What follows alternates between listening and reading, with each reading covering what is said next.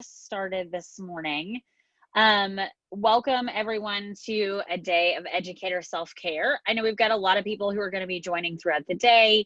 But this morning, before we get started really with sessions or with any of the other things that we're working on today, we're going to just go through some logistics, some kind of chat about what the day is. So I just wanted to first welcome everyone. I know this is a very busy time of year. So thank you so much for being here. And if you're watching the recording post-conference, thank you so much for taking the time to, watch the recording, to really make kind of an investment in your own self-care. My name is Amber. I am the director of Lausanne Learning. So I've been the one who's been sending everyone all the emails and kind of organizing everything. A little bit about Lausanne Learning. We are a nonprofit based in Memphis, Tennessee. We have been running professional development conferences and working with educators for about 17 years now.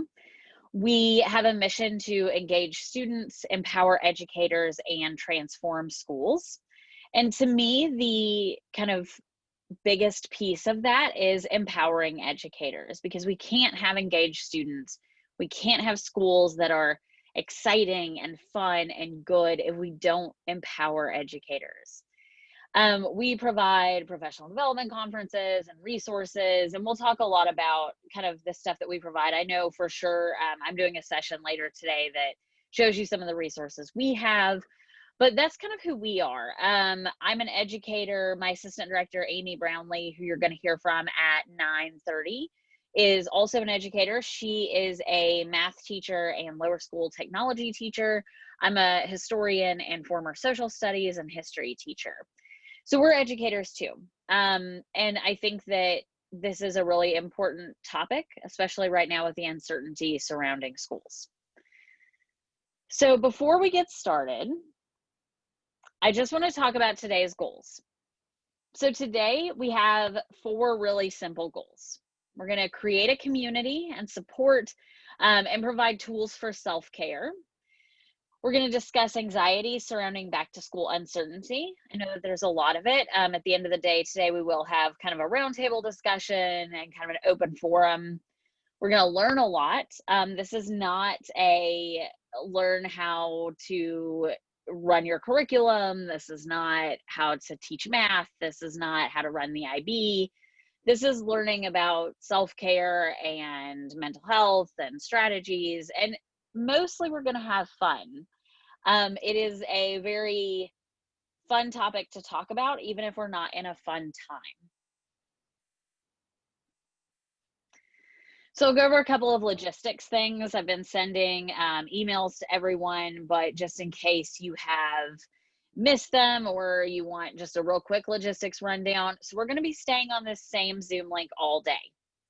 So that means you don't have to click anything else. You just have to click this one. You can come and go as you please.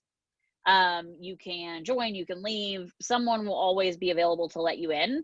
If you come in during a break, so we have breaks today between 9:20 and 9:30, between 10:30 and 10:45, so on and so forth. If you come in between those, you may have to wait in the waiting room for a few minutes, but other than that, somebody will always let you in. You are not disturbing anyone.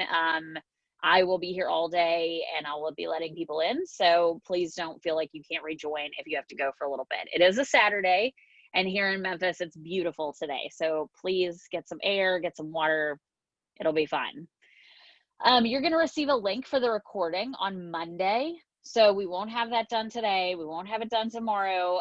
We're going to do some self-care and take a few hours off. But you will have that link for the recording on Monday. It'll be a YouTube recording. It will be very simple. The reason we ask people to register is so that we can send you your CEUs. So anyone will be able to watch the recording. If you're uncomfortable with that, with having your face on a recording, please just turn your video off. No one will be offended. But CEUs, so you get 1 hour of continuing education credit. That's going to be sent by Friday. We may get it out earlier, but it'll be sent by Friday. So please double check that you're getting my emails. Make sure my email address, which is down here, acolvin@lausannelearning.com, is on your safe list. The CEUs will come from Amy, who again is my assistant director, and her email address is abrownlee@lawsandlearning.com. So make sure that those are on your safe list, and we'll send those out to you. If at any time today you need to contact us, all you need to do is email me. So it's acolvin@lawsandlearning.com, or you can text me at 901-860-1946. I do ask that people not call during the conference because I'll be obviously on the conference. But just send me a text. I've got my phone right here. I've got my email up, and I'll be happy to help. So before we get started today, we've got a few minutes for just kind of a welcome. I want to give you just a couple of other kind of small updates. So I'm going to leave this thank you page up as people come in, but I want to just kind of let you know that this is a day of self-care. So we do have some licensed counselors speaking. We have, a whole variety of people. We have a student leading our yoga class. That's going to be so much fun. But we are not certified mental health professionals. This is not a substitute for mental health care. It is not a substitute for, therapy. So I just want to encourage everyone before we get started that if the things that you hear today resonate with you, and you need more help, in my session, we're going to talk about mental health and anxiety. But if you need more help, if you need someone to talk to, if you need, anything really that we can't provide here that isn't just tips, then please reach out to someone. And please make sure that you are muted during the sessions today. We've got someone who's not muted right now. So I'm going to mute you manually.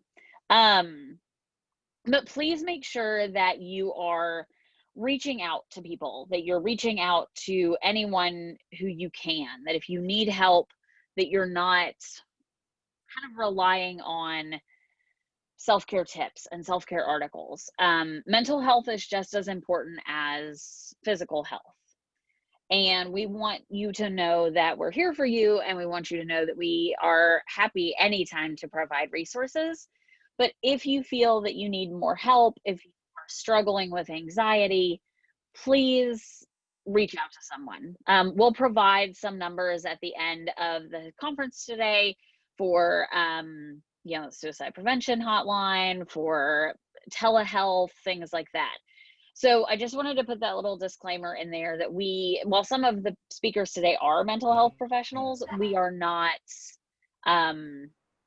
that's not what we're doing today necessarily, trying to just have a day of self-care.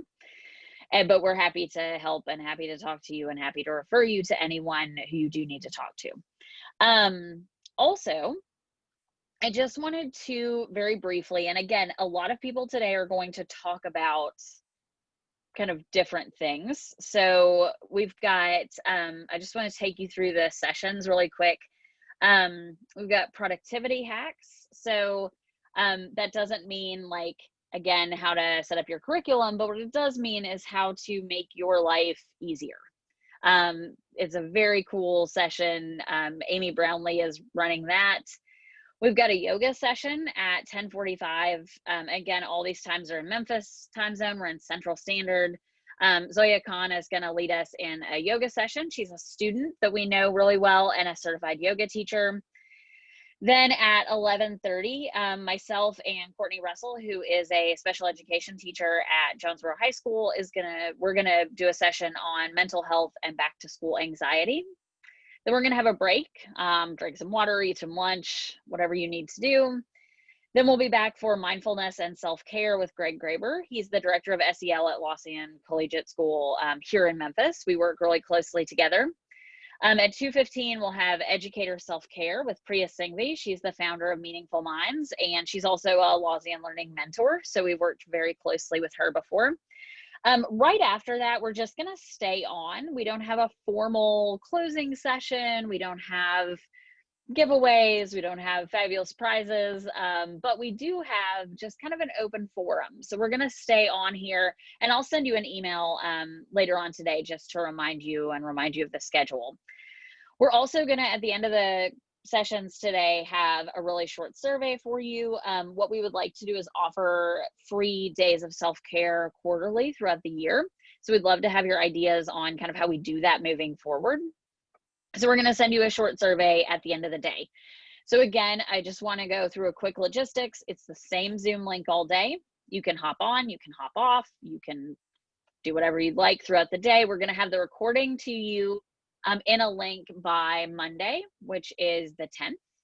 And then we're gonna have your CEUs to you by Friday. So, and it's a very simple certificate of attendance.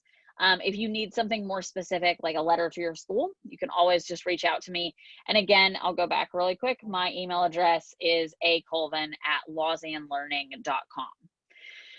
So without further ado, I'm gonna go ahead and let everyone take a few minutes for breathing. One thing that I like to do at the beginning of any kind of professional development or seminar or class is write down my goals for the day. I tell people this statistic all the time that you're 42% more likely, 42% more likely to achieve your goals if you write them down.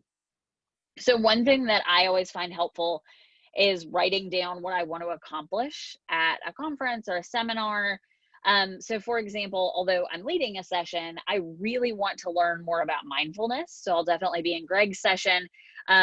Amy and I have talked about her session already, but I will definitely be there because we could all use a little bit more ease in our lives as far as productivity.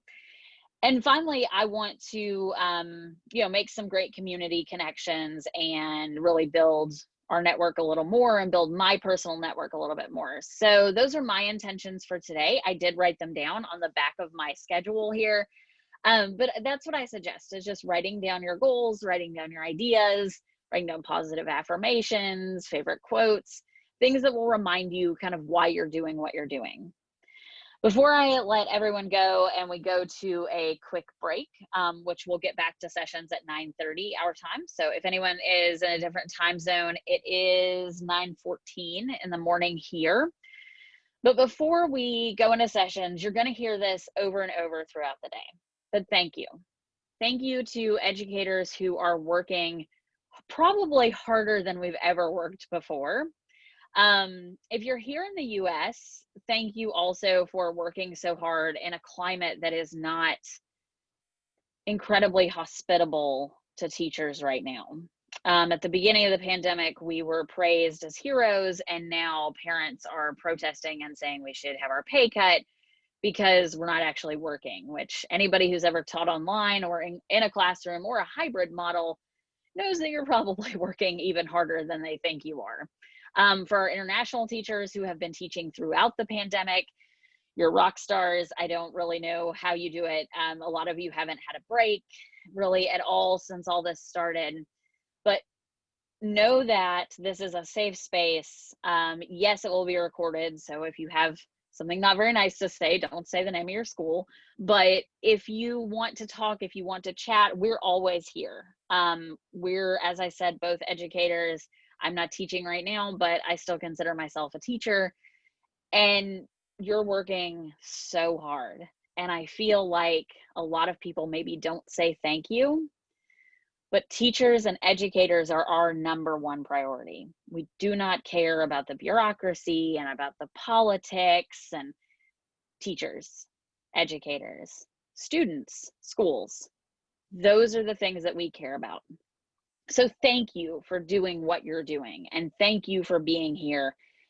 And even more importantly, because we're going to talk in our session about boundaries and not letting your profession define you and all those things, thank you for just working hard and being great people. I know a lot of the people, I can see the list of registrants right now. I know a lot of you I don't know. But I know that if you're an educator, you're working really hard right now. And I absolutely know that we're going to be like probably besties at the end of this. So thank you for everything. So again, I'm Amber. I'm the director of Lausanne Learning. We're here in Memphis. It is 9:16 in the morning. So if you've got your schedule, just remember we're on Central Time Zone. Remember, you can come and go as you please on the same Zoom link all day. We'll have the recording to you Monday, CEUs to you Friday. and have fun. These are going to be great sessions, and I appreciate everyone being here. So thank you so much. I'm going to just stop sharing this screen for a minute, and feel free to stay on here, hang out, whatever you want to do. Go get some water. That's what I suggest. And I will see everyone back at 9:30. Thank you.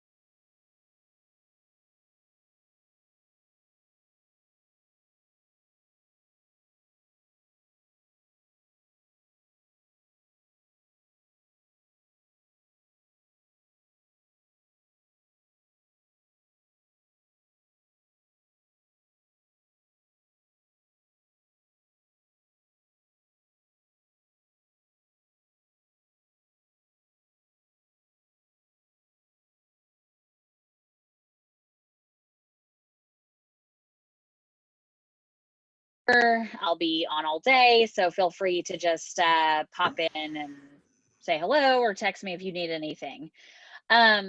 We also have a thread going in the chat for everyone about where everyone's from. So Christy had that idea, and I think it's a really great one.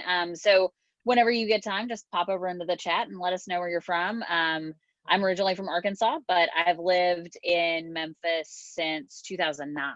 So it's been a while since I've lived anywhere else. So this morning, our first session is going to be with Amy Brownlee. So Amy and I work really closely together.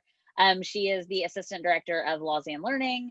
She's also the ANTS teacher for Lausanne Collegiate School. ANTS is acquiring new technology skills. So she works with lower school students. She also is a math teacher. She's taught math in middle school and at Lausanne and at other schools. And she is a fantastic educator who is also my own personal tech guru.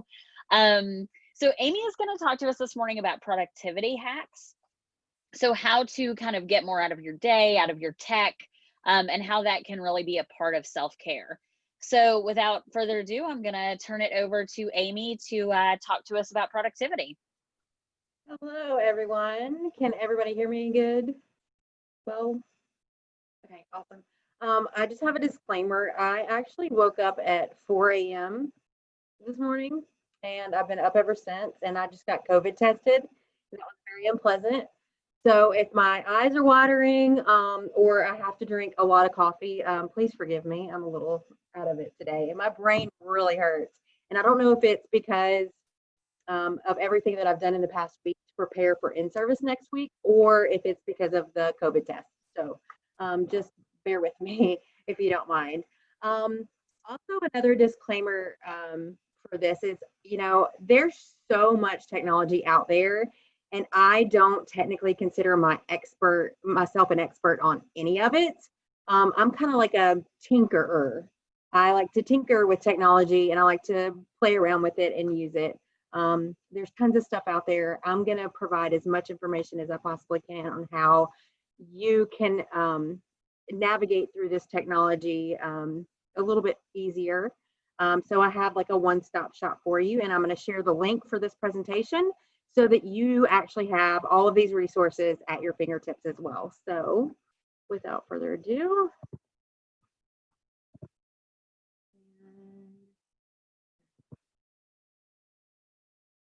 right.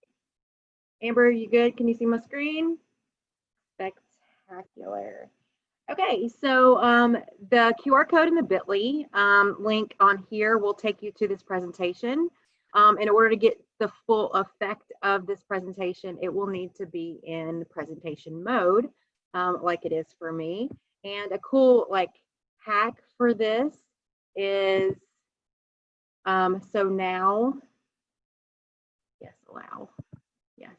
Okay, so now you can see captions at the bottom of the screen. Google Slides does captioning for you. So that's just a little hack. I'm going to turn it off because it's not perfect. Doesn't do punctuation marks, which kind of freaks me out a little bit. So but anyway, so you can go to this bit.ly, or you can use this awesome QR code to access these slides. Okay. So this is a choose your adventure PowerPoint, or well, Google Slides. You can do it in PowerPoint too, but basically each one of these little blocks, if you click on them, it will take you to another page within this slide deck. So we're going to talk about each one of these, and we are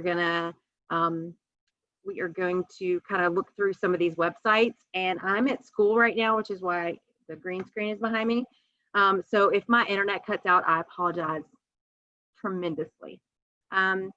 So without further ado, let's go to free templates. One of the easiest ways to save time as a teacher is to take something and remix it. I would say 10 out of 10 times that you want to create something for it to use in your classroom, somebody else has already created it and has it out there. Sometimes that's a paid feature. That's not how I roll. I like free. My favorite 4-letter F word. So templates for teachers Slides Carnival and Slides Mania are my favorite resources to use for PowerPoint and Google Slides template. Now, these are just templates that you can use and you can add to them as you need it. So we're going to check out templates for teachers. You can open up and it's kind of quick. So all of these are templates that you can use and you can search. It's got great resources. You can, I mean, everything's here. You don't have to create that because that takes time. We want to save time. So these are already created for you. I'm sure you can find something here that would really help you out. So that's templates for teachers.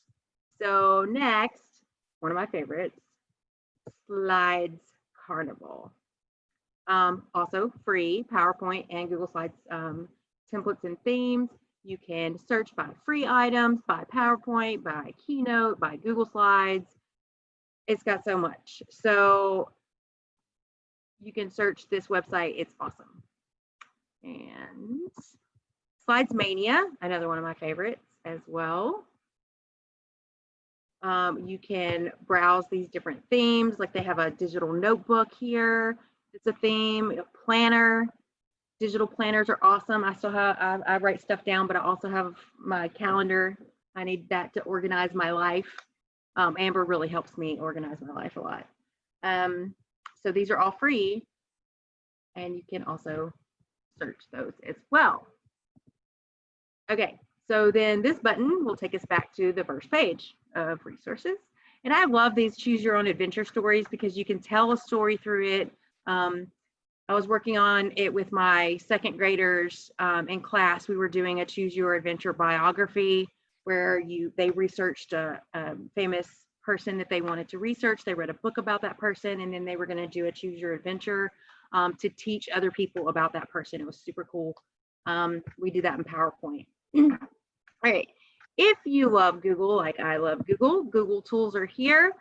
And these pages, I mean, you can go down a severe rabbit hole with this. So my suggestion for you to save your time is to have an idea of what you're really looking for and then focus on that thing, because I'm like, oh, over here, hey, this shiny thing is new and awesome. I can go a bazillion directions, but I have to maintain my focus. So flipping and smashing with Google Classroom. If you use Google Classroom, this website here will take you to all the things that you could use and smash into Google Classroom, things that work very well with it. You can click on each one and it takes you to their website and gives you a little bit of information about it. And this whole website, Educator Alexander, she's amazing. She presented with us at Teach Tech, and I learned so much from her session. It was amazing. Okay. Google for core content areas. All right, once again, Educator Alexander, she's awesome. So it gives you just some ideas of what to do, like actionable feedback with comments, explore app citation as footnote. These awesome websites and tools for ELA and social studies. Like here's math way down here. So all of these are resources that you could explore. One of my favorites here for math, the 3-act math tasks. Those are amazing, and they can be done virtually as well. It gives some great discussions about math and application of it, because kids need application. They need to know that they're going to be able to use this in their everyday lives. Y'all still with me? Am I going too fast? You have access to all of this. You can you can play around with this all day long if you'd like. Differentiation using G Suites. Once again, Educator Alexander. These are the extensions, and these are the things that live up here. And actually, I have another slide. There's a whole section on just extensions. But I actually have Immersive Reader up here, and it's one of my absolute favorites, especially for like reading, the little kids reading and identifying like nouns and verbs and stuff like that. It's super helpful. Slides, I showed you the closed caption. That was amazing. Sir links a lot. Amber uses that one a lot. All these are resources. This is super awesome. I love Screencastify. That's my little extension up here. I use it all the time. It's amazing. It helps me, just like I want to do a quick tutorial video for my teachers on how to create a Zoom meeting. So what I would do is I would go to Zoom, and then I just click on this button and it will start recording my screen. I can have my picture or my video in the bottom of it if I wanted to. I can do it with or without sound. It's amazing. And it's so fast. It's right there. All right, so we're going to go back to resources. All right, here's the extensions one, like I said. Now, Educator Alexander has a rule when she decides what extensions to use. It's a 5-minute rule. If she can download it and figure it out in 5 minutes, she adds it to this list. And once again, here is all of the productivity: Mercury Reader, Immersive Reader, awesome screenshot. That one's really cool. Light shot screenshot, Moat, voice commenting, like all of these are Educator Alexander certified. They're extremely helpful. I have the Bitmoji one. That's pretty cool. It's hiding in here. Color pick eyedropper. That means like if you see a really cool color on a web page or something, you can like say, hey, what color is that? And it'll give you the information for that color. This is the font version of that as well. I mean, all of these are just amazing, and you can go down a rabbit hole with it. But once again, narrow your focus. Figure out what do I want in my life that's going to be better, and then focus on that. So moving right along. We're not going to watch this video right now, but this is like must-have Google Chrome extensions for teachers, and it kind of explains some of the top ones some of them were on that list as well. So that's a great video to watch. You can watch it later if you'd like. All right. I know I'm blowing your mind, right? It's like so much information, but we can play around with some of it if you want to. All right, video recording. So I split this up into 2 sections. Video recording for teachers, and then video recording for students. And teachers can totally use these as well, and students can totally use these too. It's just, I like to separate them a little bit. So for Teacher Screencastify, that's the extension that I showed you on Google Chrome. Saves my life every time because I don't have to go to a different site to start recording. It's right there. I click a button. I can share my screen and record my screen, or I can record my webcam. I can do it right there from my computer, and it's super quick. The free version does have a 5-minute limit, but if you click on this, it'll take you to a video. So, and we're not going to watch it because this is, yeah, no thanks. Anyway, QuickTime. If you are a Mac user, this is super cool too. I've used that a lot on my Mac when I made tutorial videos, and it's super easy to use.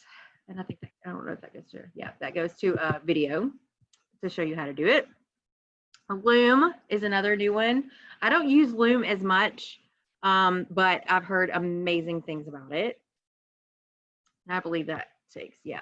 And all these are tutorial videos that you can watch and kind of get an overview of, is this going to work for me? Because just because it works for me doesn't mean it's going to work for you, but you never know. Flipgrid is always fun for students. Seesaw, I love Seesaw. I think Seesaw is an amazing reflection tool, and even an assessment tool for teachers to use with their classes. I absolutely love Seesaw. Let's see where this goes. Yeah, Seesaw tutorial for teachers. It's amazing. And then iMovie. I like kids who use iMovie because on the iPad, it's easy for them to edit and get really creative with videos. And there's so much you can do with iMovie and Keynote on an iPad. It's amazing. And I like to play around with it too, because I mean, how long does it really take you to record a 5-minute video for your class? It doesn't take 5 minutes. It probably takes some of us 5 hours, because we hit record, we record it, we mess up, we like, oh crap, I gotta start over. So we start over, we get a minute in, we mess up at a different spot. It's like, it's crazy. With iMovie, what I like about it is I just keep going. I pause for a minute and I'm like, okay, I'm gonna say that sentence over again. And then I get into iMovie and I just edit out the parts that I don't want. I just keep going. I mean, everybody makes mistakes. With iMovie, I can edit them out. And also, if I look terrible, like I think I look terrible today, but whatever, my hair's doing something weird. I can do a picture-in-picture, or I can do a cutaway, or I can even do a green screen effect in iMovie on the iPad, and it's super cool. So I know we're our worst critics too. So recording videos, it's stressful. I don't. Is it stressful for you guys? It's stressful for me. I mean, I've been doing it for probably about 5 or 6 years, pretty constantly. I'd do at least a couple of months before the pandemic, and I'm stressed out about it. I don't know why. No, it's rough. So those are some excellent resources. Watch the videos, get a sense of it if it's going to work for you. All right. Interactive tools. Okay. This is kind of like what we're doing now. We're using Google Slides, and it's basically like a choice board that I can click and everything's hyperlinked, and I'm actually going to show you how to do that at the end. So choice boards are super fun. And we have hyperdocs and choice boards. So these are just different, like teachers pay teacher stuff, some blogs here, templates, examples, and information. So if I click on that, like I can go through and see some examples. Hyperdocs. This one's pretty cool. This is a sample of a hyperdoc for every single subject area. Yes. So if I click on mathematics, it's going to take me to mine. Look at all this. Aw. I could do elementary. Is it going to work?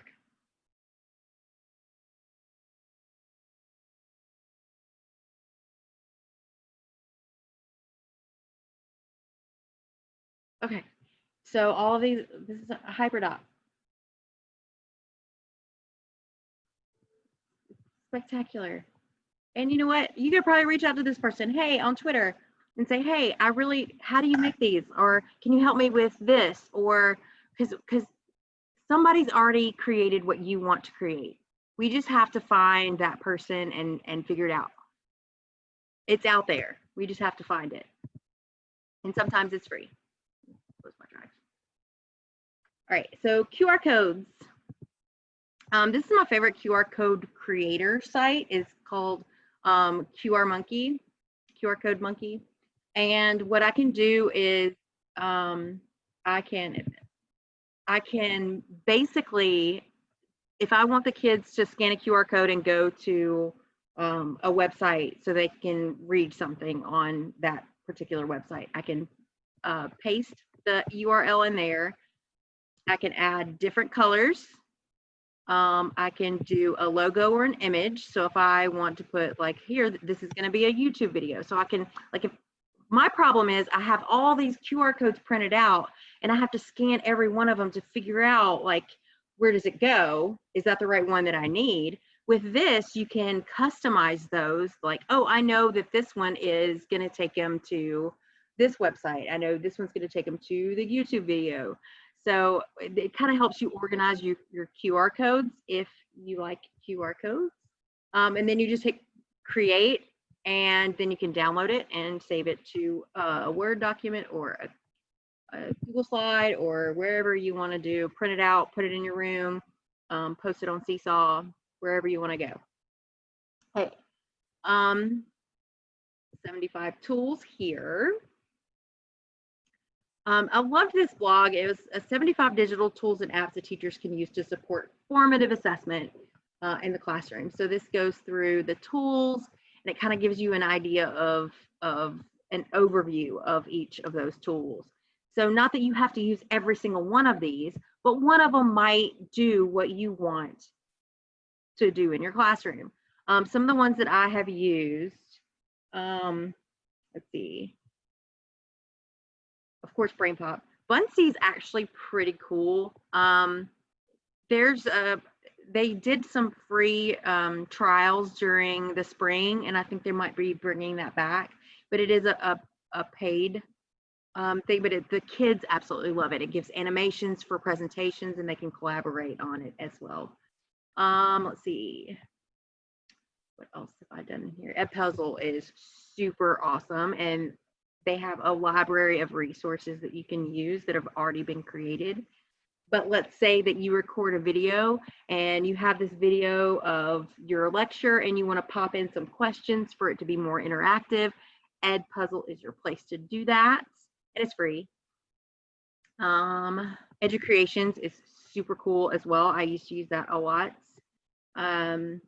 Flipgrid. I mean, look, there's 75 of them. We're not going to go through all of them. Poll Everywhere is pretty cool. Plickers is pretty cool if you're in person. Padlet's pretty cool. Seesaw. But you can go through all of these, and it kind of gives you an overview of what they are. All right, Choose Your Adventure. That's what you're experiencing right now. So this is Ditch That Textbook. I love his stuff. You should totally sign up for his newsletter. But you can do choice stories in Google Slides. It gives you a how-to, it gives you a template, it gives you step-by-step instructions on how to create them, how to share them out. And I took this information and adapted it to PowerPoint too. So I have a PowerPoint template. If you email me, reach out to me and let me know that you want it, I will send it to you. But it gives you ideas of how to use it as well.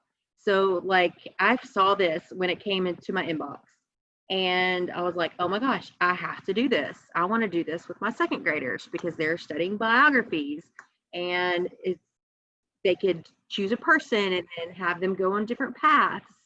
It's going to be amazing.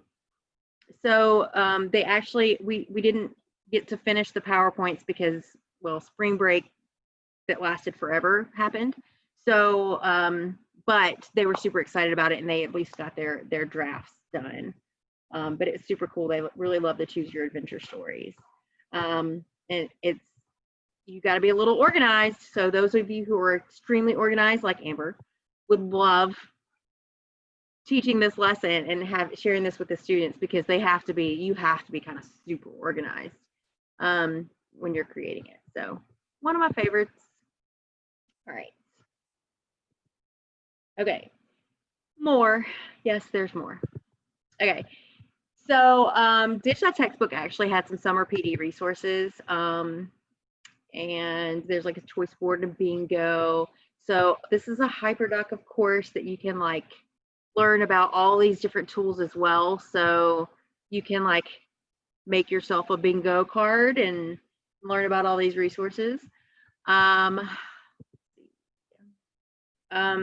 Amplified Student Voice and Choice.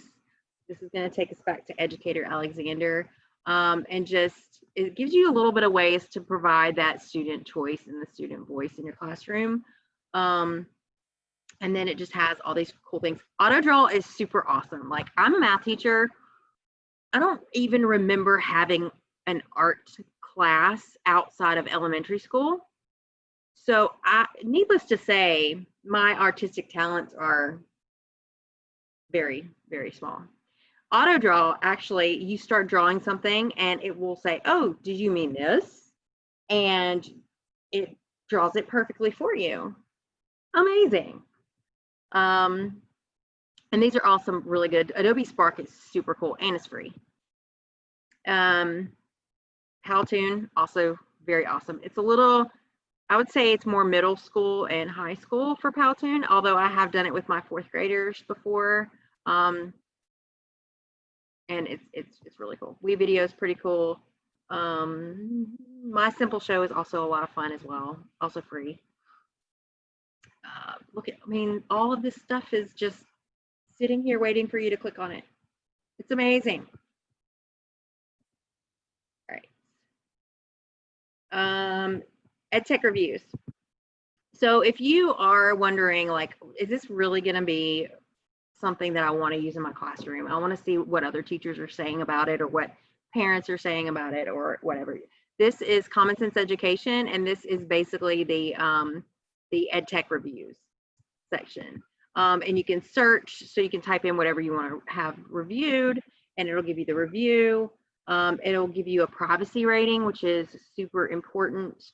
And it'll tell you the price as well. So if you find something that you really like in this presentation and you want to research a little bit more about it to see if it's free, paid, what it works on, like the platforms that it works on, or what the privacy rating is, you can type it into this website and it'll tell you all about it.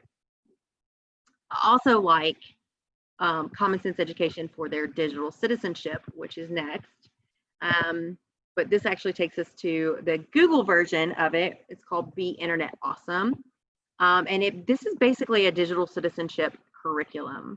It's more for like middle school kids, but like it gives you lesson ideas. It gives them a game to play so that they can learn the digital citizenship rules through a game. And it's got a print version as well. Some of these activities are just super fun, and you could probably do it for 4th and 5th grade as well. But the Interland is the game, and it's so much fun to play. And my 7th grader loves it. So this is the curriculum: smart, alert, strong, kind, brave. And then there's also a pledge with it. So if you find that your students are struggling with digital citizenship and you want to kind of learn more about it, it gives you a step-by-step guide. All right.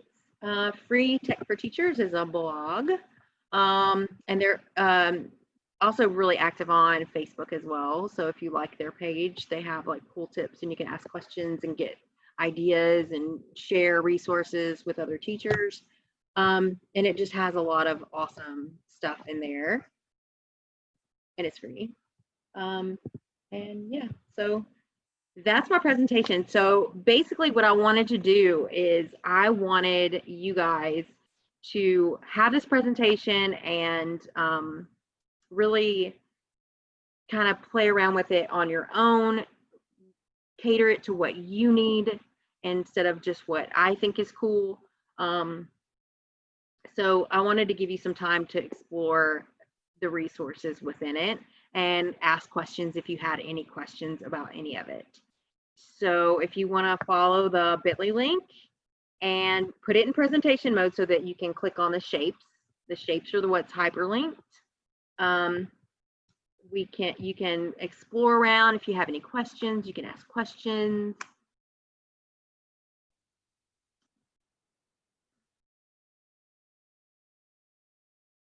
Oh, I can't hear you, Amber. I don't know why. Nope.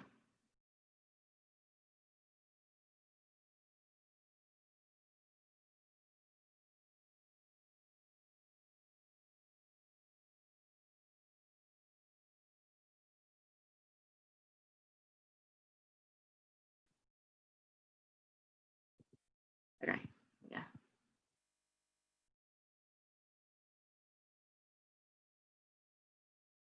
Oh, it's my pleasure. Thank you for being here. I'm excited. It was hard to kind of figure out what to put in here. There's so much tech out there, and we don't need to use all of it. It's not all for us. It's some of it's really cool and shiny and awesome, but does it really serve a purpose towards what we're trying to teach?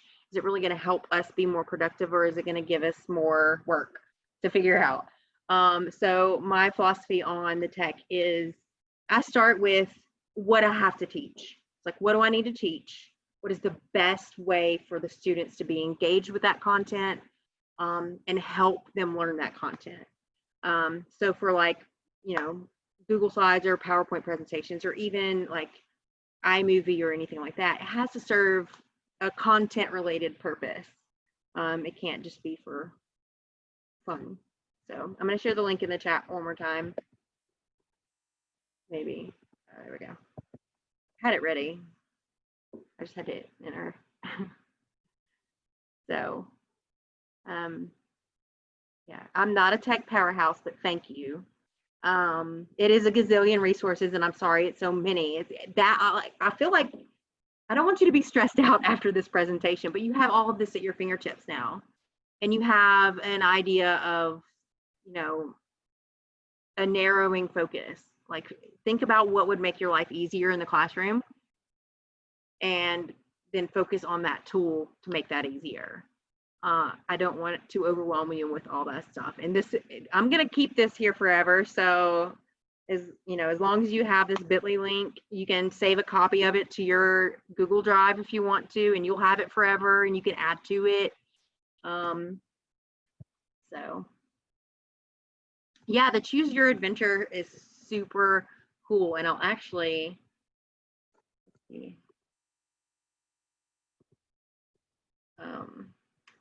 So I'll actually show you how I do it. So I'm going to add a new slide in here.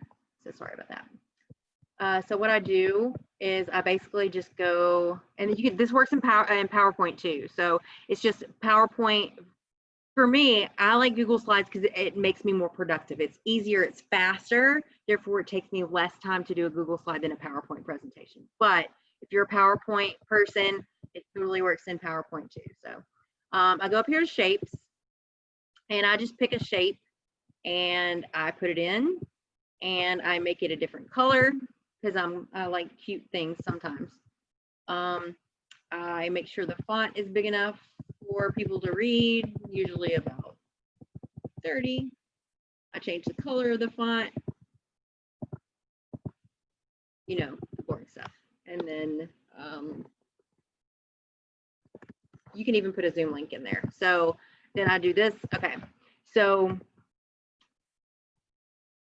there's a couple of different ways you can do it. You want to have like the shape instead of the words. So the shape is highlighted here. I can go up here to this link, and I click slides in this presentation, and it gives me the list of slides that I can link it to. I can also link it to an outside source. So I just paste the link in there. The other way to do it, and the way I usually do it, is I usually right click on it and then hit there's link here. And then it could be slides in this presentation, or it could be a link outside source. So, and I think I have one in PowerPoint that I can show you. Okay, so this one is in PowerPoint. And share it. Just going to, okay. So this one is the life of Harriet Tubman. So then, like, as a consumer, like my students would create this and then share it with their classmates. So then they could present it as, what do you want to learn about? Do you want to learn about her early years as a slave or her role during the Civil War? And then you click on that and it goes to that. So, and this one was done in PowerPoint. So, and then like with everything at the end, I can go back to the beginning. So like wherever I go, the last slide of that path is it can take me back to the beginning, so I can choose a different path. So anyway, that's the one in PowerPoint. And this one is kind of the same. You can right click on it, and this says edit link, but this one's not as like, you have to choose either existing file or web page, a new document, an email address, or a place in this document, and then you have to just pick the slide that you wanted on there. So, do you have any other questions for me? I'm going to delete this so you don't like. Just delete the slide. All right.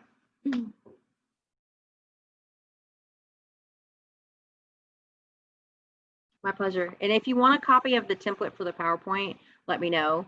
But once again, it's catered to what my second graders were going to do. You can make it much more elaborate or much like shorter if you'd like. And it's just about adding. Sure. Favorite tools on the larger list, the 75 tools. Yeah. Go.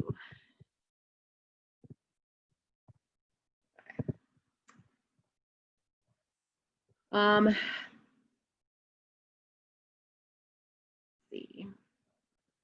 BrainPop's really cool. Okay, so especially if your district or school has a subscription, you, as a teacher, I can go in and I can create a class and I can assign my students videos to watch, and I can make them like do the quizzes at the end, and then there's like they can create their own movie, and it's just it's super cool. Like the paid version of BrainPop I really do enjoy. And you can kind of monitor like who watched the videos and stuff like that. Muncie, like I said, Muncie is cool, but you know, I like the free stuff, so I don't have an account for it. Hey, Amy. Yeah. So you can hear me now, I think. Yes. So I just got new AirPods, and I think I'm having a charger issue. We had a couple of questions, and I think that there are some on this list because I've looked at it too. But anything specific for SEL or for counselors or to look at like relationship building? Okay. I know Seesaw is one. Yeah, Seesaw is really good because Seesaw gives the students an ability to reflect, and they already have some social emotional activities on Seesaw in the library, so you can just pull those into your class. There is a free version of Seesaw that you can use with your class. It does have some limitations as far as like how many teachers you can have in one account, how many activities you can actually create, and you can't schedule things out in advance. You have to do it like when you want. For activities, you have to schedule them on that day. I mean, you can have activities in your library that you can share later, but there's a little bit of limitations. We have the Seesaw for Schools, which kind of opens that up. But BrainPop actually just sent me an email the day before yesterday. They are adding some social emotional stuff to their library as well. For me, I like using Common Sense Media. Like the digital citizenship part really puts that empathy piece in it. And it kind of helps the students talk through like, how does it make me feel when I use technology, or how does it make me, you know, how am I feeling now? Other than that, Amber, you probably would be like an expert on social emotional resources as well. Yeah, there's so many like just great things, you know, out there. And I think that the cool thing about, especially in distance learning, and Amy, I know you've seen this too, like Edpuzzle, you know, these choose your own adventure things, you know, BrainPop, even like there are social emotional aspects to all of them. Like at Teach Tech, we had a session about SEL and assessments, right? So like just because something says assessment doesn't mean that it's like, oh, tests, right? Like that's not always the case. So like Edpuzzle, I really like even the way that they frame it as you can use it to track student understanding. Yeah. Not test scores, not assessment, but understanding. And so I think that, you know, for SEL, for community building, for relationship building, even for like understanding, I think that a lot of these have that kind of built in. But yeah, you know, one of the cool things about a lot of these is you can really see, since they're free or they've got really great trials, you can go in and just play with them too. I know Edpuzzle has got a really cool free trial. You know, I think it's Brain Pop has got a bunch of stuff, you know, so you can go in and do demos or you can do free trials. And I think that that's really helpful because there is so much, it can be overwhelming. Yeah. And Christine had a question about tips for early childhood interactive tools. So Amy, I know you've got probably a lot of those since you work with the JK and SK teams a lot. Yeah. So, of course, early childhood, we don't use technology as much with them, but when we do, it is through Seesaw. And they like through the iPad and Seesaw. They do really well with, because it's pretty self-explanatory. They can draw a picture, they can record their voice, they can record a video. You can give audio instructions. You can put emojis and icons in the instructions to help them figure out what to do. And you can record yourself giving the instructions as well. So Seesaw is probably my favorite tool for early childhood. I mean, there's some apps and stuff out there, but probably my absolute favorite tool, even from what I shared today, is Seesaw because of its versatility. And I use, like, it's funny because, you know, I work here at Lausanne. My kids go to a different school, and they weren't really doing a whole bunch with online learning in the spring. They were kind of just like, here's a choice board, do it if you want. So I set up a free Seesaw account and then had both of my kids on it. And then I would push out like activities for them to do while I was teaching online. It kept them busy, and they weren't like bugging me 1,000 times for snacks. But also it helped me kind of like monitor what they were doing through the day and seeing like, okay, what do I need to work on as far as like math or reading or writing or something with them to kind of help keep them in the school mode. So I really do like Seesaw. Even the free version it's got some awesome features. So, and what's great about Seesaw is you can embed a choice board into it. So like, here, click this video, watch this video, here, do this worksheet or this interactive, record yourself reading a book, or, you know, here, now do this. So you can put choice boards and HyperDocs and all that stuff. It meshes well with Google Classroom and with Google Slides. And it's like we're going to do like a one-stop shop where like, okay, here's all of your assignments for the day for the people who are learning from home. Click on this to do a Zoom link. Click on this to do your activity. Click on this to check back in for reflection time. So it's, you know, it's a one-stop shop. Like, you really don't need anything else. I mean, of course I use other things, but, you know, it's my favorite. So, let's see. For those who are teaching older grades, middle and high school, especially for math, I love Desmos. Desmos Teacher, you can add classes in there. You can assign activities to them through Desmos. And and Khan Academy. Khan Academy is awesome too. Set up your classes. It's also free. Set up your classes, assign videos, assigned assessments. You can do formative assessments through Khan Academy. You can see if the kids watch the video, and it gives you a report of how long they were on, if they've done it or not. So I used to use Khan Academy when I taught 7th grade math, and I did it for homework. So it was almost like a flipped classroom where I would assign them Khan Academy and a little like quick check at the end just to test their knowledge.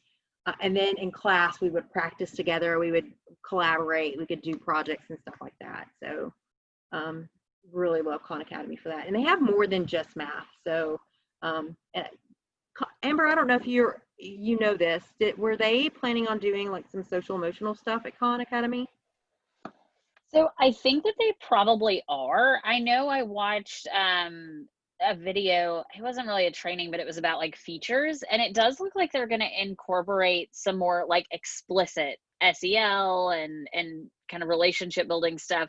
You know, a lot of the especially in social studies and history has some of that kind of built in. Those are the ones I've watched like the most. But yeah, my understanding is they probably will add some more explicit ones and integrate some more into the stuff that they already have. But it's a great resource.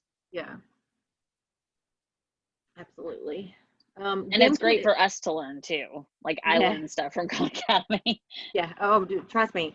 I watch so many videos, it's not even funny. Um, GameKit is a lot of fun to play. Just you kind of have to create. It's not like Kahoot where there's like a library. Maybe that's in the paid version of it or something, but the free version at least is like you have to create it. You have to create the quizzes and stuff. But my son loves GameKit, and it is a lot of it's more like a friendly competition. You earn money, and then you can spend your money in a store to like block other players from winning and like double your points. And it's very very fun to play for middle school kids. Just saying. Google Forms are like my favorite thing, aren't they, Amber? I use Google Forms for I use Google Forms for assessment. I put my rubric into a Google form to provide feedback to my students. And then I have an add-on called Autocrat, and I make a template, and then I just hit the play button, and it sends feedback to all my students at the same time. It's amazing. Love it. That's a different session though. Hoot is amazing. Love it. Mentimeter is actually really cool as well. They have a free version, and it's pretty cool. Nearpod, of course, is cool. They have a free version. They have a paid version, which is very, very nice as well. But once again, I just have the free version. Padlet, one of my favorites. I'm actually using Padlet in my classes a lot. Absolutely love it. It's great for brainstorming. It's great for student collaboration. Put your idea on there, comment on somebody else's, which also Seesaw can do as well through the blog. Seesaw has a blog option as well. Pear Deck is pretty cool. I haven't used it a whole lot because we use Microsoft more in my school. Clickers, like I said, that's more for it's a formative assessment tool, but it's also for in person. It's more geared toward that. Poll Everywhere is really cool. Use that. Quizlet's fun, and they have resources on there as well. Seesaw. Show Me is pretty cool.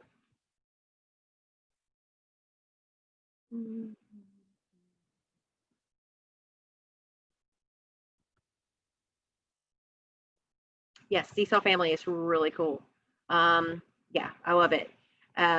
It's a great communication tool for parents. Like I said, it's basically like a one-stop shop, especially if you don't have, like if your students don't have email addresses, or if you don't have a learning management system that meets your needs as far as giving assignments and having a space for everybody to collaborate. Seesaw is great. We use it in our lower school and middle school. But I even think high school students could use it. And it's a portfolio, so it it doesn't, you can see progress over the whole course of the year or the course of an entire lower school experience or middle school experience. So it's really, really cool. I'm not a salesperson for Seesaw though, I'm sorry. I am an ambassador, but I'm not a salesperson. And Amy, there's a question in the chat about, does anything specific come to mind to teach world languages? So Spanish in particular. Duolingo is pretty cool. I've heard great things about Babbel, but I haven't used it. Duolingo is used here in the middle school, I know.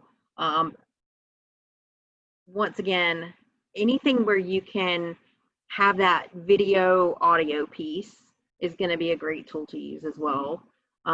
Where you can have kids pronounce the words back to you. So like Flipgrid would be good for that. Seesaw would be good for that. Anything where they can record their voice. That would be really, really cool. There's also one of these add-ons, the one, this was the first one on the list on there. So hopefully this will work. If I highlight all of this and I click on it, it's the immersive reader one. Okay, so it takes it into immersive reader. And then I have, I can play it so it'll talk to me. I can change the font. I can change the background. I can do more colors. Like if I want it like dark mode, I can change it to dark mode. I can increase the spacing, which I've already done. I can make the text size big or smaller.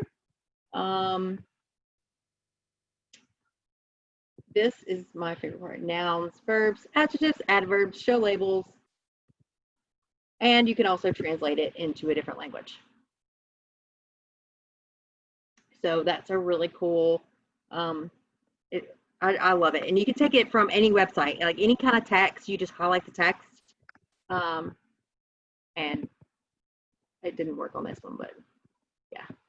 So anyway, one of my favorites. Any other questions? Wait, my time's almost up, so yoga is next. I'm gonna try to make it home before yoga. I don't want to do yoga. My walls are glass, so like if anybody walks by, they're gonna be like, "What is she doing in there?" No, that's awesome. And so as Amy said, so Amy, will you put the bit.ly in one more time just so everybody can see the slides, just in case they just joined. But we will, so of course, when we send the recording out, you'll be able to see the slides and everything, but we'll also maybe make a folder and put everything in so you'll have access to be able to make your own copy. So you can make, you can kind of figure out how to do the choose your own adventure and the tools and have all the resources. So Amy, thank you so much. We'll end a couple minutes early so you don't have to do yoga in the maker space. Thank you. As Amy said, so her email address, I'm going to put it in the chat down here. You can reach out to me anytime if you have a question about a tool. I can at least point you in the right direction. If you want to chat more about some ideas you have, we can do an email chain or whatever.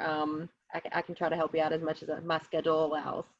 So yeah, and you can always reach out to us. So thank you, Amy, so much. So yeah, as Amy mentioned, we've got yoga coming up at 10:45. So it's 10:23 here now. So I'll see everyone in probably about 20-ish minutes. We'll get started with that. Again, feel free to pop in, pop out. You are not disturbing anyone at all. I'm going to put the shared screen up, but feel free to stay, and I will see everyone at yoga at 10:45. Thank you guys so much for coming. I really thank you for being here. I appreciate you. And be well. Don't stress. Not today, at least.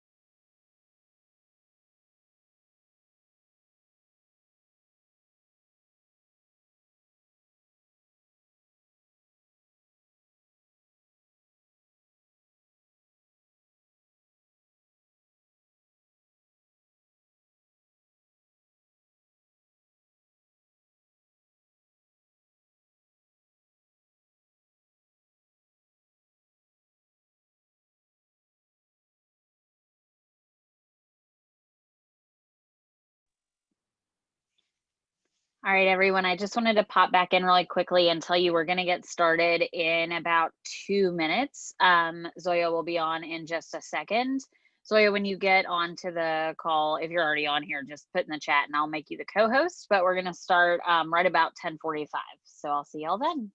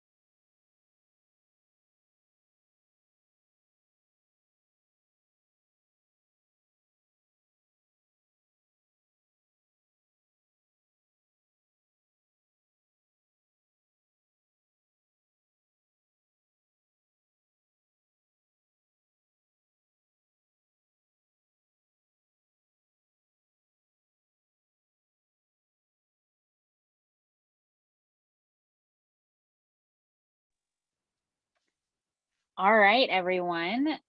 So welcome back. It's right at 10:45, so we're going to go ahead and get started. Just again, please remember that all times are in Central Zone.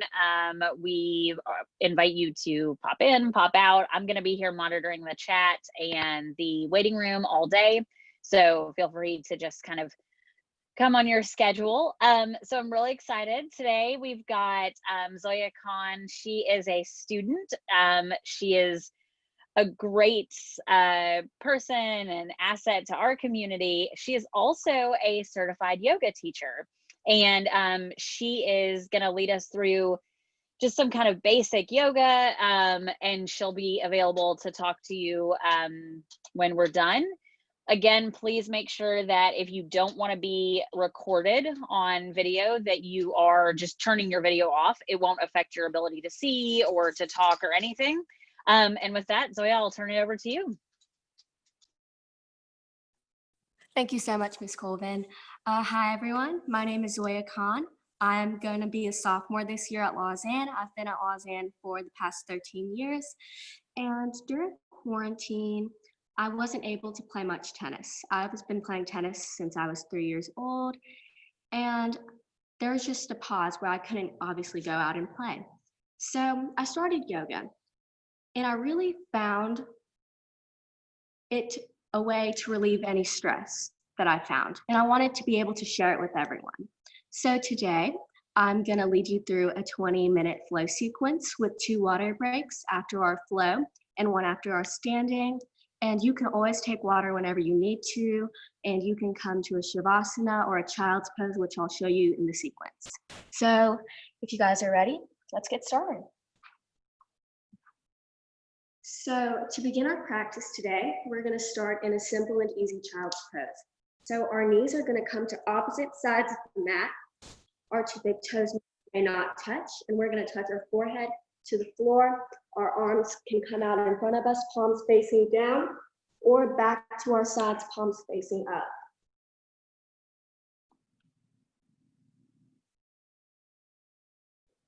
In child's pose, let's focus on our breath and moving internally.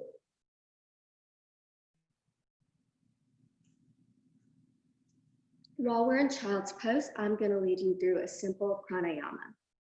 So visualize yourself like a balloon. As you inhale, the balloon inflates. And as you exhale, the balloon deflates. So every time you inhale, let your body rise. And every time you exhale, let your body soften. When we inhale, we're going to take a deep cleansing breath through our nose to fill up our lungs. Take a quick pause at the top, and then sigh out through our mouths an H-A, ha sound. So let's inhale for 1, 2, 3, pause. Exhale, sigh it out, 3, 2, 1. Inhale, 1, 2, 3. Pause, exhale, 3, 2, 1. Inhale, pause, exhale. Inhale, pause, exhale. Last time, everyone. Inhale, pause, exhale. So on our next inhale, we're gonna come to our knees in our hands on all fours to a steady, flat tabletop position. Our knees should be directly under our hips and our hands should be directly under our wrists. Take a couple cat-cows, arching our backs up and down. So inhale, arch up. Exhale, arch down. Inhale, arch up. Exhale, arch down. Let's come back to a steady, flat tabletop position. Let's send our right foot back, left arm forward. Left arm comes left in line with our left shoulder. Bend our knee right, grab onto the inside of our right foot, kick back into our hand, and our gaze goes high. Let's hold this for 5 seconds. Beautiful, everyone, release. Let's do the same on the other side. So let's send our left leg back, right arm forward, right arm comes to the side in line with our shoulder. Left leg comes left. Let's grab onto the inside of our left foot, kick back into our hand. Gaze goes high. Let's hold this for 5 seconds, everyone. And release. Take any disorganized movement you might need. That might be a couple more cat-cows. You might just need to stretch out your legs a little more. And when you're ready, we're gonna send our tailbones up to the sky to come back to downward facing dog. Take any disorganized movement you might need. Walk out your dog if you need to. Take a couple deep breaths in downward facing dog. So inhale. Pause, side out, exhale. Last time, inhale. Pause, side out, exhale. Beautiful, everyone. Inhale, bring your feet to the top of your mat. Exhale, let's take a forward fold. Inhale, hands to knees. Half fold, back is flat, belly is in. Exhale, forward fold. Inhale, our arms sweep up overhead. Exhale, forward fold.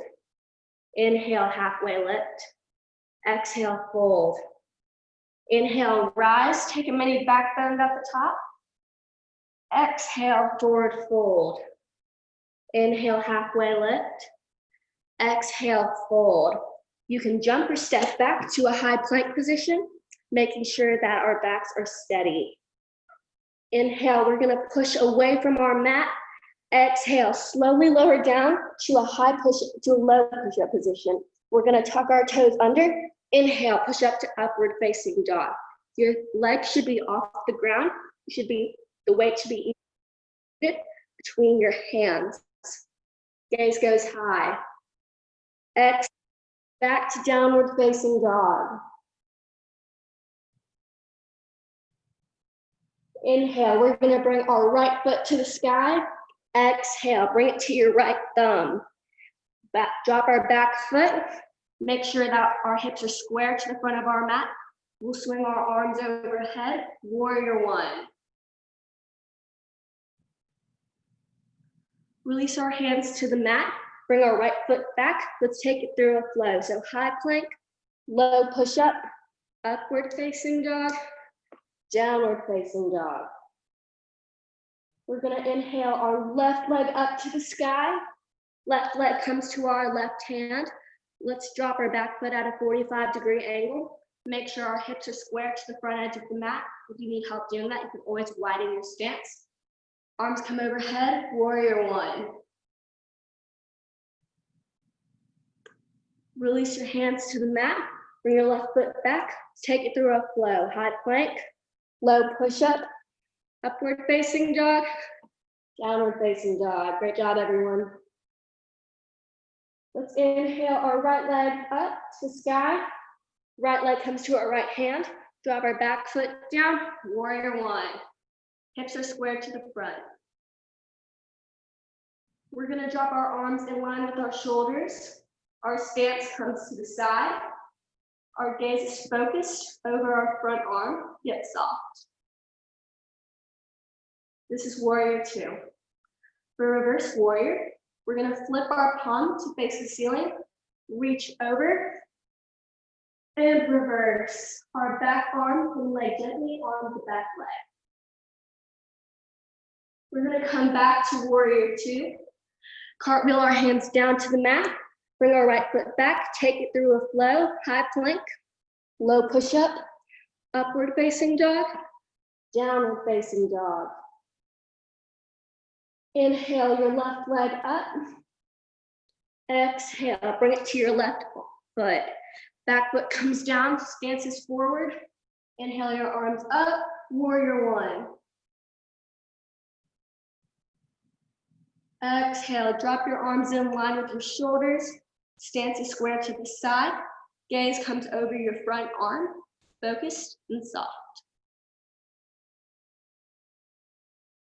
Let's flip our palm over, reach, and reverse our warrior.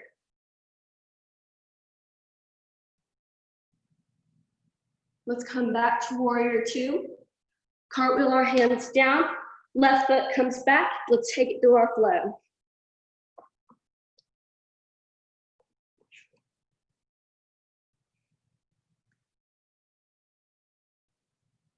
Let's jump or step to the top of our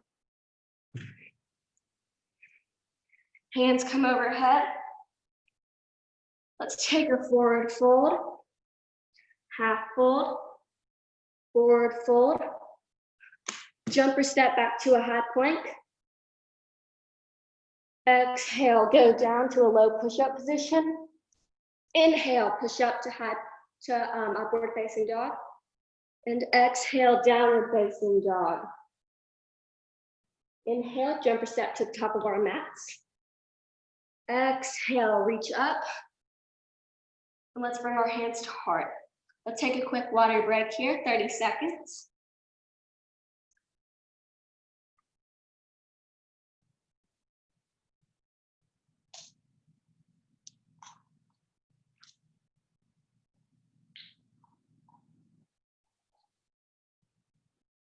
Great job, everyone. Take about 10 more seconds.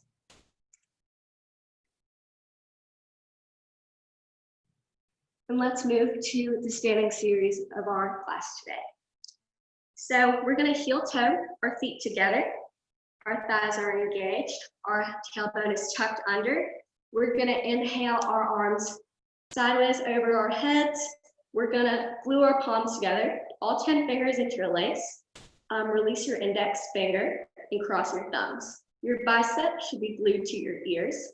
And if I were to look at you from the side, you should try to make your body as flat as you can.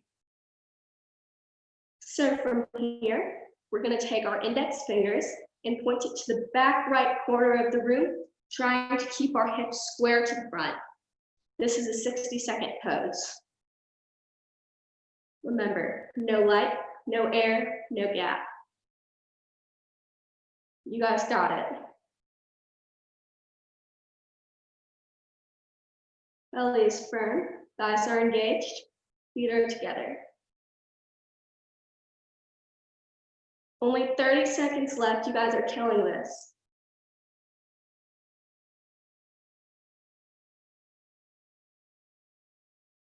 Breathe.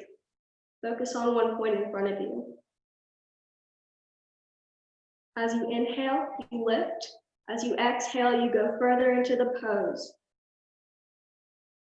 Last 10 seconds, everyone.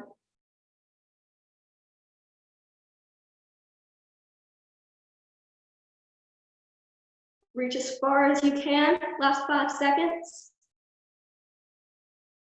Keeping our arms engaged, let's come back to center. Index fingers will point to the back left corner of the room. Once again, trying to keep our hips square to the front. Palms are glued together, biceps are glued to ears, tailbone is tucked under, feet are together, thighs are engaged, belly is in firm. Remember, no light, no air, no gap.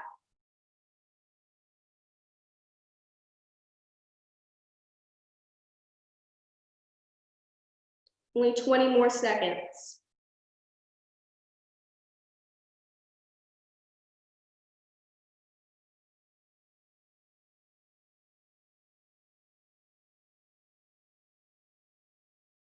Reach for your maximum.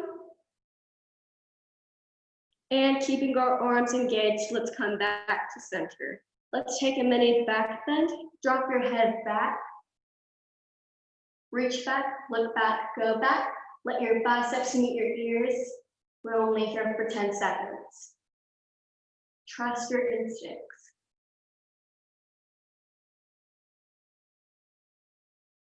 And let's come to center.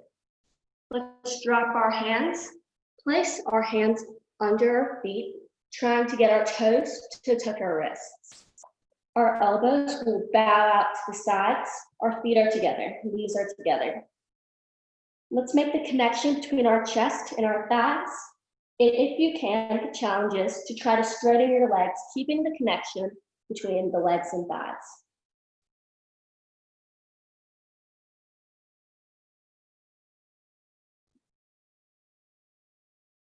And release. Take any disorganized movement you might need. Let's inhale, arms overhead. Exhale, wrap our right arm under our left arm. You can either hold on to opposite shoulders or wrap again to make sure our thumbs are in line with our nose. Inhale, squat down. Exhale, straighten your back. Inhale, right leg wraps around our left leg. We're trying to make our body into one straight line. So push your lower body to the right while you push your upper body to the left, trying to create one straight line.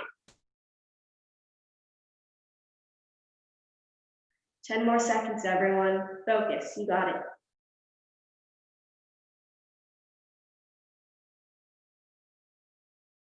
And release, arms come overhead. Exhale, left arm wraps under the right arm. You can hold opposite shoulders or have your hands like this, thumbs in line with your nose. Let's inhale, squat down. Exhale, straighten your back. Inhale your left leg over to wrap around the right leg. Bring your lower body to the left, bring your upper body to the right to try to make one straight line. If you're having trouble balancing, you can try to squat down more and sitting up more.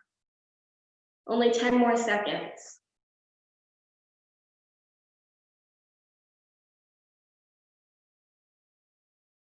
And release. So we're going to go into our standing bow and standing bow pulling next. So we're going to put all of our weight onto our left foot, hold our right arm out like we're holding a tray, elbow comes out our hip. We're going to hold on to the inside of our right foot. Our thighs are together. Inhale, your left arm comes up. Your palm is facing forward, fingers are together, bicep is glued to your ear like we did in half moon. So for the next 30 seconds, you have the choice to either stay here in standing bow, or if you'd like, you can kick back into your hand to come to standing bow pulling. Make sure that your chest stays open in this posture and that we're not bending down as we kick our foot back. Only 15 more seconds, everyone.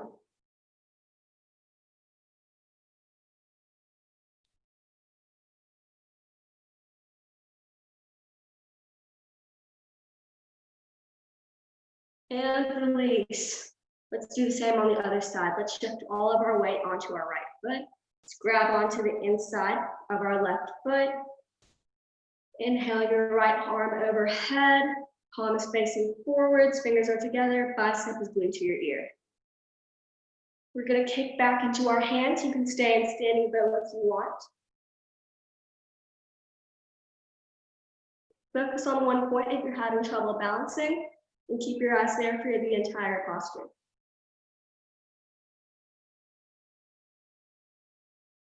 Release, great job everyone. So for our final standing pose today, we'll be doing tree pose. So let's shift all of our weight onto our left leg. Your right foot can lay anywhere on your left leg, trying to avoid the knee joint though. Once your right foot is on your left leg, let's bring our hands to heart center.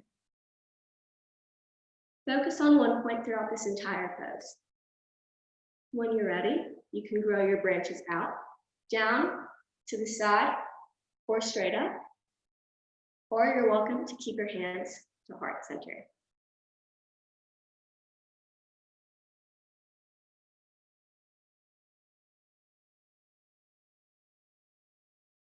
With every inhale, let your body rise.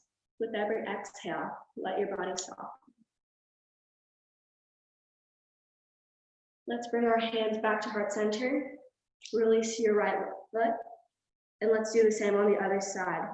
So let's create a good foundation with our right leg, locking our knee. Let's place our left foot anywhere on our right leg, trying to avoid the knee joint. Let's bring our hands to heart center.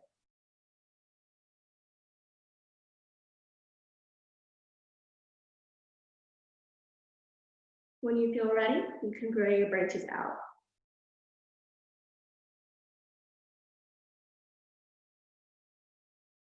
Release. Take a bow to honor your practice, and let's come to our first Shavasana of class, laying on our backs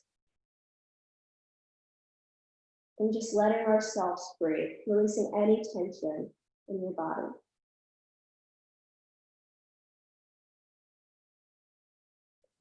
As you inhale, the balloon inflates. As you exhale, the balloon deflates. Take water if you need it. Inhale, and on our next exhale, we're going to take a full body stretch, making our bodies as long as we can. We're going to take a yogi sit-up.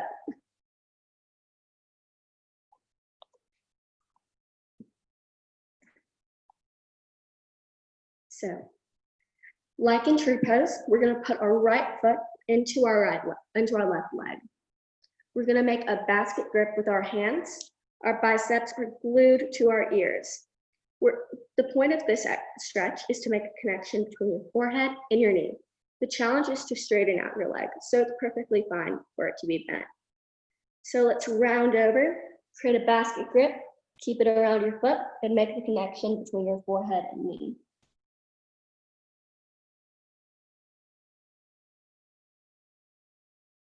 Try to straighten out that leg, last chance. And release. Let's switch legs. Make the basket grip. Glue our biceps to our ears. And let's round down to meet our forehead with our knee.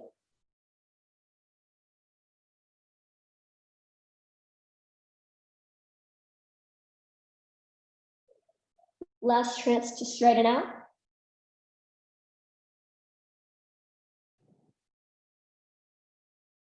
And release. Let's bring both of our feet forward, and let's do the same, trying to make the connection between our forehead and our knees. So let's make our basket grip and round down to the backs of our feet.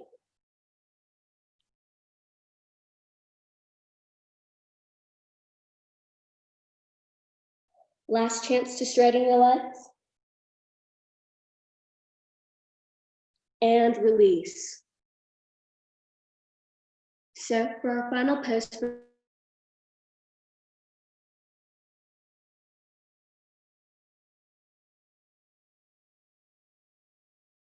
to go into shoulder stand, you can go into cloud pose. So in waterfall, you're gonna lay straight on your back and you're just gonna lift your feet up, flexing your feet. If you choose to go into shoulder stand, you'll come one vertebrae at a time and support your back. If you want to try cloud pose, you'll bring your toes over and keep supporting your back.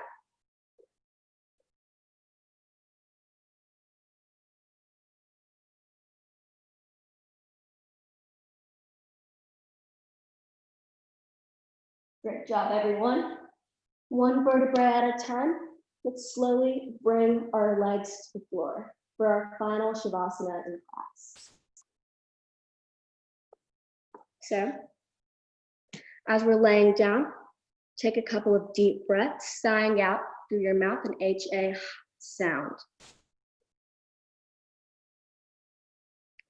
To end our class today, I would like to share one of my favorite Oshos with you. It says, I'm simply saying that there is a way to be sane. I'm saying that you can get rid of all this insanity created by the past you, just by being a simple witness of your thought processes. It is simply sitting silently, witnessing the thoughts passing before you. Just witnessing, not interfering, not even judging, because the moment you judge, you have lost the pure witness. The moment you say, this is good, this is bad, you have already jumped onto that thought process. It takes a little time to create a gap between the witness and the mind. Once the gap is there, you are in for a great surprise that you are not the mind, that you are the witness, a watcher. And this process of watching is the very alchemy of real religion, because as you become more and more deeply rooted in witnessing, thoughts start disappearing. You are, but the mind is utterly empty. That's the moment of enlightenment. That is the moment you become, for the first time, an unconditioned, sane, really free human being. Thank you all so much for having me today. The light in me sees and honors the radiant light in each and every one of you. From my heart to yours, namaste.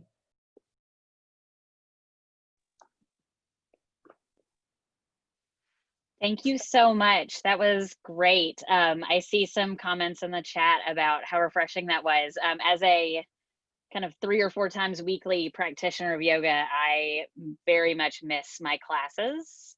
They're at really limited capacity still here in Memphis. So thank you so much. That was very relaxing and refreshing, and I think very needed on a Saturday morning. So thank you so much. So we really appreciate it. Thank you so much for having me. Of course. All right, everyone. So it is 11:11 right now. So we're going to be back at 11:30. Myself and Courtney Russell are doing a session on mental health and back to school anxiety. So again, that's going to be at 11:30. So you've got almost 20 minutes to just kind of take a breath, get some water, maybe get a mid-morning snack, and we will see you back here at 11:30. So thank you so much.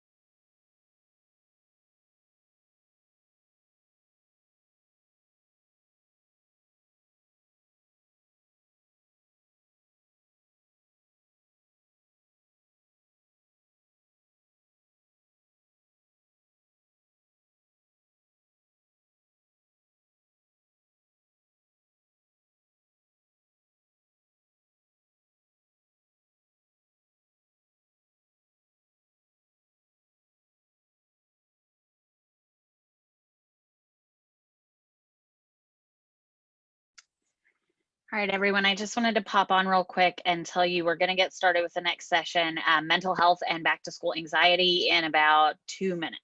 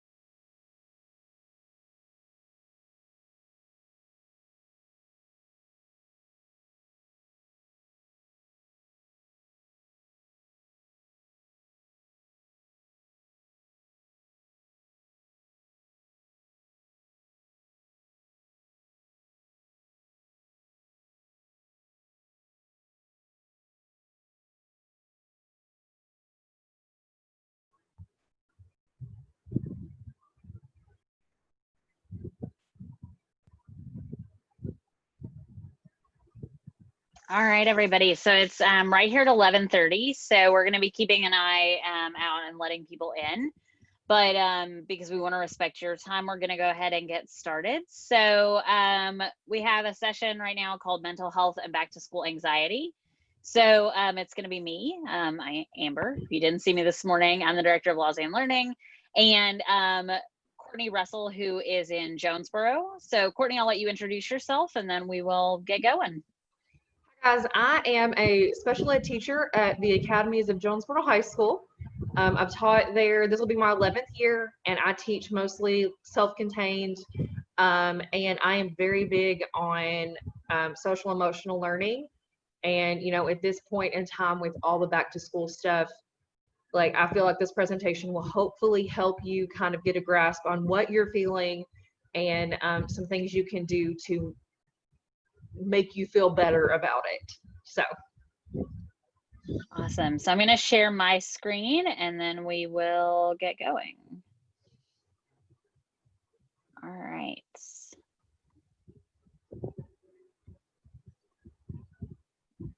going to take just a second here. All right, so we're going to be talking about mental health and back to school anxiety.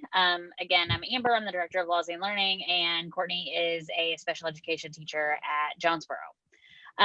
So before we really get started, we're going to be letting people into the waiting room throughout, so don't worry if you are just joining us. If you've missed anything, we're happy to answer questions. But we're going to talk today about mental health kind of broadly. Then we're going to talk about back to school anxiety and give you some resources and some strategies and that kind of thing for coping with anxiety and the kind of like weird world that we're in right now. So I'm going to start us off, and I just wanted to give you this quote by Mr. Rogers that says, "Anything that's human is mentionable. And anything that is mentionable can be more manageable. When we talk about our feelings, they become less overwhelming, less upsetting, and less scary." I grew up with Mr. Rogers' Neighborhood, and, you know, I think that this is so true. So when we're not going to spend a ton of time on mental health generally. It's going to kind of run through everything we talk about with back to school anxiety. But the key takeaway for me with this session and talking about mental health in particular is we have to talk about it. We have to talk about mental health, and we have to be committed to treating mental health just as aggressively and just as, you know, equitably as we treat physical health. We have to be able to talk about mental health. And I think that that's especially important for educators to remember, because we as educators tend to really focus on our students, tend to really focus on, well, we're okay. Yes, I can do it. Yeah, I can add one more thing. And that can be problematic. Kind of the second part of that is mental health is often seen as something that we don't talk about. And I think that creates a stigma that makes it even harder, especially for teachers. So, you know, mental health is something that we have to talk about. It's a human thing.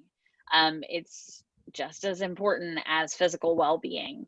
So one of the things that's going to kind of run through our talk today is that there is nothing that is off limits as far as mental health. It is illegal in this country in the US to discriminate against people for mental health, just like it is for physical health. So that doesn't mean that it's okay with everyone. That doesn't mean that there's not a stigma around mental health. And it doesn't mean that there aren't probably hundreds, if not thousands of, you know, wrongful termination suits and things like that. But the point is that there is protection for mental health, even if there's not equitable treatment. We have to speak up about our own mental health, whether that's I don't feel good today, or that's I have a diagnosed mental illness, whatever that is, we have to talk about it. So I just wanted to put this quote up to say that when we talk about our feelings, it's less scary. I'm not, Courtney can attest to this, we've been friends for years. I'm not always the best at talking about my feelings, but it is absolutely helpful and healthy to do so. Okay, so this is like my favorite picture in this entire slideshow, because this is like exactly how I feel right now. And I imagine this is how a lot of educators feel right now. And it's important to know that, you know, when you talk about anxiety, it's a whole bunch of feelings put together. You know, you can feel overwhelmed, you're sad, you're angry, you know, you just feel anger, you're stressed out, you feel guilt because you feel all of this, you know. I mean, that's just one of the things that goes on. And then you're very uneasy as well.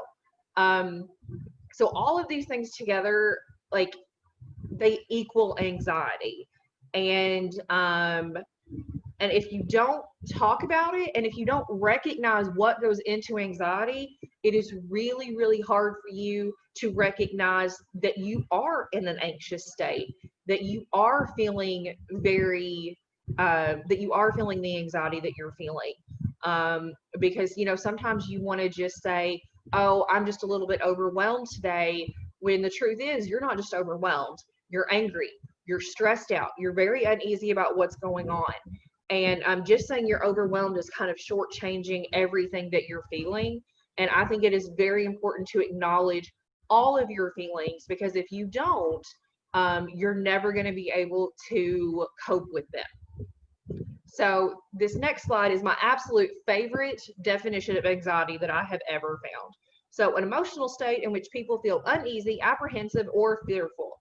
People usually experience anxiety about events they cannot control or predict, or about events that seem threatening or dangerous. There is a feeling of vulnerability, and severe anxiety can persist and become disabling.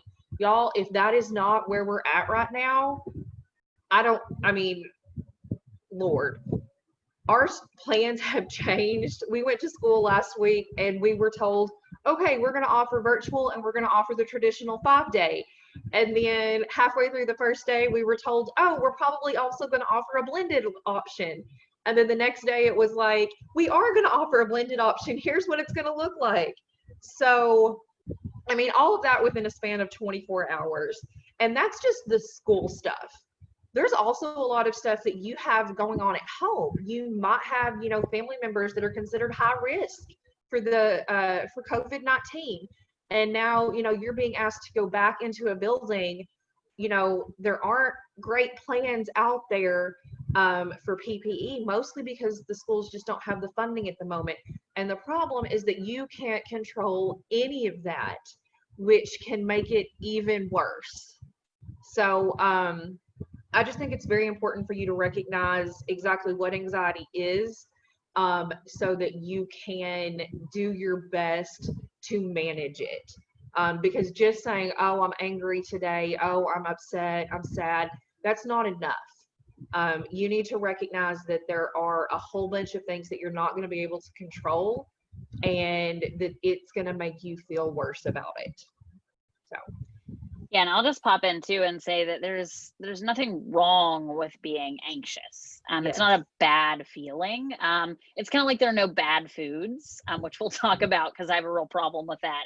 But there's no bad feelings. I mean, murder is like a bad feeling, but like anxiety is not a bad feeling.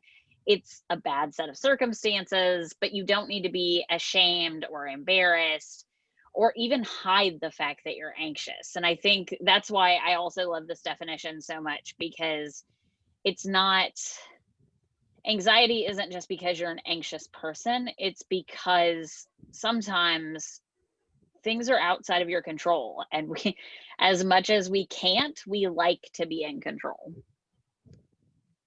And I think it's really important too. Like, I love this. I saw this in one of my PDs this past week. And, you know, everybody knows Maslow's hierarchy of needs. I mean, if you're a teacher, you have seen this 25,000 times. But I really like how they have done this one for, especially when you're teaching during the COVID crisis, during this pandemic. Because here's the thing, we can't control everything on this list as much as we want to. Especially if you're going virtual. I know there are some states and some counties that have decided to go virtual.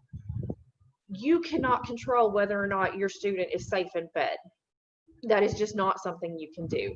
Amber, will you click a couple times? I put some animations on this one. So one thing that you can control, and this is very important for your students, and I know this is about educators, but educators, I mean, we cannot think about doing anything unless, especially this time, unless it's for our students as well. So it's very important to realize that you cannot control everything on this list. You can control that they know that they're loved and missed. I mean, that's an easy one. You see them, you send them text messages, you see them on Zoom all the time, or Google Meets, or whatever you use. And it's really easy to just look at them and say, oh my God, I miss you so much. I wish we could be in class together. I can't wait till it's safer. And then you can make sure they have access to the instructional materials. You're putting it up. Now, you can't control if they have internet or not, but you can do your half of it. And then the last thing is, you know, do they have the coping skills to deal with this crisis and emotions? Y'all adults don't have the coping skills. So it's really important to realize that while you're doing your best to cope, your students are as well. Excuse me. Maybe you should share that with them. Show them what you're trying to do to make it better. So that's my little spiel on that, because this is for educators, but I don't know of any educators that have ever like done PD without thinking, oh, I wonder how this is going to help my students. Well, maybe this will help a little bit with that. So. Awesome. So, and we'll make, just like Amy said earlier, we'll make all our slides available too, so that you can, and so you can see all the illustrations and all of the kind of tips here. So we're just going to kind of go through all of these. Before we get started, I read a lot of productivity books, and not self-help books, but self-help books and things like that. And it's always very easy for people to tell you what you should do. And then it is much harder to actually do it sometimes. So we're just going to kind of go through some things that are helpful to us, that are helpful for kind of dealing with anxiety. And we're not saying this is to get rid of anxiety, because as we saw in the definition, like, you can't control everything, but these are things that can help with anxiety. And Courtney, I know you'll agree with me, before we even get started, we absolutely 100% believe in boundaries and in taking care of yourself first. On an airplane, they tell you to put your own mask on first. So you cannot, you know, you can't do any of these things. Let me go back real quick. Sorry. You can't do any of these things for your students if you're not taking care of yourself, if you're not safe and fed, if you don't feel, you know, emotional connections, if you don't have coping skills, if you don't have access, if you don't have the skills for remote learning, you can't do any of these things that you can't do any of those things for your students. So All So right. this, Courtney, do you want to get started? yeah. So here, this seems like a really simple thing, but it's not. We've all had insomnia. We've all been there. You know, you cannot turn your brain off. But the thing about anxiety and mental health in general is that if you don't get good sleep, nothing is going to get better. And last week, probably Sunday through Tuesday night, because I had to go back to school on Wednesday, I was having nightmares. And they were bad nightmares. I'm like talking, waking up at 2 o'clock in the morning, sweating, boohoo bawling because of the nightmares. And it's based on the pandemic. It's what I'm feeling. And so Wednesday we went to school. I came home and I was like, I have got to get some sleep tonight, or I'm not gonna make it. And you know, if you don't sleep, if you're feeling sleep deprived, all of the emotions that you have, all the feelings you have are just going to be amplified, and you are not going to be able to control them and like just acknowledge them at all. I came home Wednesday to Thursday. I had open house. We were there. I was at school from like 7 until 8, 7 a.m. to 8 p.m. It was a long day. And I came home and I sat down on the couch and I just like bust out into tears because I was so tired and I was just so anxious about everything. And I know that if I don't get sleep, that just makes it worse. And it just keeps continuing to get worse. So these are some things that I've talked to my therapist about that, you know, she's said, you know, maybe you should try this. And I have tried a few of these things. Not all of them, mostly because there's some things that I just know that are not going to work for me. But the big one is you do need to set a ritual for when you want to go to sleep. You know, whether it's, you know, my ritual is I let my dogs in, we cuddle for about 10 minutes. I spend 5 minutes checking to see if I have any notifications or anything like that.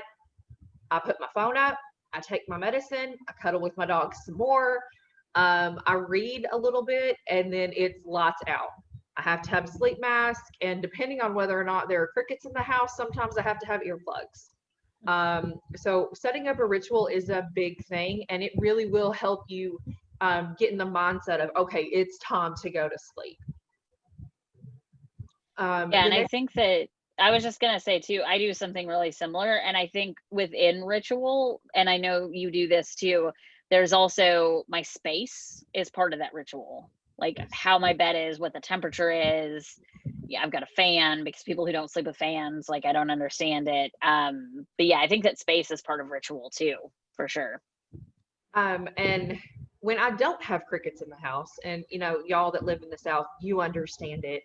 I usually I actually use the Calm app, and it has a whole bunch of sleep sounds. And I think my favorite is like the thunderstorm sound. And I have actually trained myself, and it's crazy, but I started using it when I couldn't sleep and I started falling asleep. So now I'll hear the thunderstorm from the Calm app, and I have it set for like an hour, and then it'll turn itself off. And I fall asleep like that. Like it is the most magical thing in the world. But there are a lot of things out there. If you have an Amazon Echo, there are a whole bunch of like skills that you can do. I know Google Home also has some. You could hook your phone up to a Bluetooth speaker or a wired speaker, however you want to do it. They have a whole bunch of actual machines that you can buy. I know Amber says that I think you said you have one that you absolutely love. Yeah, and I linked it in the resources for everyone. It literally changed my life getting a machine. Yeah. Yes. And the next one, this is one that I don't do because I tend to listen for patterns. It's just how my brain works. So if I listen to soothing music, I'm going to pick up the patterns, and then I'm waiting for the next pattern. And then I'm waiting for the next pattern. And I never actually fall asleep. But music can work just like the sound machine or the app. That's something you can do. Make sure it's music. Don't put, I love Lizzo, don't get me wrong, but I wouldn't put Lizzo on right before I went to bed because you ain't sleeping. And so that's a big one. Another one is the guided meditation. Again, the Calm app. I know I'm saying that a lot, but y'all, it saved my life last year, I swear, or my sanity at least. And they have one that it's a guided meditation to sleep. And it's, you can do one from 10 to 30 minutes, depending on how upset you're feeling, how anxious you're feeling. And it just kind of talks you through what's going on in your, how is your body feeling? How is your brain going? And it just talks you through calming down. And it's my favorite. If you don't like sound, if you don't like listening to somebody when you're trying to fall asleep, you can do a technique that's called the body scan. And I do this a lot. Apparently I didn't know this was a thing when I was a teenager, but I did it all the time when I couldn't sleep. I just start at my toes and I just like feel the muscles going, mess with my toes, mess with my heels, just kind of clench and release all the muscles. And I just start at my toes and I work my way all the way up. And usually by the time I get up to my head and I'm messing with my eyebrows, I'm like half asleep and then I just pass out after that. And the last thing on this one is the no technology. I'm not saying no technology because when I read off my Kindle. That's what I have. But I will say that, your phone, your computer, your tablet, there's just so much information on it and you can get so distracted. And that's not even talking about the physical aspects of blue light that, makes you want to stay awake even longer. So put your phone up, put your tablet up, whatever, about 30 minutes before you're really ready to sleep. Otherwise, you'll do what I do sometimes and you'll be on Facebook or Instagram until like 1 a.m. and you don't even realize it. So. Yeah, and I'm bad about being on my phone when I'm going to bed, but this kind of ties into the anxiety part of you can't do anything about what's happening right now. So I've found that it's been really healthy for me to put my phone on do not disturb. I have this, I'll send it to anybody who wants it, but it's like a puzzle app. Like I love jigsaw puzzles. And so sometimes I will lay in bed and do those and I keep my phone on like the sepia tones and stuff. But my notifications go off at 9 p.m. I try not to put my email on my phone, although it doesn't always work. Sometimes I check it anyway, but I turn my notifications off. So the nice thing about doing that, I have an Android phone, but if you have an iPhone, it does the same thing. You can favorite people. So if you're worried about an emergency, it doesn't have to be all or nothing. I have mine actually set to where I have favorites, but then if somebody calls me 3 times in a row, it will ring. So yeah, I'm not great about the no technology, but I agree. I think that it's really important at the very least not to kind of be caught up in social media, especially at night. I've found that especially when it comes to my phone, if I'm reading something on it that I can't get on my tablet, or I'm playing a game on it, I'll put my phone in airplane mode, and that way I'm not getting constant notifications from Facebook. If I go to Facebook, there's nothing new there because it hasn't been able to connect to the internet. And I talk about that a little bit more later on about how social media can be an issue. But yeah, airplane mode, that, or do not disturb, or both sometimes. That's a good way to kind of take a break from technology before you go to bed. So I'm going to talk a little bit about emotions, especially with anxiety. So I'll be totally transparent, and I have really high anxiety anyway. I have generalized anxiety disorder, and I have a lot of coping mechanisms with that. I don't currently take any medication for it, but I have in the past. But one thing that anxiety does to you, whether it's constant anxiety or it's acute anxiety, whatever it is, it lies to you. It tells you that things are bad and things are awful and that you're awful, even when they aren't. And of course, like they kind of are right now, but it tells you that your emotions are bad and what you're feeling is bad. It's the ultimate like frenemy, right? Like I have a great fight or flight response, but it also lies to you. So emotions are really important. You have to kind of, when you're having emotions about things, and especially with like back to school anxiety, breaking it down is really key. What's causing these feelings? Is it just the uncertainty? Is it that you're worried about your students? Is it that you're worried about your own family? A lot of us are in really tough situations where we have our own kids at home, or our own spouses, or we're facing job loss. So what's the kind of center of these feelings? And sometimes it is really bad. Like right now, this is not a great time to be an educator because it's hard. But sometimes it's like, oh, I'm feeling this because of something kind of silly. And so you can kind of reverse the molehill into a mountain kind of thing. You can kind of go back if you break it down, and you have to own your feelings too. Like I said at the beginning, there are no bad feelings. So accepting your feelings, letting it out, tell someone, write it down, journaling.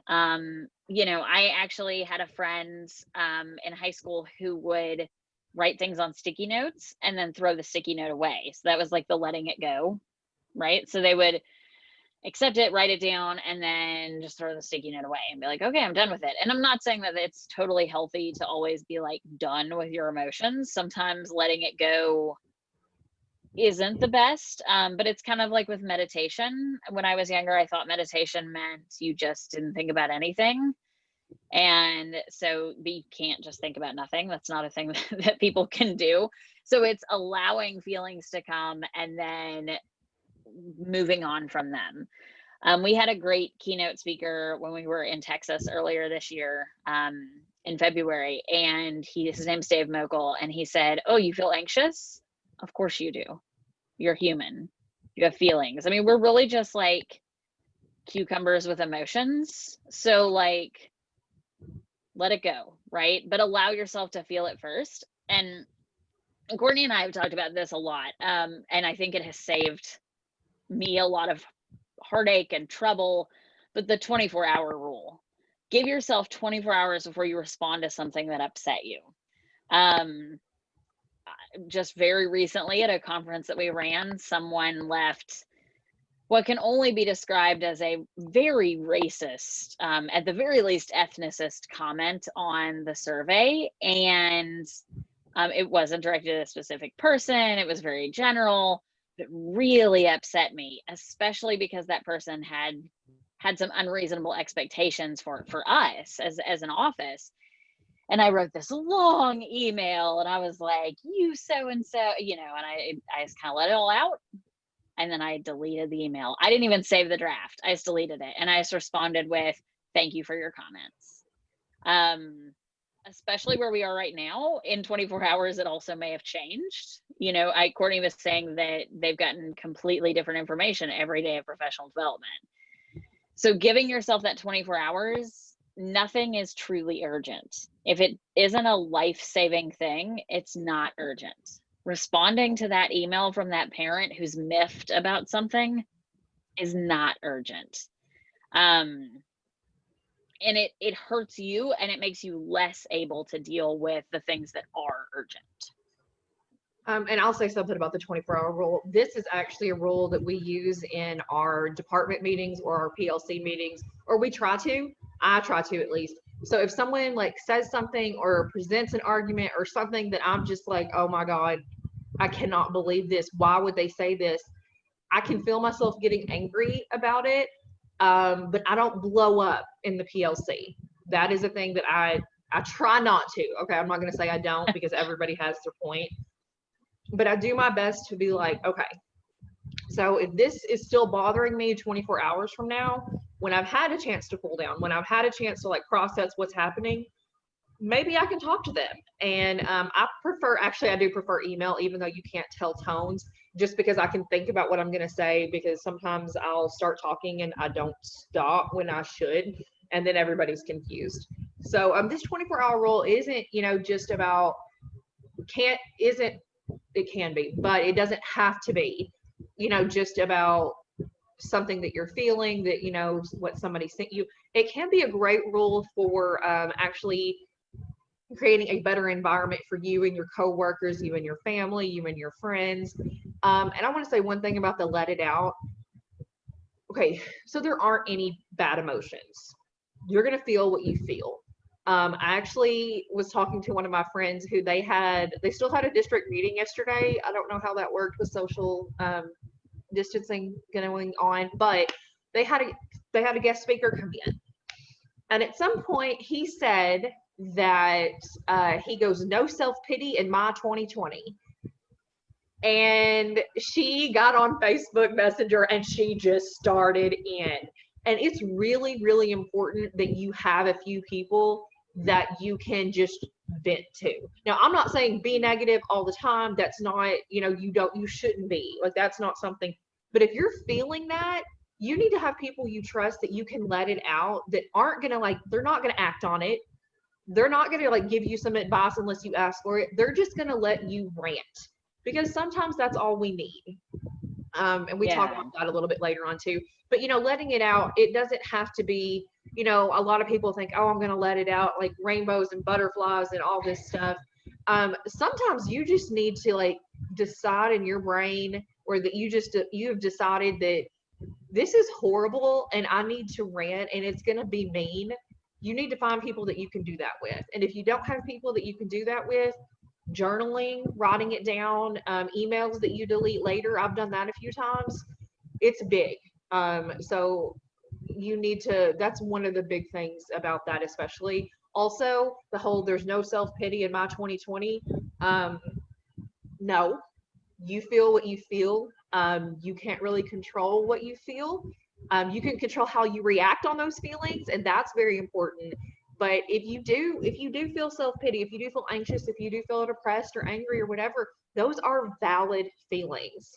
And so for a guest speaker to get up and say that, my friend was not happy. And she actually followed the 24-hour rule. She wrote an email saying, to administration, I did not appreciate this guest speaker. And I just got a notification about an hour ago that she sent it. It was 24 hours later, and she still felt that it was relevant enough to send it. So she did, and she hasn't heard anything, but she feels so much better. So that's a good thing. So. Yeah, I think too, with telling a friend or writing it down, you have to have those people, and we'll talk a little bit about boundaries and stuff here in a little bit, but you've got to have those people that you can talk to. I think that also comes in with how toxic things that we think are really positive are. So good vibes only. No, some days it's bad vibes. Some days I'm I hate everyone, and that's okay. It's an okay feeling. But good vibes only is incredibly damaging to mental health, especially because we see on social media these people with their perfect lives, and they're not perfect. So owning feelings, accepting feelings, letting them out, those are things that you've got to do. All right. Okay, so this is the big one. As we've said before, anxiety is really caused by things that you can't control. So it's very important for you to identify what you can control and make steps to control it. So make a plan. Write down everything that you can control about this upcoming year. Maybe it's some health safety issue, safety standards you're going to set for yourself. I know I have a lot of teachers who they are going to start bringing an extra set of clothes that they change into, but after they leave the building. And then their work shoes are going to go into a Rubbermaid tub in the back of their trunk because they don't want to bring that home. So sometimes it's as simple as that. Sometimes it's your lesson plans. Sometimes it's how you're going to arrange your classroom. Those things are things you can control, and it's very important to identify them. And so that's a big thing. The next thing is you need to ask what's the big picture. This kind of goes along with making the plan, and you need to identify what the big picture is. And the big picture can be a day goal. My goal for today is to get all of my desks situated 6 feet apart from each other. So that's your goal. That's an okay goal. You could have a bigger goal for the week. My goal for, this next week is when I get to work in my classroom by Friday, it will be ready for students to come into. And then the next step is find the details. What are you going to have to do to accomplish that goal? Are you going to need a ruler? Find a ruler. Are you going to have a bigger space? That's something you can't control.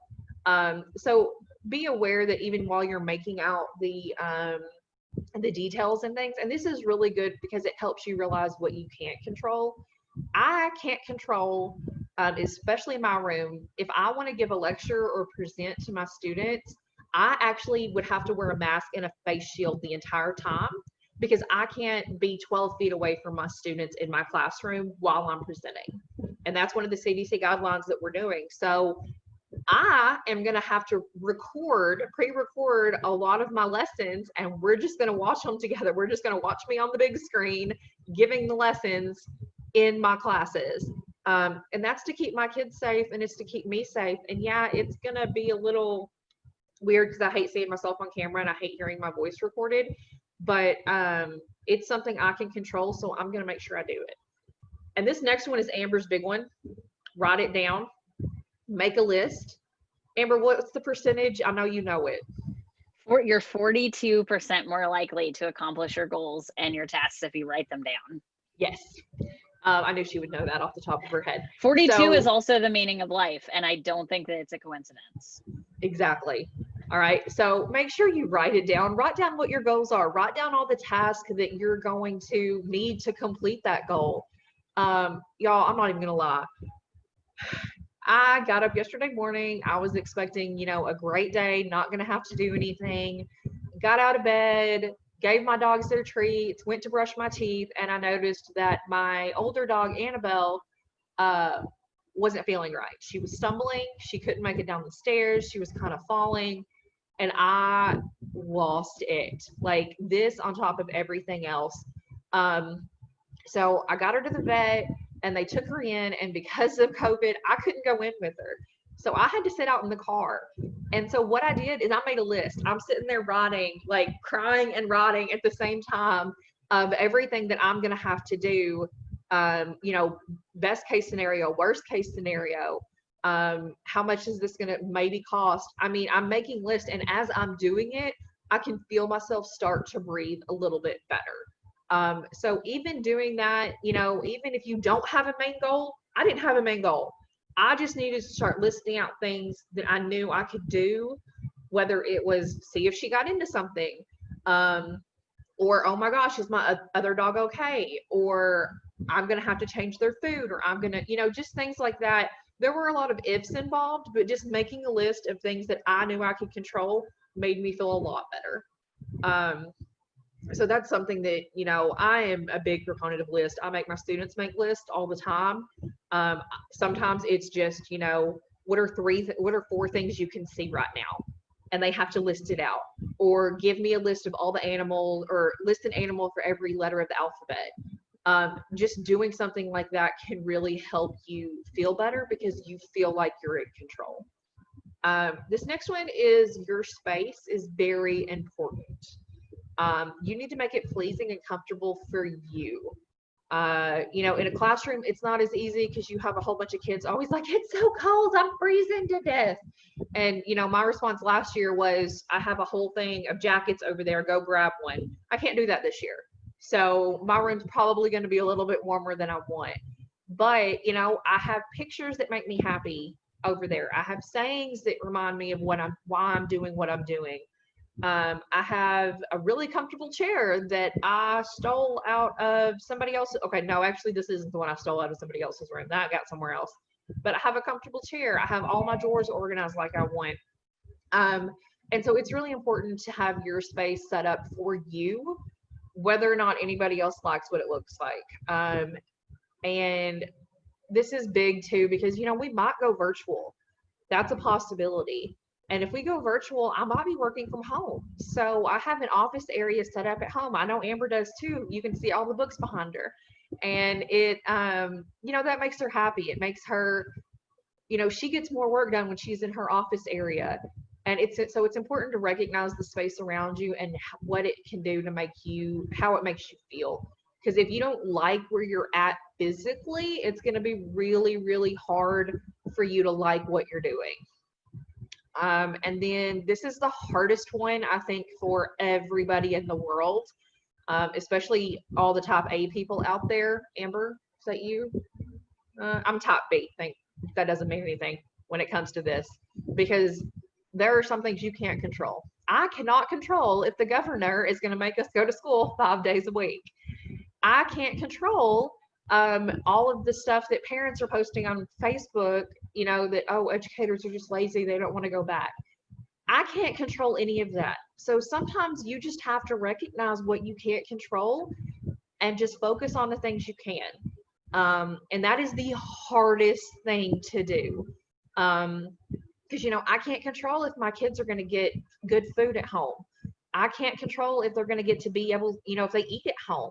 What I can control is my classroom, and that, I always have some snacks available for them. So find out what you can't control, realize it, and recognize that it's going to bother you, because it is, but accept that you can't control it. If you try to control everything, especially right now during this whole pandemic, you are going to lose your mind.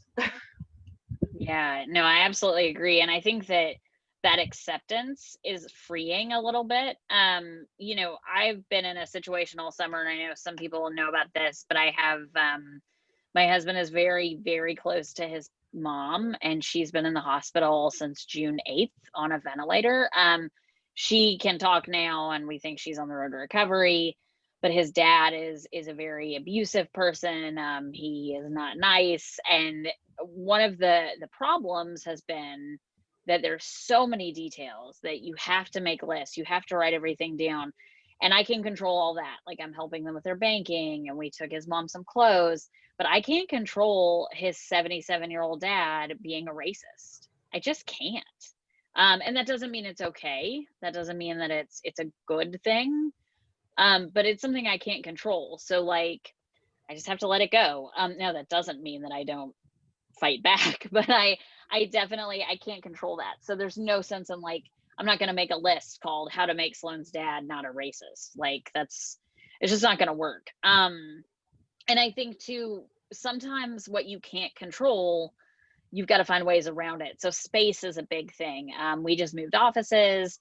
I know for a lot of you, you may be moving to different classrooms. I know that's what we're doing at Lausanne. Kids are staying in the same classroom and teachers are moving, but you can still make, like, your main workspace comfortable. You can, wear shoes that are cute. I have shoes with little dogs on them that I wear when I don't feel great. So those kind of things can help with making your space comfortable. And we're going to talk a little bit more about, like, planning and productivity. But when we just talking about writing it down, not only are you more likely to do things if you write them down, but also people tend to see planning as, like, oh, you're super type A and you're by the book, and I am A+++. Like, that's just who I am as a person. But planning and writing things down and making lists is a huge executive functioning skill for your students, but it also frees you up. So, like, planning and writing the things down that have to happen or that you want to have happen gives you room for spontaneity. There's been a big thing on Twitter lately about the book Atomic Habits by James Clear. And he says in it, of course, we've all got the same 24 hours in a day. We don't all have the same 24 hours in a day. Especially for those of us who identify as women, we are often carrying a lot of emotional and mental load in our families. We don't have the same 24 hours a day, but I will tell you, writing things down saves you time. And it's fun. It's, like, soothing and cathartic to fill out your new planner, but it gives you the space to put spontaneity in. So I think it's a really good habit to get into, both for you and to model for your students. All right. So asking for help, this is the hardest thing in the whole world. So I am not good at it, but asking for help is important. And that doesn't mean going to see a therapist. It can, and maybe it should, and there is no shame in that. But it means a variety of types of help. So your team, surrounding yourself with people who are there for you. Hopefully we are all old enough or strong enough or wise enough or whatever that we are okay with getting rid of our toxic friends. It took me a lot of times to do that. I have a middle school stepdaughter who is having a really hard time doing that. She doesn't understand that her friends are kind of toxic. Surrounding yourself with people who are there for you is really important. And that doesn't mean that everyone has to be there for you unconditionally either. That's not what that means. It means people who are on your team. So people who would, at the end of the day, get out there in a we're number one, foam finger, go Amber team. That's what that means. Self-reflection can be help too. It doesn't have to be talking to someone else. It can be writing what you did and how you feel about it. Affirmation, so thinking of what you do or say to stay positive. You can give yourself affirmations. So my favorite affirmation quote is be of use, but don't be used. I have a hard time saying no to things, but I, as an Enneagram 1, really don't ever want to be bad or let people down. And so those words of affirmation can be a form of asking for help. You can also get medication or therapy. Neither of those are bad things. I know that I'm speaking from a place of privilege where I have health insurance and I have the time and the ability, and I live in a large city where if I don't like my therapist, I won't ever have to see them again. But asking for those things is not weakness. And we'll have some teletherapy resources at the end too, especially during the pandemic. And asking for boundaries. So one of the things that I think is a really toxic thing that we have kind of built up in our culture is this idea that friendships should be 100% open, there are no boundaries. And that's really, or relationships or whatever, that's really harmful in some ways, both for you and for the other person. So for example, Courtney and I have known each other for 17 years, this week, 17 years. And we are best friends and we talk basically every day. But if it's something really heavy, we respect each other enough to be like, hey, do you have the emotional bandwidth right now to listen to me vent about this? Because if you don't, that's okay. I just need to talk to somebody about it. And we both, I feel comfortable saying, no, I can't deal with it right now. Can you call me later? Or can you text me later or whatever? That's okay. Relationships, whether it's with your friends or your partner or your students, have to have boundaries. And those boundaries are really freeing. It's kind of like when you write stuff in your planner, you're saying what you have to do and what you feel obligated to and what you need to do. And then you've got space for those friendships to grow. So boundaries don't keep your friendship from growing, they help it grow. And I think that having friends you can ask for help, but who are also have boundaries are great. And just one kind of side note, these don't have to be teacher friends. They don't have to be at your school.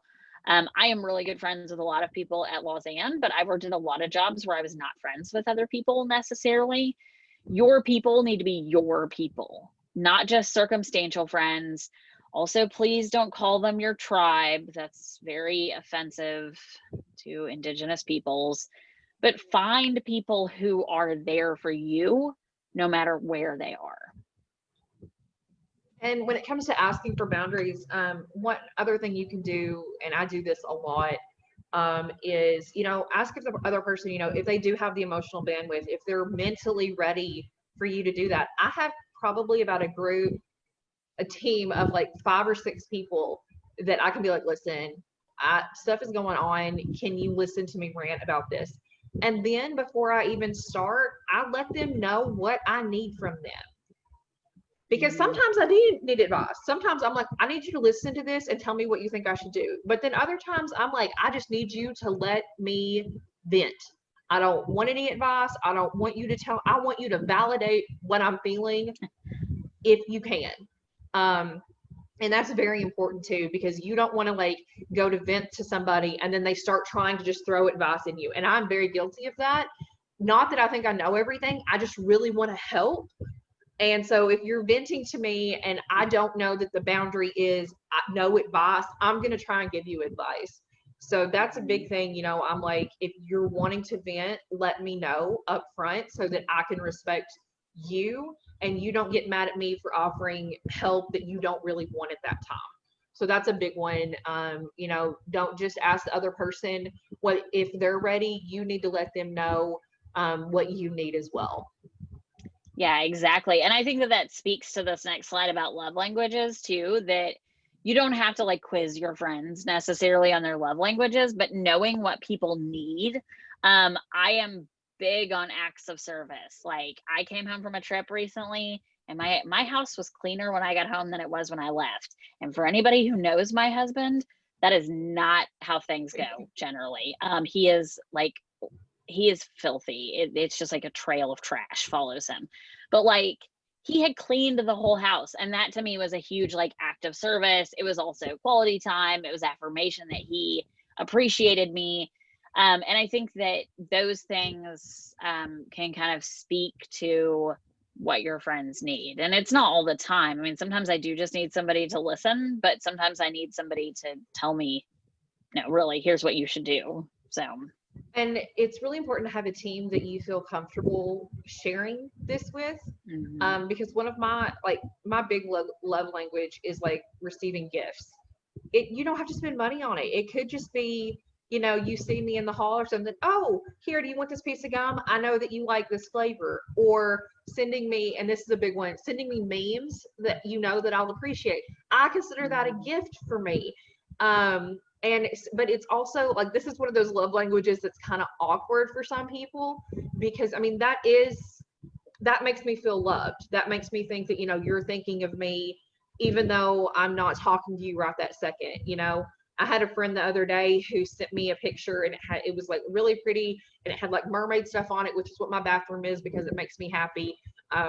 And she goes, "Hey, do you want me to grab this for you? It's like $3, but I thought you would enjoy it." She was going to buy it, and I would like give her the money back if I wanted it. So it wasn't like a gift in the normal sense, but just the fact that she shared with me that she was thinking of me while she was out and about, like that made me feel loved. So that's a big thing, is your team. You need to have somebody comfortable with that, that you can let them know what you need. I have a friend who her love language is basically physical touch. Which is really hard for her right now, because she is not dealing well with the pandemic at all. And I can't give her a hug to make her feel better. I can't like give her a high five. I can't even like really see her in the same house.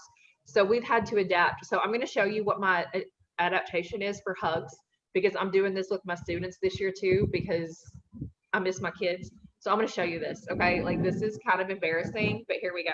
All right. So I'm going to hold my hands out, and then I'm just going to do this. That's our imaginary hug this year. And I had open house, not yesterday, but the night before. And one of my students was there with his younger sister, and he was showing her around.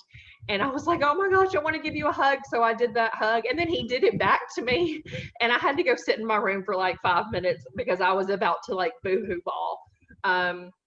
So, sometimes you might have to adapt, but it is very important to have a team that you feel comfortable sharing what you need with.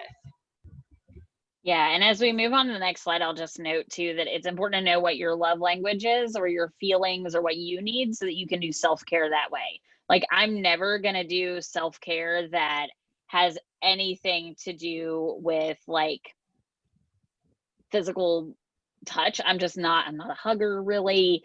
So like, even though like I'll love to go get a pedicure, I would much rather like take myself out for lunch, or buy something nice for myself, or something like that. So knowing your own needs is really important too, as well as kind of knowing what your team needs, and your team knowing what you need.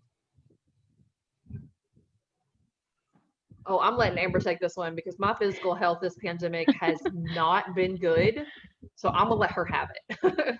So, yeah, I don't like workout or anything. So when you see this image of this lady jogging and stuff, like, I don't jog. I think that physical health is super important. But to me, it's more knowing your body and taking care of it, rather than like, I got to go do like a HIIT workout. That's not what I'm into. Hydration.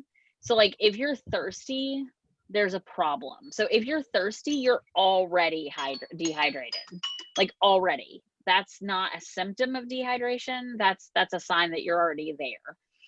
But it's also a great way to have control. So this is gonna border a little bit on maybe unhealthy, but one of the things that I always think about is like, I literally can't control anything, but I can drink 8 glasses of water. Like, I can. And again, that's a place of privilege, but it's a great way to kind of have control. Exercise. like I said, I am not an intense workout person. I go to yoga. Well, I used to go to yoga 4 times a week. I walk a lot. My neighborhood has a billion mosquitoes right now, so I'm avoiding that. But just getting up and moving. I have a timer on my desk that tells me every 15 minutes to get up and walk around for 5 minutes. And my house is not very big, so I just walk around. I go outside with the dogs. It doesn't have to be an intense workout, but this is something you can control. And again, I just want to put the caveat in of going for a walk in the woods is not the same as taking medicine for mental health. Like people who share memes that are like, go to the woods, or that's great. The woods are great. I love them. But that's not the same as like, I need therapy. I need medication. And this is just a way to help cope with anxiety. Diet, do not diet. Eat what you want, eat what makes you feel good. Michael Pollan famously said about eating, he said, eat real food, mostly plants, not too much, right? I may be butchering that quote, but that's basically what he said. He also said, if you want to eat a whole apple pie, eat a whole apple pie, as long as you make it and you put the work into it and it's not fast food. But honestly, eat what you want. I saw a planner the other day and I have no problem calling this person out. It's from Rachel Hollis, the girl wash your face person, who put a very perfect life on Instagram and then is getting divorced and has very much built a culture of like social media perfection. But she has a planner and I thought, oh, this is really cute. And it is really cute. It's got really cool cover. It's got great boxes to put stuff in. It's got goals. Every single day in this planner, it says, your goals for today. And it's like 30 minutes of exercise, fine. Like drink plenty of water, great. Cut out a food group. Like I'm going to be out of food groups pretty soon. And that's unhealthy. My daughter turns 12 on Tuesday and she saw it and she was like, I feel like that's going to hurt people. And I think she's absolutely right. So hygiene, I mean, you don't have to shower every day. It's pandemic, but like take care of yourself, get regular checkups, both kind of mental and physical. So I think that physical health is a thing that you can really control, especially hydration and just kind of getting up and moving. So I think that it's really important to include that in this. So, and we've got about 6 minutes left. So I just wanted to let everybody know we will finish on time. We just have some resources to share with you. When it goes to the hygiene, especially teachers, we are all over the hand sanitizer. Yeah. I don't know if y'all know it. Like I'm looking for one of those holster things that I can just stick my hand sanitizer in so that if I have to go somewhere, I can still get my hit when I feel like I need it. So, like Amber said, you don't have to shower every day. Even if you do shower every day, you don't have to wash your hair every day. Do what makes you feel comfortable in your own skin. And also recognize that we are in a pandemic and, hygiene right now is probably more important than it has ever been before. So, just kind of keep that in mind when it comes to physical health and hygiene. Because, a lot of times I get home from work and I want to do nothing. Well, with this pandemic going on, I get home from work and the first thing I do is take a shower. It has to happen. So, just kind of keep that in mind with the whole COVID-19. It's not as much fun as being able to, do whatever, but it is important that, you recognize that hygiene right now is very, very important. So. Yeah, absolutely. And I think too, like, I haven't colored my hair or cut it in months and I feel fine. I feel comfortable. I cut my undercut, but I have grays and I don't care.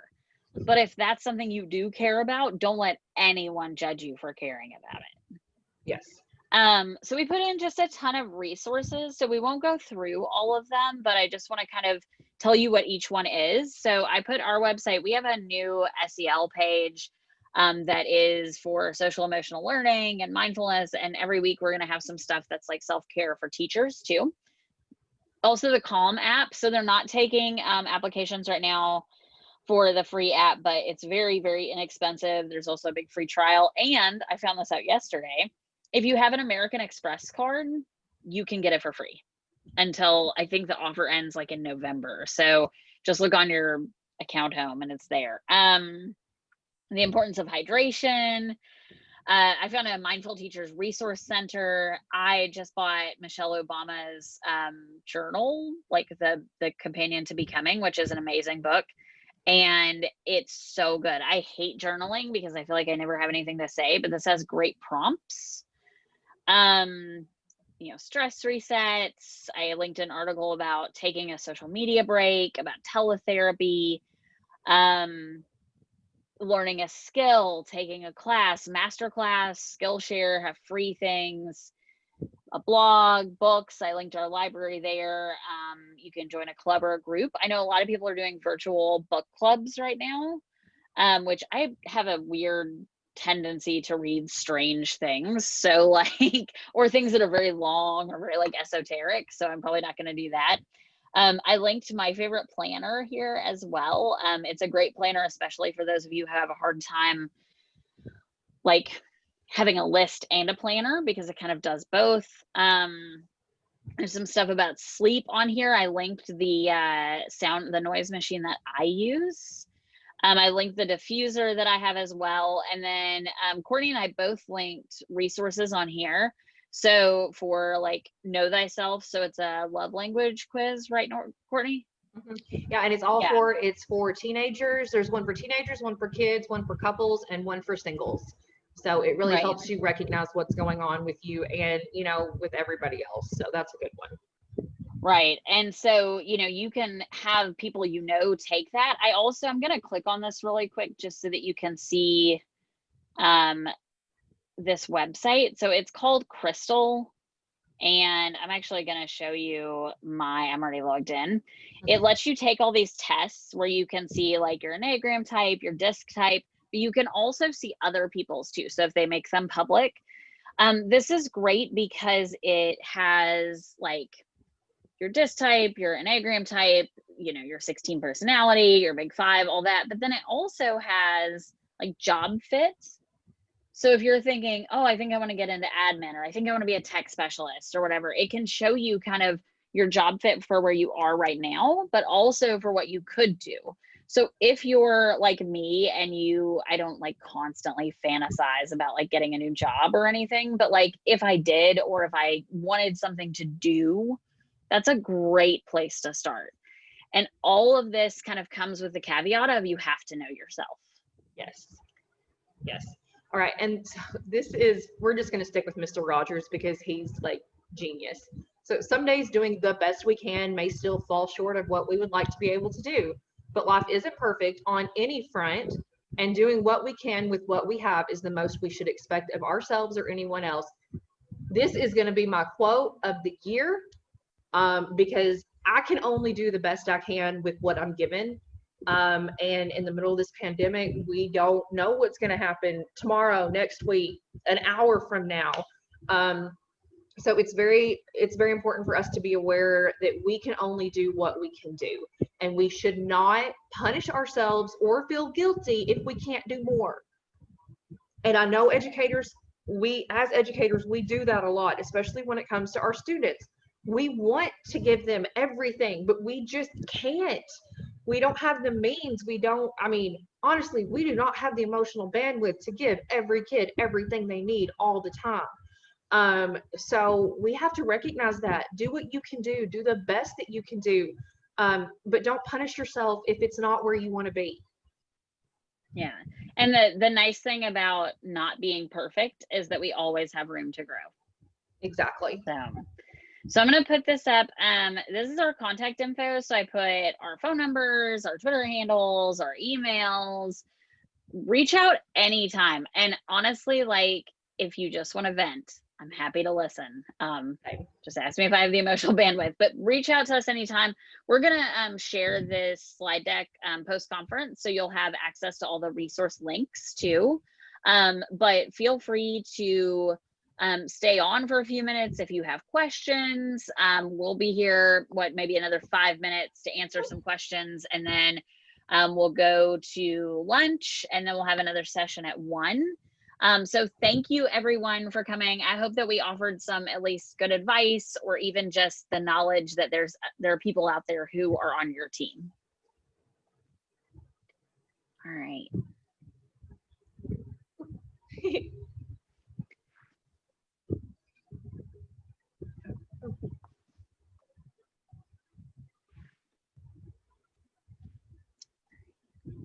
And I'm actually going to go ahead and share the link to the slides in the chat too. So everyone will have them now as well. And I would like to just kind of say this for everybody that's still here. You know, I'm not a therapist. I'm not a psychologist. But I do have a generalized anxiety disorder. I do have a generalized depression disorder. I have teletherapy when I need it. I do take medications for all of this. And, you know, it's important for me to let y'all know that. And I do the same with my students.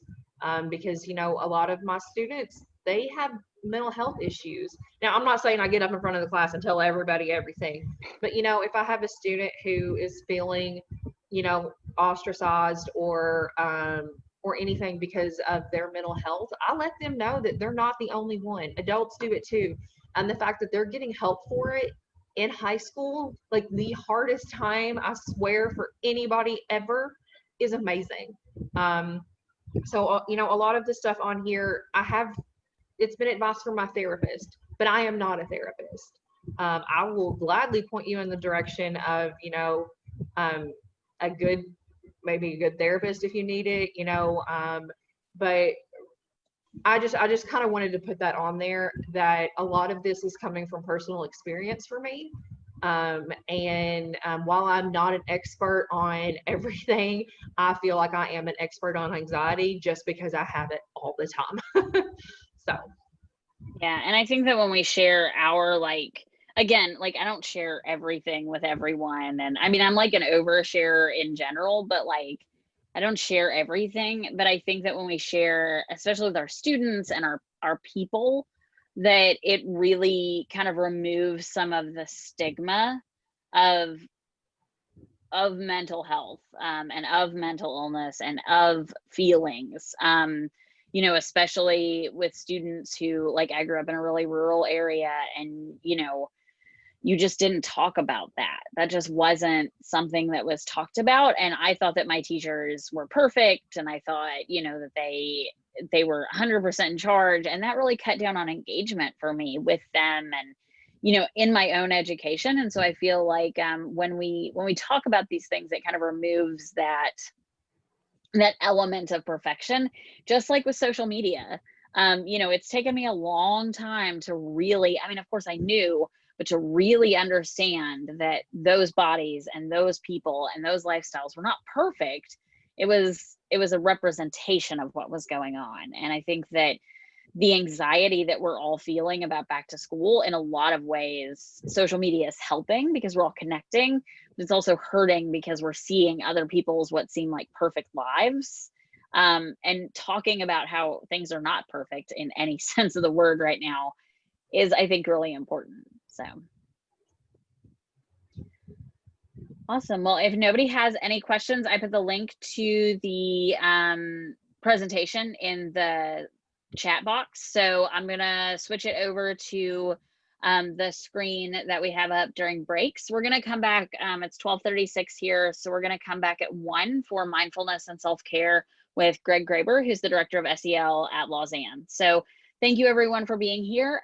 Courtney, I will see you soon. Hopefully we can all see each other at some point.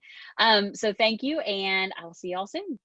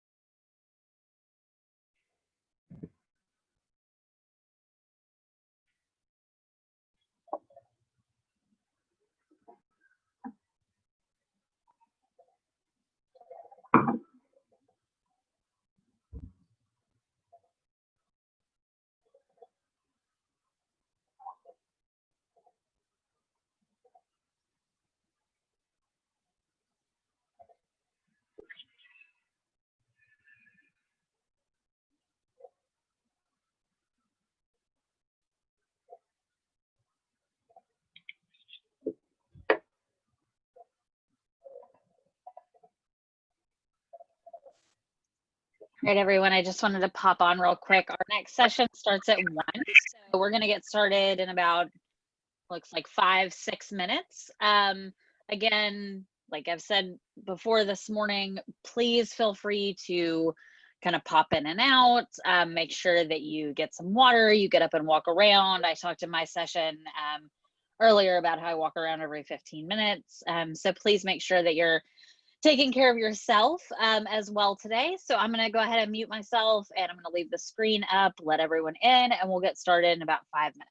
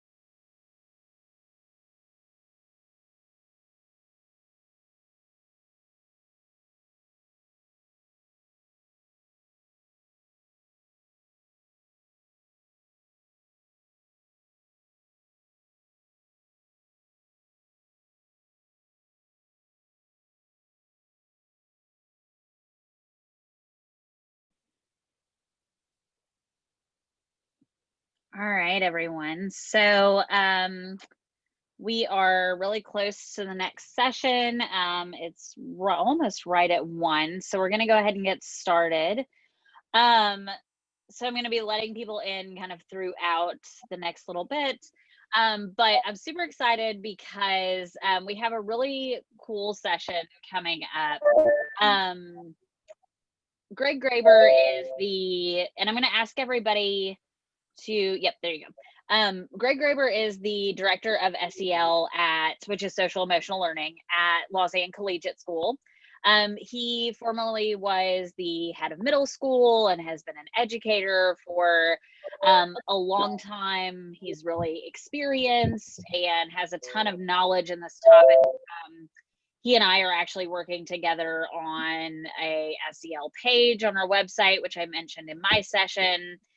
He's the author of a book called Slow Your Roll, Mindfulness for Fast Times. It is awesome. He's done a ton of work at Lausanne with mindfulness and the house system. And, he's a very knowledgeable person about this topic, but also really, and I'll just give Greg a plug here, also is one of the most kind of in touch with educators, administrators I've ever met. He's very concerned about educator self-care, about, taking care of yourselves.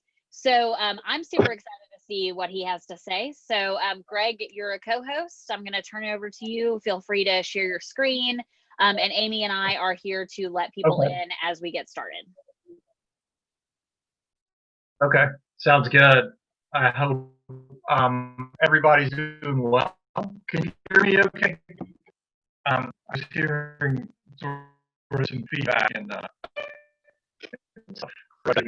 Okay. I'm delighted to be here. I want to thank Amy and Amber for having me on this Saturday, and I want to thank all of you for being here as well. Sort of following up on the self-care theme, I want to apologize in advance for my appearance. I didn't shave this morning, so that's one of my commitments to self-care today. I actually was just teaching a meditation course here in Midtown Memphis, so kind of rushed over here to do this, and I'm happy to do it.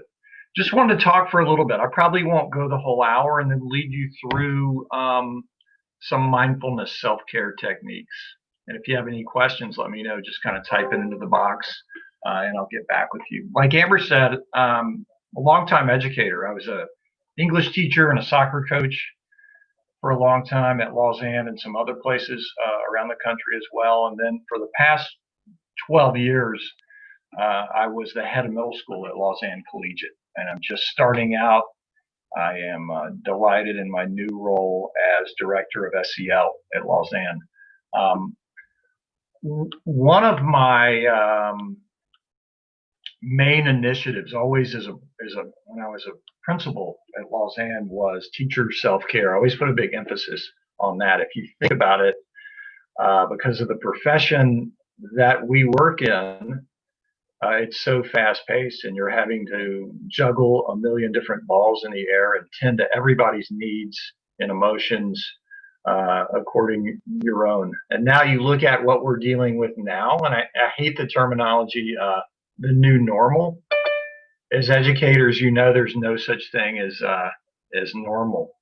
But if we look at what the kids are going to go through coming back, I'm assuming most of your students are coming back onto campus. I think the majority of ours are at Lausanne, probably about 70 of the 30%. I think the other 30% are gonna or have opted into the distance learning option. But if you look at sort of what they're facing and the angst and the anxiety what the parents are facing, there's going to be different types of protocols, obviously. Like at Lausanne, we'll have longer carpool lines because our guards and some of our staff will be taking temperatures at the gate. Of course, everyone will be required to wear a mask, and social distancing protocol is going to be put into place. So I think, obviously, people are going to be walking on pins and needles. And the interesting thing is, or the thing that we really need to be mindful about, A lot of the kids that are going to be dealing with anxiety because of this, we won't even know it. They won't even sort of be exhibiting, any signs where we can tell. And we all know that the kids are symbiotic from our actions and our energy and what we do as well. So not only do we need to practice sort of these mindful self-care techniques for our own well-being, but it's also because it's so symbiotic to our students as well. And there's a misconception. I'm in my mid-50s, so people my age, probably older, even some of the younger ones, that self-care is some lavish, esoteric, exotic, selfish thing that we indulge in. That's not true at all. I like the oxygen mask metaphor on an airplane. You have to take care of yourself. You've got to grab that mask and breathe and take care of yourself before you're any good to your students as well. So if you have a sort of a problem with that, or you tend to think that it's selfish, one, it's not, but two, think a little bit about that metaphor. One of the best things that we can do as educators is when we're at school physically, then obviously mentally and mindfully we should be at school, but when we're not at school, we should mentally be at home as well. And I know that's hard to do, especially with technology and sort of the expectations for us as administrators and teachers and counselors and learning specialists to always be accessible and on call. But we have this little trick, I'll call it, that we do. Have your head and your feet aligned. Wherever your feet are, have your mind in that same place, if that makes sense. So if your feet are in the classroom, have your head in the classroom. If your feet are at your house with your family, then have your head with your family as well. Get into the habit of sort of doing that. It's a good practice to have. Another one is try not to answer emails. I don't know how your school is with text with parents and things like that, or families, but try not to do that. Try not to check when you're at home. You really need to have time to decompress when you're at home. Just for your own mental well-being, it's so important. And sort of start thinking about your thinking. As educators, we call it metacognition. Think about how many thoughts you have on a daily basis. Sort of start to cultivate a different relationship with your thoughts. We don't have to be reactive or responsive to every thought that pops into our head, because when we're stressed and our amygdala is pumping cortisol and adrenaline to our brain, and we're really nervous because of all that's going on, start to see yourself as the observer of your thoughts, is what we tell our teachers at Lausanne. And what we tell the little kids when we work with mindfulness in our lower school is we tell them to envision like a little cartoon bubble over their head for their thoughts. And they can look at their thoughts, and they don't have to always react to their thoughts in a real quick manner. We can be the same way. Some of the nomenclature that I like to use is see your thoughts as mental activity. So see your thoughts as mental activity, not always absolute truths. So social scientists tell us we have upwards of 70,000 thoughts in a 24-hour period. I'm not really good at math, but I think that comes to about 48 thoughts a minute. So most of our thoughts are focused not on the present moment, as cliche as that sounds from a mindfulness teacher. Most of our thoughts are fixated on what's just around the corner. Especially we sort of hone in mentally on anything that we consider a perceived threat. This is good for our sort of survival of our species, from a DNA perspective or an evolutionary progression perspective, but it's not so healthy for us to be happy and self-fulfilled. So when we always hear mindfulness or meditation teachers or social workers talk about the importance of being in the present moment, it doesn't mean that we don't plan for the future and we prepare for the future, but we're more self-fulfilled and we're more productive and we're more effective if we can deal with the task at hand in the present moment, if that makes sense. So start challenging your thoughts a little bit, especially, when we get back with school and we get a little anxious with everything that's going on. And again, the kids are going to be so symbiotic off of us. If we can try to stay calm, cool, and collected with our thoughts and deal with every present moment or task at hand as it pops up, we're going to be more apt to be available emotionally and mentally to the kids, and we're going to be able to take better care of ourselves. So one reason I don't like the terminology, the new norm, is because it's the law of impermanence. The only consistency that we really have is change, if you think about it. So we really need to be okay with it. There's the old Zen proverb that says, let go or be dragged. And I think that's really good. Deal with what you were able to deal with or what you can control. But what we can't control mentally, we have to let go. We can always come back to it and visit it a little bit later.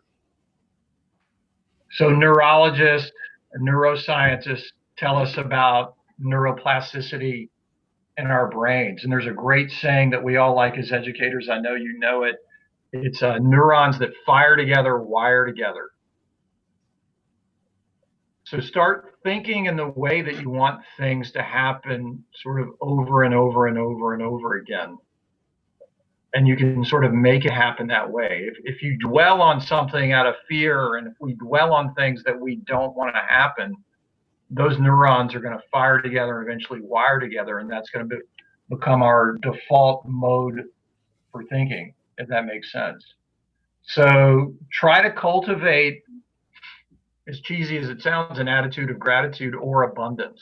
One thing as teachers that we can do, we often make our students do it. Sometimes we may do it or may not do it, but a really wonderful practice that you can do on a daily basis that doesn't take much time is gratitude journaling.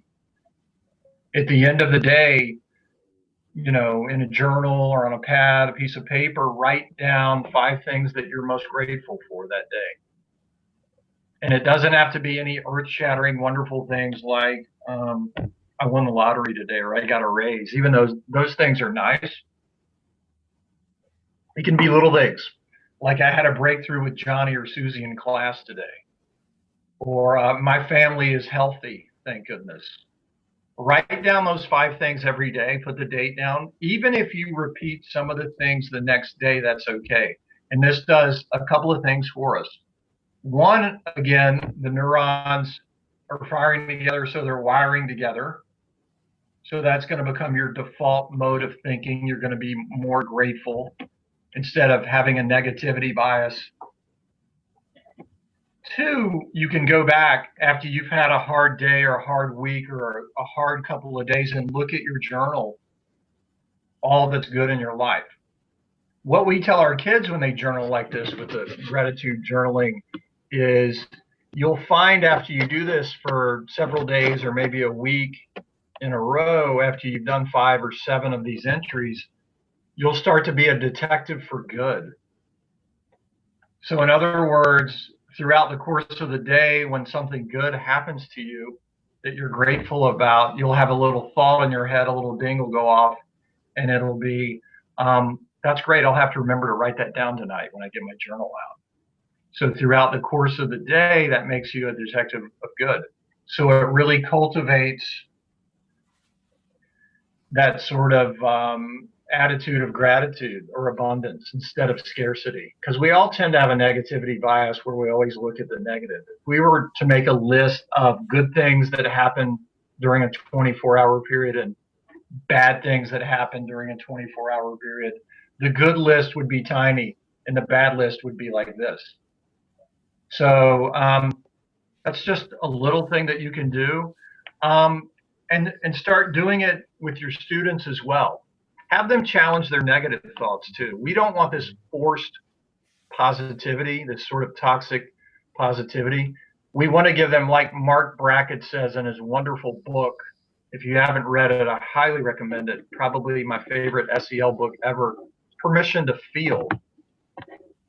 Give the kids permission to feel. There's not going to be any good way or bad way, any positive way or negative way to feel during this mess that we're encountering now. And that's the same with you, with us.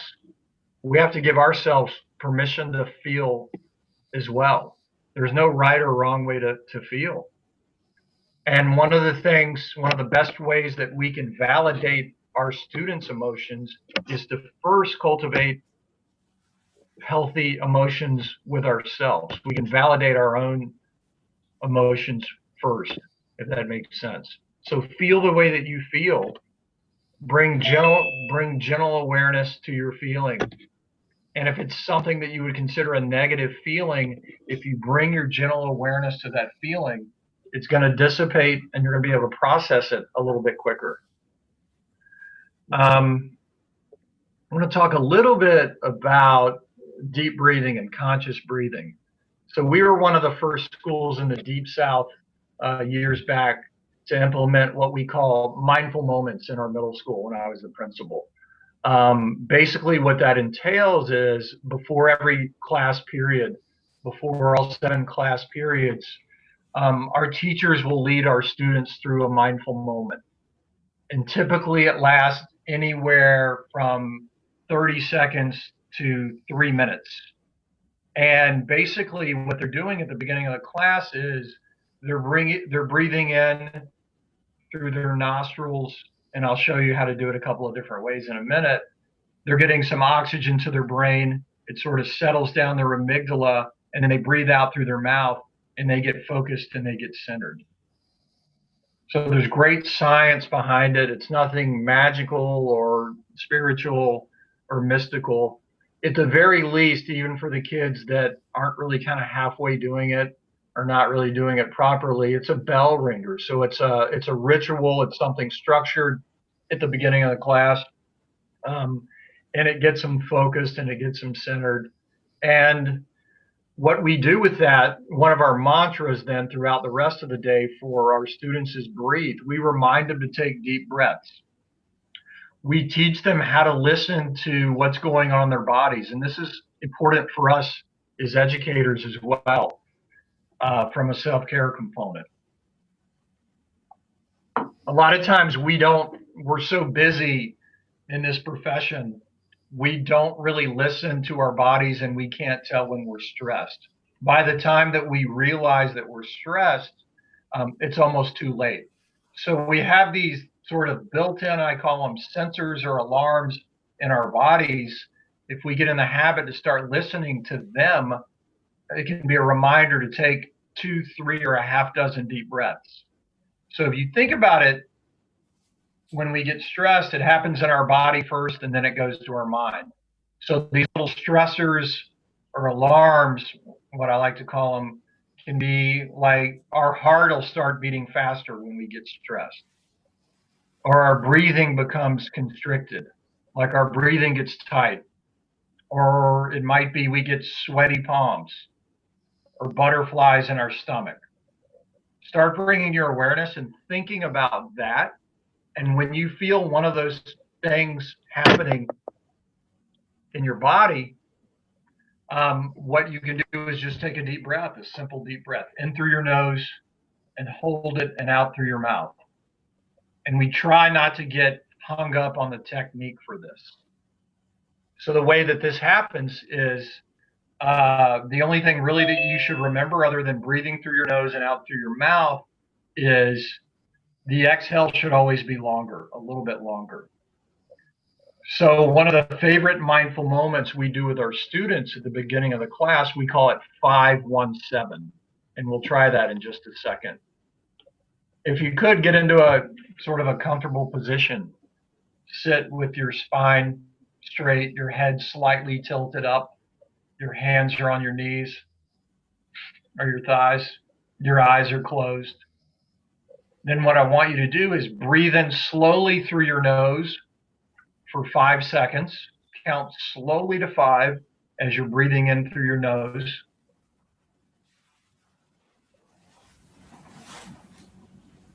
Hold that for 1 second.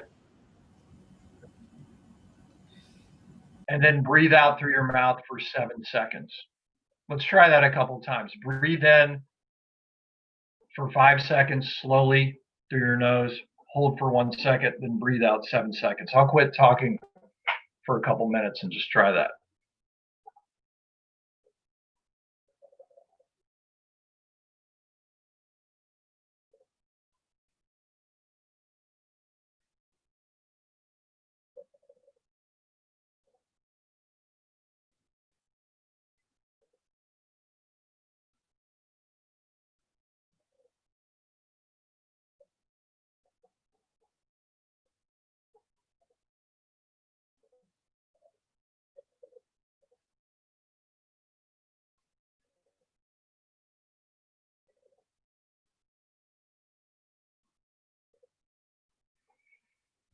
And that's just really a great way to get focused and centered.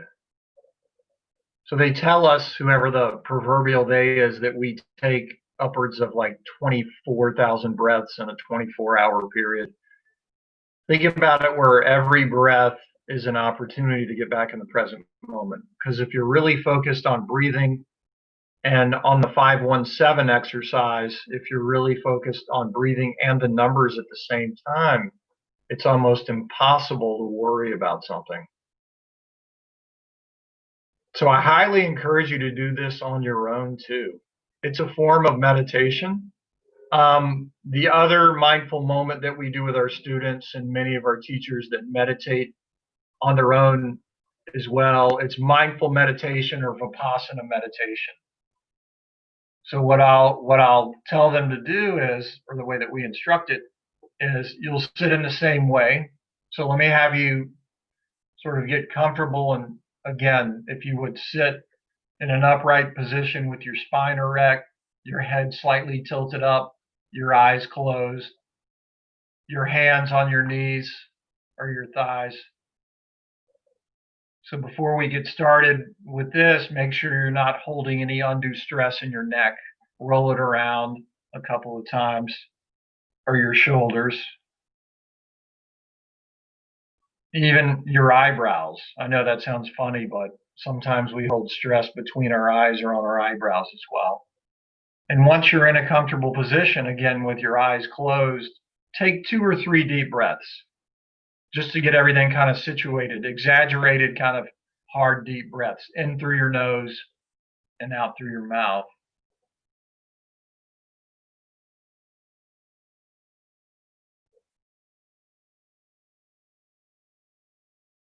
And after you've taken those 2 or 3 deep breaths, I want you to gently focus your attention on your stomach. I want your stomach to be your point of focus. And with every in breath and out breath, I want you to focus on the way that your stomach rises and falls as you breathe in and breathe out. And I'll quit talking for a minute.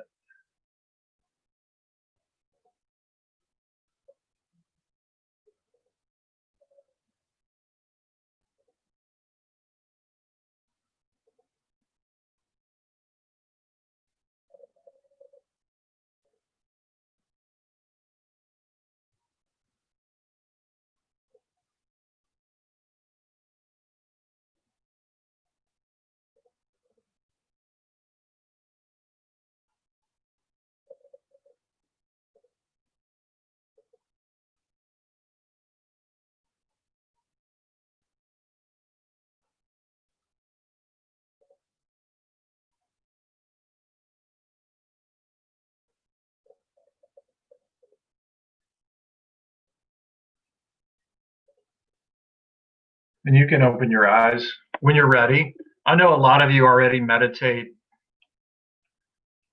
And what I highly encourage our faculty to do, but really everybody, is to meditate first thing in the morning when you get up. And again, it's nothing magical or mystical. In the last 12 years, the science has really been burgeoning what this does for our brains. It's incredible. Sarah Lazar at Harvard a few years ago had a wonderful study that talked about how it built up the gray matter around our prefrontal cortex, which as educators we all know is responsible for executive functioning skills, and how it actually shrunk the gray matter in the amygdala, the little almond-shaped part of the limbic region, which is sort of over our fear and anxiety. So there's so many benefits to meditation, from a psychological perspective, a neurological perspective, from a physical health perspective, how it lowers our heart rate and our blood pressure. When I got into meditation years ago, I was under the impression that the objective of meditation was to block my thinking. I was terribly wrong. I learned the hard way. Meditation is not about blocking our thinking or to try to stop thinking. That's impossible. I always have this little experiment when I'm teaching in person, and I can tell parts of the crowd are somewhat cynical about it. I'll have them try an experiment when I say, try not to think for a minute. Tell me how that works. When we try to actually block our thinking or not think about something, what happens? It makes it even stronger. So for me, I like to say the objective of meditation is actually self-observation. So, we live in this accelerated culture where everything is so fast. Just taking a little bit of time every morning to ourselves and to sit and to cultivate a relationship with our thoughts and emotions is so helpful. And, as educators, we have a tendency, we're very discerning. We want to judge or grade everything. So a lot of times we'll catch ourselves after a meditation session, we'll pop up and say to ourselves, that sucked. That was my mind was all over the place. There's no such thing as a bad meditation session. At the very least, if your mind is all over the place, it gives you an opportunity to see what's bugging you, to see your thought patterns and see what you need to go about the rest of the day to work on. So I can't encourage you enough. If you're just thinking about starting a meditation practice, one, you couldn't find a better time with everything that's going on, all the stressors that are going on in society now, especially as an educator. What I encourage you to do is start with 5 minutes in the morning. So sit down and you'll have your smartphone, you put your smartphone down, you put your timer on 5 minutes, you shut your eyes, you look after about 15 seconds and you think your smartphone isn't working because the buzzer hasn't gone off yet. It's totally normal. Try it for 5 minutes for a week, and then after every week, add another minute or so. So the optimal time is try to get it up to eventually 10 or 12 minutes a morning. If you want to do more, that's even better. One reason I say to do it in the morning is because you start that routine and you cultivate a habit, but also you don't have to worry about it the rest of the day, getting your meditation in. If you want to go home and exercise or have a glass of wine, you don't have to feel guilty about it. And as most of you all know, there's some great apps that can help you too. Always highly suggest that if you're going to start meditating, you learn to do it manually on your own first, but also eventually mix it in with some guided meditations. My personal favorite app is Insight Meditation app. It's wonderful. It logs your data and all that kind of stuff if you're into that. In other words, it'll count how many days in a row you haven't missed a session. Headspace is really good too. The thing about Headspace, they give you about 10 or 12 free ones initially, then they try to get you to sign up for the service. The free version of Insight Meditation is fine. There are thousands of meditations, so you don't have to really join their premium service.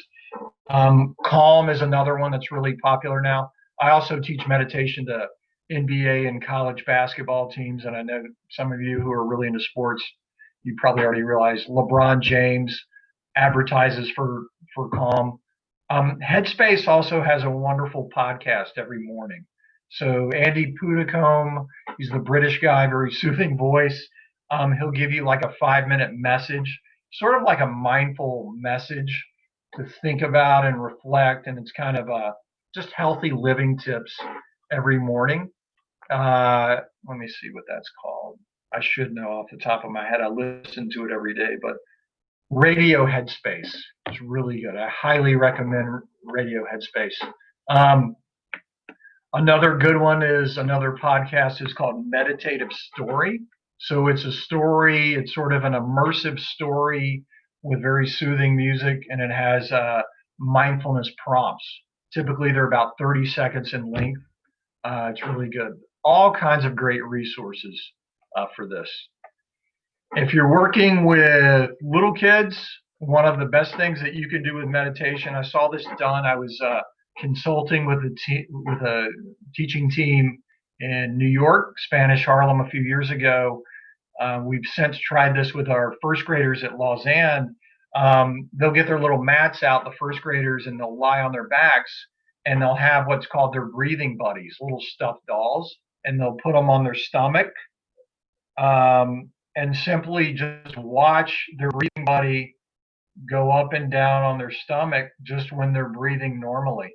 And it has this meditative quality, this meditative effect, and it really chills them out. So if you teach the little ones or you work with the little ones, that's a great thing that you can do as well. Other ways to meditate is to count your breaths. So it would be sort of the same technique. You're going to sit the same way that I showed you before. For the other two, you simply just close your eyes. Let me have you do that again. So if you would close your eyes and slowly tilt your head up, your spine is straight, your hands are on your thighs or your knees. Take 2 or 3 deep breaths just to get everything kind of situated. Every time you breathe in and breathe out, I want you to count. So in breath, out breath is 1. Then in breath, out breath is 2. In breath, out breath is 3. Do that until you get to 10. Very slowly, though. I'll stop talking for a minute.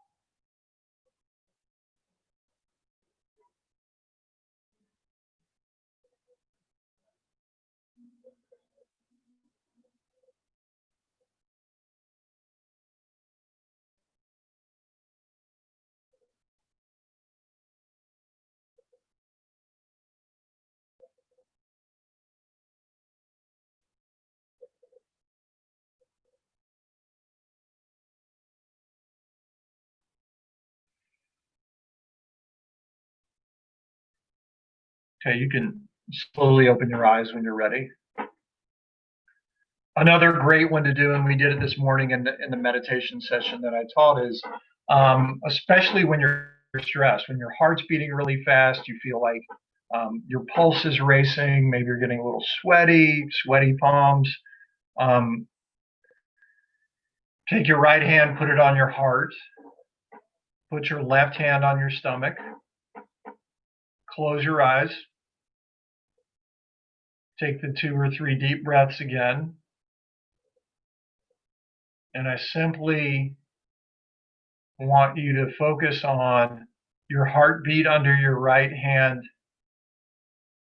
and the way that your stomach is rising and falling under your left hand. Let's do that for a minute or two.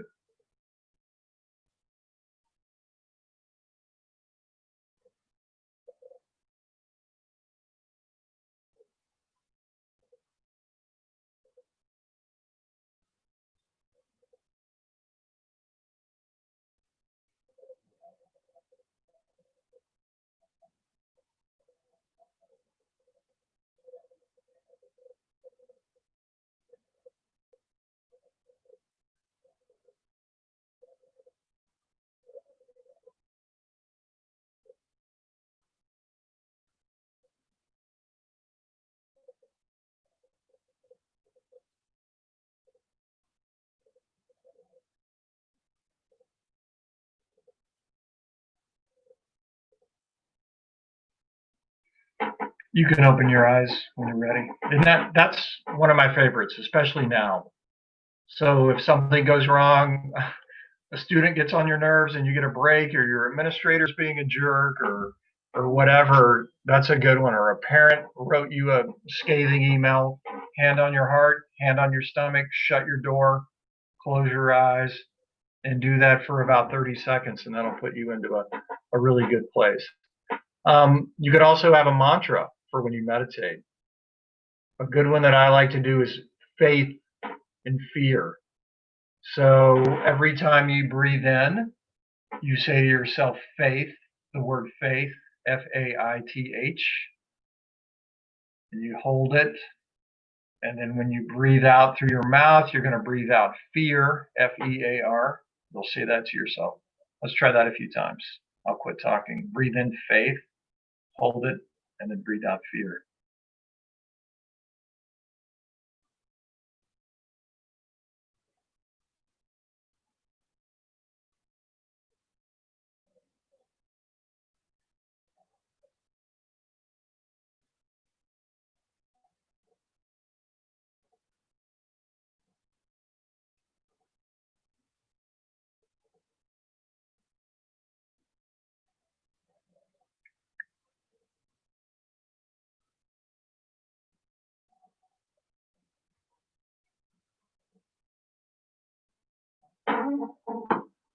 You can open your eyes when you're ready. You just kind of play around with that. And like I said, also on YouTube, and again, those apps, great guided meditation. Be careful with those. Some of them have sort of the happy, over the top patter or voices that kind of get on your nerves. Find one that works with you. I'm not saying any one voice is inherently better than another voice, but as we all know, some can be more irritating to us than others. So kind of find the one that works for you and go with that. Another thing that's important for us is movement. As we all know, they say sitting is the new smoking. It's so important for us to get up and move and sweat. So get up, exercise, even if you go for a walk after school at the end of the day. The Japanese call it, doctors in Japan are actually writing prescriptions for what they call nature bathing. They'll get off into nature. I don't know if you have a forest or a park with some old trees. It really has sort of a meditative quality, for our senses, and it puts our brains in a really good spot. Try to immerse yourself in some silence too. We're always dealing with noise and commotion. Have a mindful consumption of media, especially in an election year where it seems like the country is so vocal and so polarized. Watch a little bit of news, or try not to watch much at all. And social media is fine. I'm on it like everybody else. But every time we get on it, as we know, it's a hit of dopamine to the brain, and it sort of makes us nervous, takes us out of the present moment. So have a mindful sort of consumption with your devices. And as a family, have certain policies too. When you sit down, don't have your devices at the table. Try to be more present for those around you as well. So I've got about 20 minutes. Like I said, I didn't think I was going to go a whole hour. I know Amber did this, but I have a couple of good books I'd love to plug. One is mine, shocker, shameless self-promotion. It's called Slow Your Roll, and either Amber can tell you where to get this, or you can get it on Amazon if you want. It has a lot of good stuff for educators, and some of the stuff that I do working with NBA teams and college basketball teams as well. I'd love to answer any questions if anyone has any. I think I chilled you guys out so much. This is a good thing, right? I chilled you out so much that maybe you're asleep. And I'm going to put the link to the book, and I'm going to put the link to your website in the chat in just a second. So it'll be in there as well. Thank you. I appreciate it. Greg, I was wondering if I could ask a question. Sure. How are you? Good. This is Christine Giles. I was wondering, I wanted to use your meditation techniques with my students. And I wonder, do you recommend doing this at the start of class, or would you say wrap up class with some meditation? Even if it were just 5 I or would say, yeah. What grade are you? What grade? I've got high school, so I'm ninth grade this year. Wow, ninth grade was always, I taught everything from like fifth grade to through college. Ninth grade is that grade. Geez, I have a lot of respect for what you do. That's a tough age for whatever reason. I would say definitely at the beginning of class because it sets the tone for class. Um, and especially high school kids and middle school kids, they're out in the hallways and there's drama between every class or they're running around and right when they get to class, they're pretty unfocused. So just sitting there and doing some breathing techniques, even if it's for 30 seconds, it gets a little bit of oxygen to the brain. And it flips the parasympathetic nervous response to the sympathetic response, which is a good thing. But definitely at the beginning, if nothing else, it gets them focused and settled, almost like a bell ringer. For the ones that aren't really you'll always have some that don't do it. So the ones that are a little bit squeamish and they sit there with their eyes half closed, at least you're making them be quiet for a few seconds. So definitely at the beginning. Great, thank you. Yeah, thank you. Emotional eating, that's a great question. I wish I did. I could use that myself. I do think mindfulness in general. So let me tell you, Judson Brewer is his name. And I forget the name of his book. He is brilliant. Not only is he a mindfulness teacher and scholar, but I think he's a neurologist and he's a psychiatrist as well.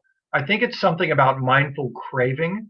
Mindfulness builds up more self-awareness over time because we're sitting there and we're observing our thoughts and emotions. So over time, it puts a little space between stimulus and response. That's what mindfulness is. That space between stimulus and response. So I do think if you can build up a meditation and mindfulness practice, it helps with cravings like emotional eating, if that makes sense.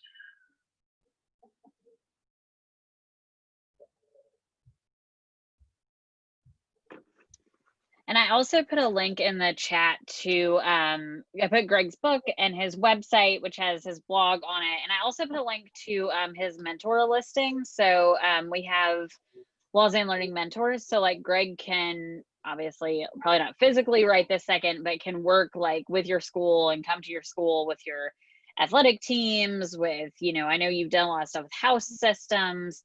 So I put the link to that too. It also has Greg's contact info on it, like his email. Thank you.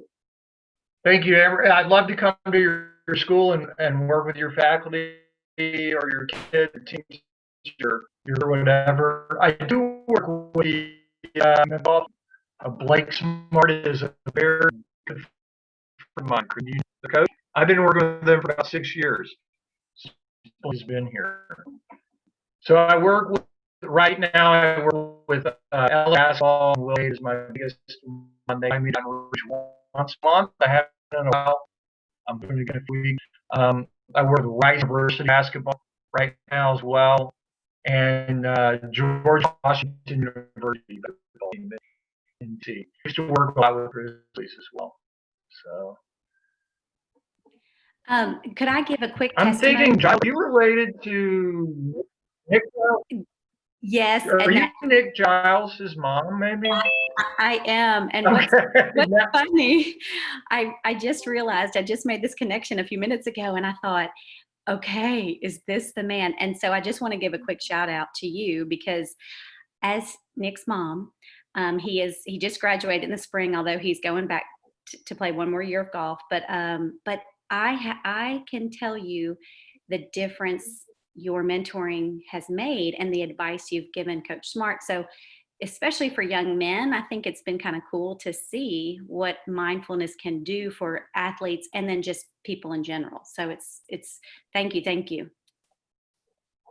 Well, that's funny. Yeah, after you said Memphis golf team and I saw your I'm a little bit slow. It's Saturday, right? And I figured it out. But he's a wonderful young man, and it's been neat working with these athletic teams. Typically, females, well, you guys are smarter anyway. I won't say that in front of my wife, but she knows it. You're more receptive to this sort of mindfulness and mental wellness work. Always with when I work with male athletic teams on the collegiate level or the professionals, I really have to demystify what mindfulness is and isn't. Coaches are always worried that it's going to make the players, the boys, the young men soft. But so a lot of times we'll call it mental toughness instead of mindfulness training. But if Kobe and LeBron and Jordan, all those guys did it, then I think there's hope. All of us can probably use it, right? So athletes and non-athletes. I've seen a lot of success. I work with, obviously I consult with a lot of schools as well in the educational realm, but also in the corporate world as well. The great thing about mindfulness, it's emotional regulation and it's emotional intelligence. It's funny, I'll come in and a principal or a superintendent or even a big time head coach will say, I want you to work with my students or my players. I don't need it. They'll always say, but they do need it. We all need it. That's kind of the funny part, right? So, and like I said, the kids in our classrooms are very symbiotic. So, if we're not in a good spot from an emotional intelligence perspective, then the kids eventually are going to sense that and feed off of that, and their energy is not going to be good either. So we really need to calm ourselves down, not just from a self-care perspective, but also just because it's so symbiotic. It's contagious. So please tell Mr. Giles I said hello.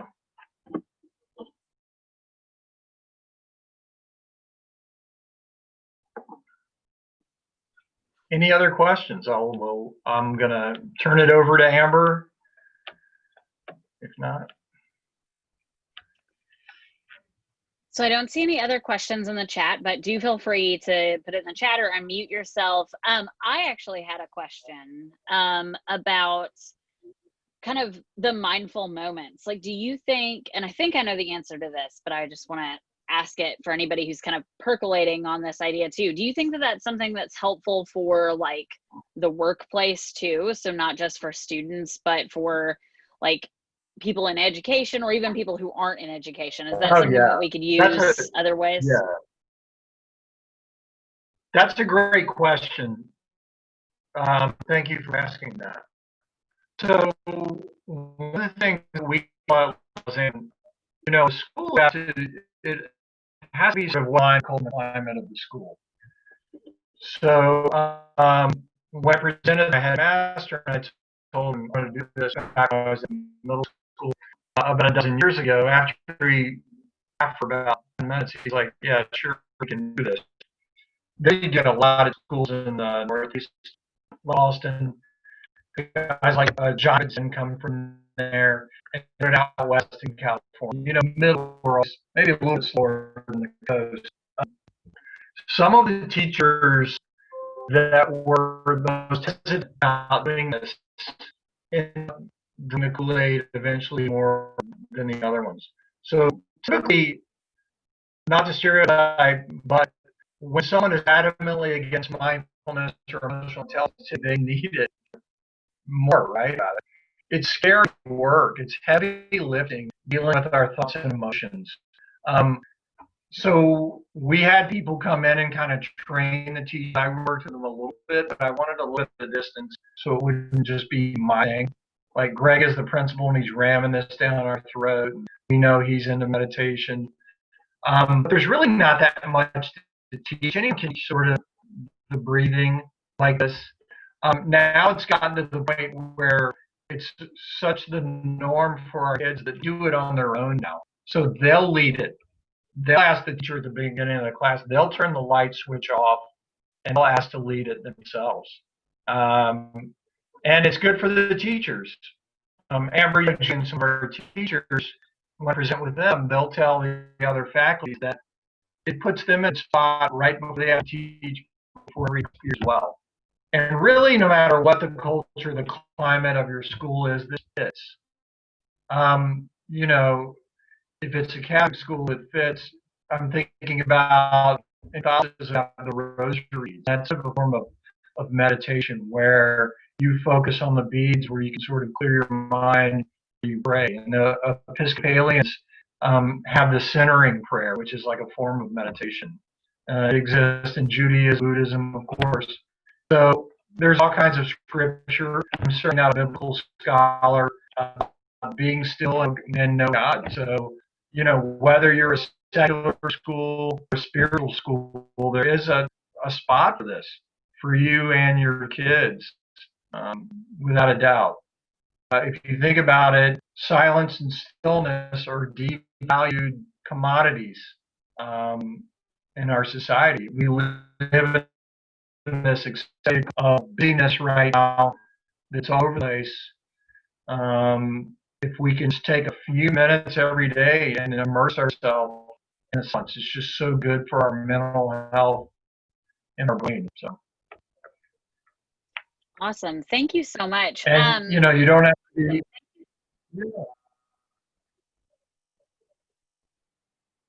Yeah, Thank I think you. that's great. Yeah. So I'm going to, if nobody has any other questions, I'm just going to go ahead and end the session. So I put a couple links in the chat, and again, we're on the same Zoom link all day, so you can go back and look at the links. I'll send them out after the conference too. So we've got about a 20-ish minute break, so it's 1:50 here. We've got another session starting at 2:15. That's going to be Priya Singhvi, who is also a Lausanne Learning mentor.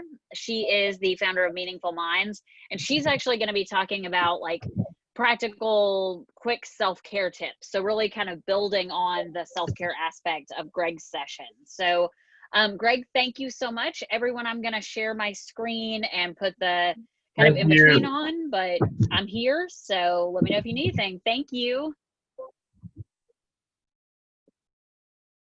Thank you so much. Have a good one. Enjoy your day.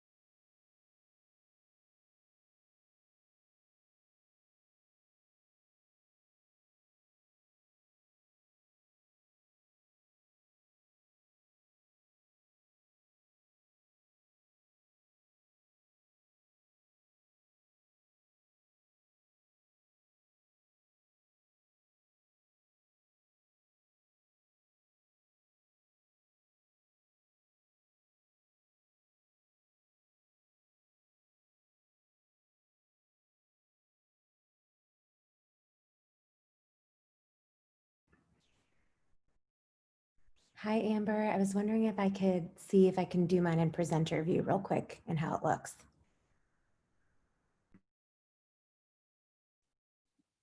Absolutely. Give me just 1 second.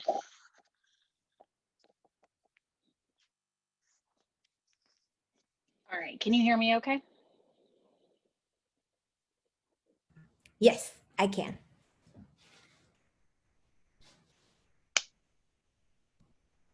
This is so cute, this background. All right. Let me stop my sharing and I will let you share your screen. There you go. Okay, I want to do it in presenter view, so I don't know how that looks when I share my screen. So I'm going to try that part out. Oops.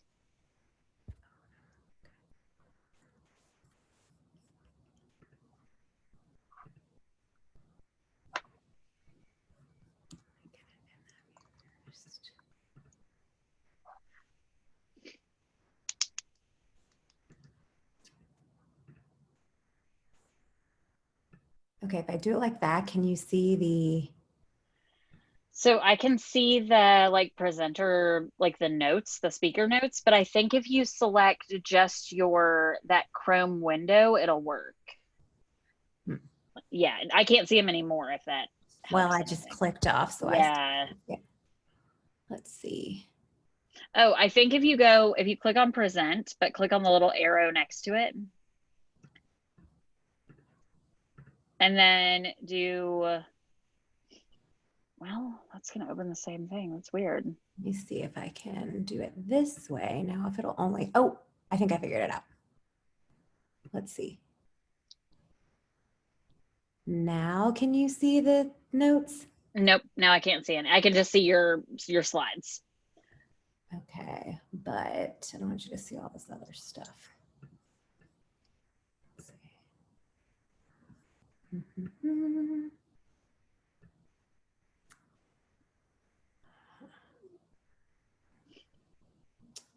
wonder how I could do it so you don't see all this other stuff.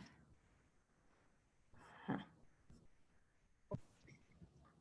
Are you using Google Slides? Because mine was doing that the other day too, where I couldn't make my like bar go away.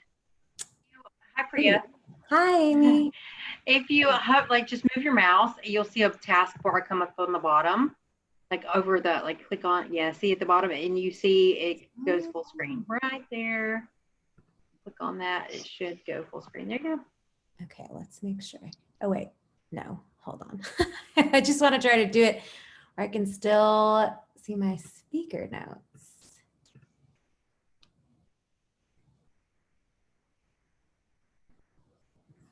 You can see this, right now? Mm-hmm. Yeah. Okay.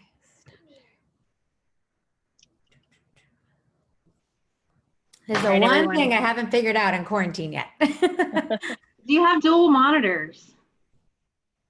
No. Okay. It's okay. I think it's not, I mean, it's not the end of the world if you see this part, because you can't see the notes right now, right? Right. No. Okay. I want to make sure that if I do a video.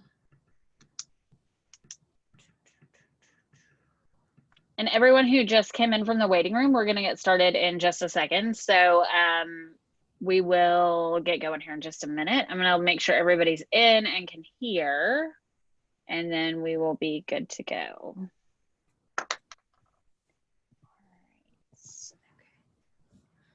All right, Priya, are you good?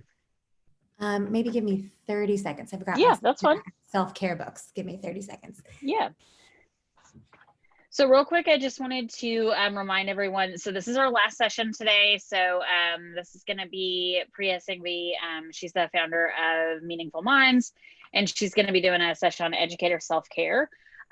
Just as a reminder for anybody who missed earlier sessions, it's no big deal. We're going to have all the recording, both the link and probably uploaded to YouTube by Monday. So you'll have access to that, and we'll get your CEUs out to you by Friday this next week. So remember, with registration, you get 1 continuing education credit. We'll get those out to you. The other thing to remember is don't forget you can kind of pop in and out of sessions. It's all one long Zoom link. So please don't feel like you have to, if you need to step away for a minute, this is all about self-care. So feel free to do so, and you will be able to absolutely catch up in the recordings and later when we put everything on the website. So our last session today, of course, is going to be educator self-care. We've been talking about self-care all day. We've been doing a lot of self-care activities and talking about the anxiety that's going on. Priya is a friend of Lausanne Learning. She's a friend of mine. She is the founder of Meaningful Minds and is a Lausanne Learning mentor. So I'm going to let her share her screen and kind of take it away from here. But thank you so much for being here. And I'm going to be monitoring the chat. So everyone feel free to put any questions, comments, ideas in there, and I will kind of pass them along. So. Okay, well, welcome. Is this set up where you can just see the slides right now? I can still see the speaker notes. Yeah. Goodness, okay. Just give me a few seconds to get that going. Okay. How about now? There we go, that's good. Okay, great. Love it when technology actually works in my favor.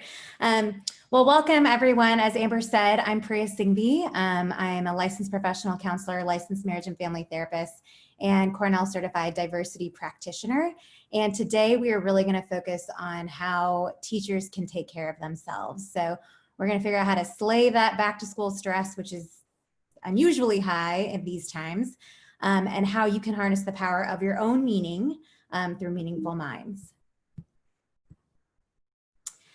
So, as we always hear when we're in an airplane, we always have to put our own oxygen mask on first. This is a common self-care analogy that is used, but in today's COVID times, your mask may look a little different. So this is my friend's little Frenchie, Penny, and I just want you all to be thinking metaphorically about what your own mask is going to look like as we start to enter school, either virtually or in person.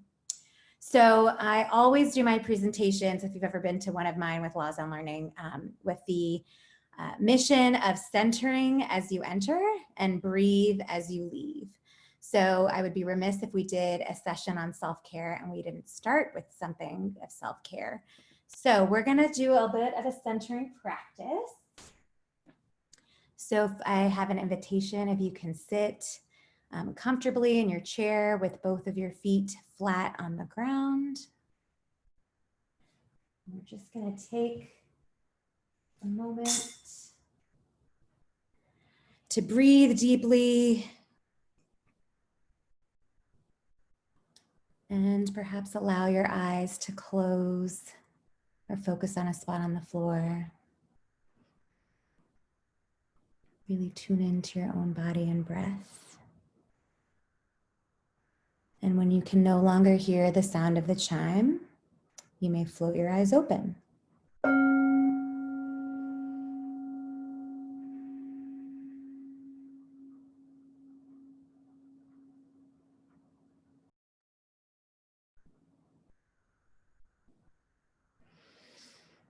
So just taking a moment to pause and breathe, just taking that moment to breathe before responding. We'll get into the neuroscience later is super helpful, especially as we are taking care of ourselves as educators. So like I said earlier, I'm Priya Singhvi, and as Amber introduced me, I'm the founder and CEO of Meaningful Minds, which the entire mission is to help minds thrive. I'm also the director of health and wellness at Rye Country Day School and a positive psychology facilitator. So if you have any questions, feel free to put them in the chat. You can email me after this presentation is finished, and that's also a phone number that you can contact me at. So like I said, I am the founder and CEO and primary therapist of Meaningful Minds, where the primary focus is on how educators, individuals, and couples and families can harness the powerfulness of mindfulness. So I'll talk a little bit about that later. I'm also the director of health and wellness at Rye Country Day School. A lot of the enrichment curriculum that we're creating are centering around these 4 pillars in the portrait of a graduate. So I'm here in Rye, New York today joining you. And I also work for Global Online Academy, which is a nonprofit organization that reimagines learning to empower students and educators to thrive in a globally networked society. So I teach Growth, Grit, and Gratitude, which is a 2-week course, mini course for middle and upper schoolers that focus on those 3 themes and positive psychology. So as I don't have to tell you all, we need now more than ever tools for emotional resilience.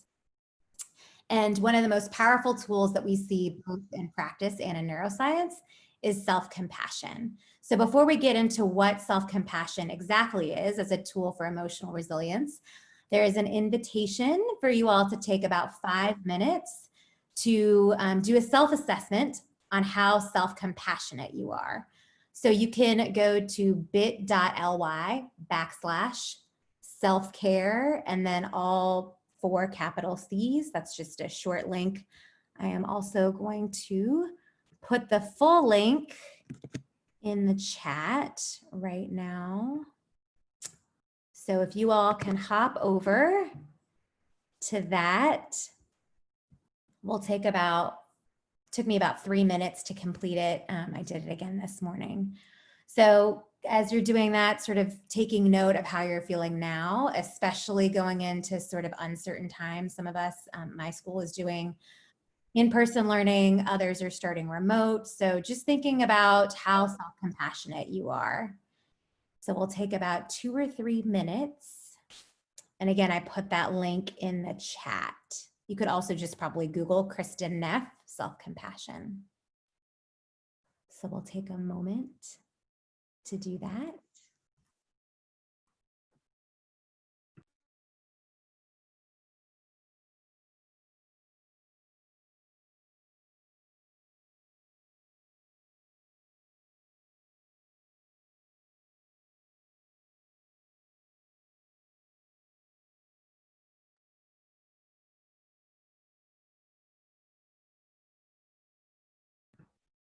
And if as you're wrapping up, just to be aware of the participants in the room, if you'll just put in the chat that you're done, then I'll know around the time that we can get back started.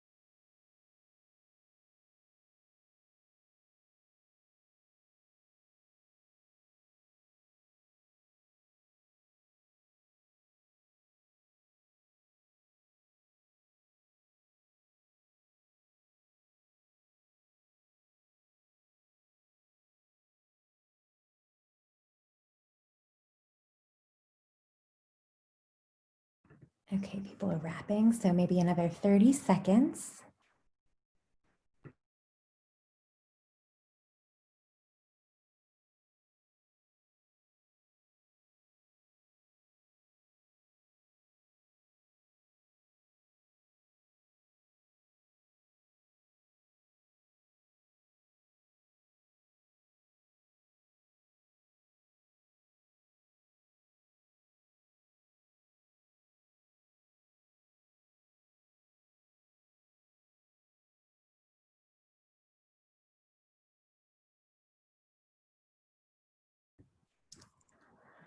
Okay, so you should have gotten information on self-compassion in these categories. So self-kindness, self-judgment, common humanity, isolation, mindfulness, over-identification, and your overall score.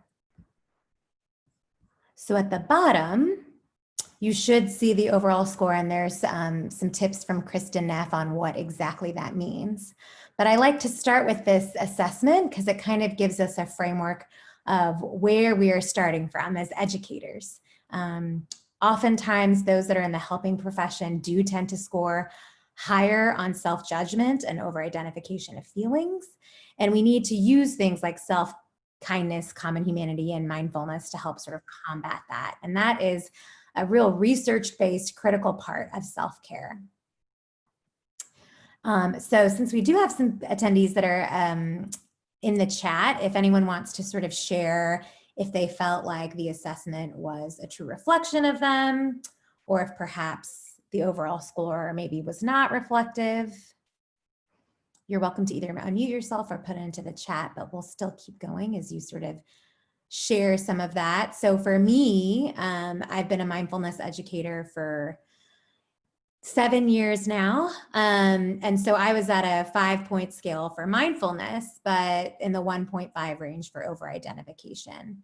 So you can see how they sort of balance each other out and how you could use one as a strength. Okay, I think mine are pretty accurate. Yes, when you complete the survey, you can see your scores right there. Yeah, and Amber has a great suggestion. I did a screenshot of mine as well, and so you can sort of keep those. And so Kristen Neff is sort of the founder of Self-Compassion, and they are working together with Sounds True to come up with sort of a self-compassion. They have a 3 seminar for free for teachers. So I thought we could sort of watch how educators might respond to this particular question. And Amber and Amy, if you'll let me know if you can actually hear the video, that'd be great. Do you have a critical voice? And if so, what do you find it saying to you? I definitely have a critical voice. I think everybody does. And I think they all start from when you're a kid. So, you know, I think all the things that my parents said, I hear, but it's normally about not doing a good job. It's constantly. Oh, goodness. Sorry. I was trying to get into the chat at the same time. Okay, let's see if I can move this down. Okay. Do you have a critical voice? And if so, they treat themselves. Do you have a critical voice? And if so, what do you find it saying to you? I definitely have a critical voice. I think everybody does. And I think they all start from when you're a kid. So, you know, I think all the things that my parents said, I hear, but it's normally about not doing a good job. It's constantly stopping me as I try to complete thoughts or try to make steps forward. It's a voice that always tells me that I'm not enough, or that I need to do better, or that there's something about me that I have to change. When you fail or make a mistake, what types of things run through your mind? I'm not worthy.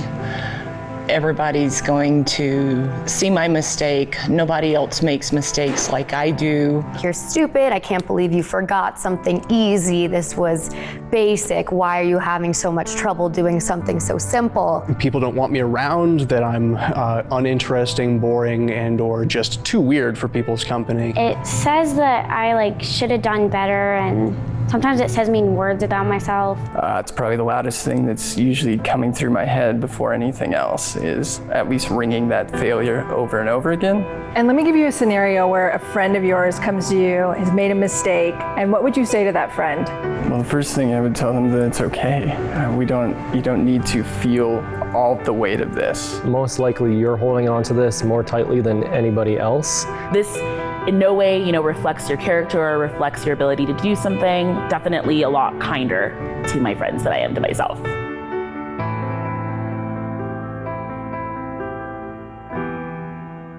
How do you think you would change if you used that same voice that you use towards your friends on yourself during those moments of failure and mistakes?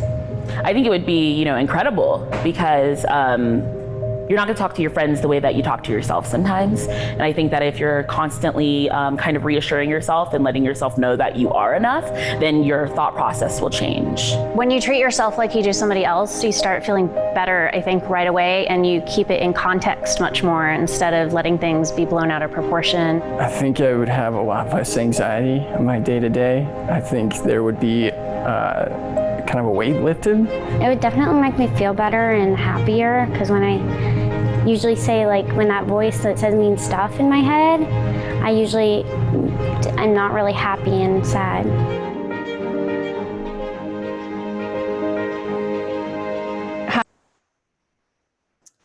So I end with that invitation of how would it look like if we sort of treated ourselves the way that we would treat a friend. Do you have a critical voice? And if so, what do you? So I know if you're anything like me, when I go to workshops and professional learning conferences, I'm always thinking about what can I actually take away from this 1 hour of learning? How would I know 3 months from now that I really benefited from that? And part of that is creating what I call playlists. So things that I come back to that are just for me, specifically for this, around self-care. So we're going to come up with our own self-care playlist. So I encourage you to grab a piece of paper and jot some things down. Feel free to take some screenshots if you want of some of these things. And there'll be definitely a resource list for you to go back, including those self-care strategies that we just talked about. So first on the list is the self-compassion exercise that we just did a video of. So what would happen if you talked to yourself the way that you did a friend? So as I mentioned, I'm a professional counselor and marriage and family therapist, and I use this all the time, especially with my adolescents. When anxiety and fear start to overcome their thoughts, you know, I say how exactly what they said in the video. Now think about your best friend and think about what they would tell you in these times. So we can do that for ourselves as well, especially with our back to school, very legitimate fear and anxiety.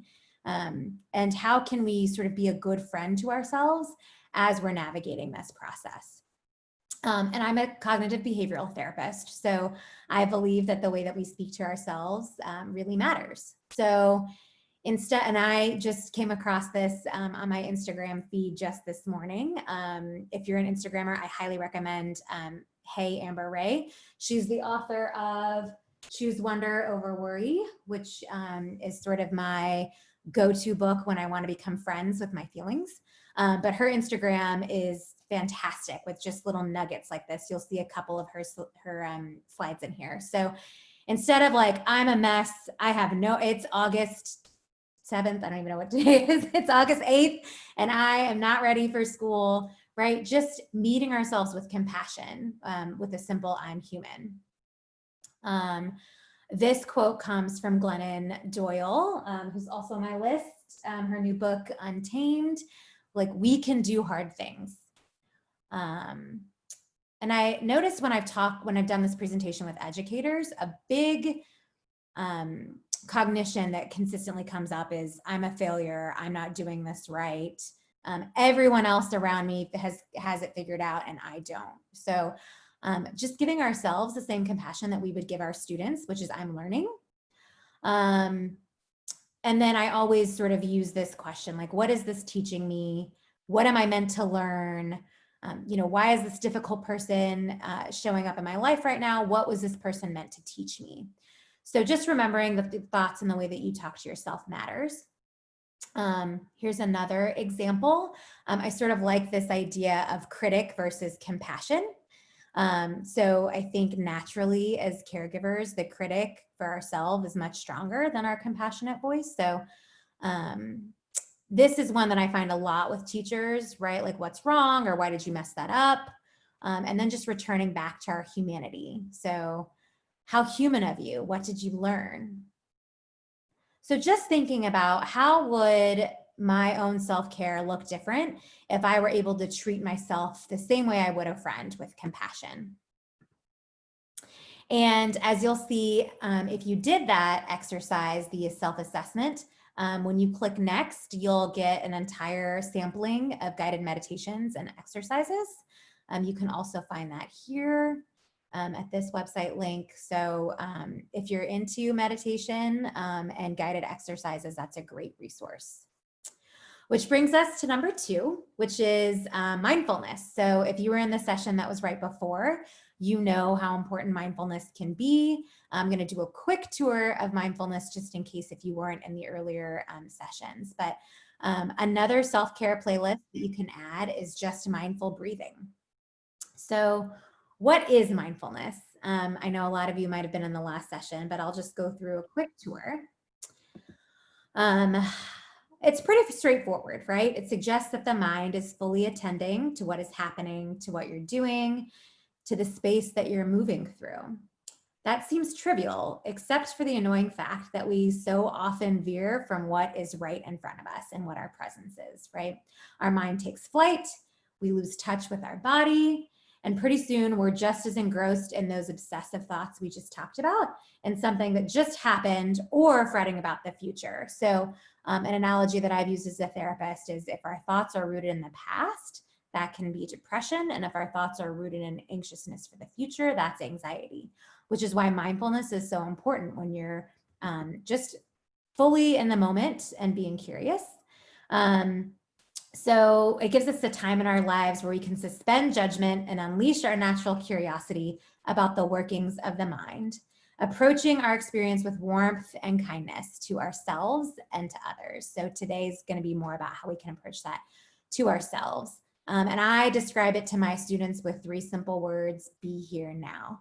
And especially in today's world where we're sort of rooted in technology, I know how difficult that can be. So also giving ourselves compassion and kindness if we're not able to fully attend. But when we are, what are some things that will help increase our presence in the moment? So one of those things is practice, right?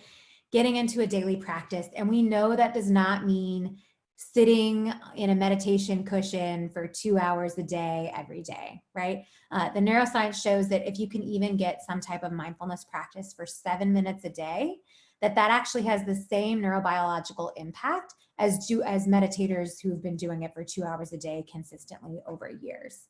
But it will take practice. And it can be as simple as bringing awareness to what you're directly experiencing through your senses. So even right now, if you could take a moment and think about the smells in the room, right? I've got my essential oils going in my diffuser. So that sort of helps me stay present and grounded. What are you hearing right now? And what's really cool is that the growing research shows that mindfulness actually remodels the physical structures of your brain.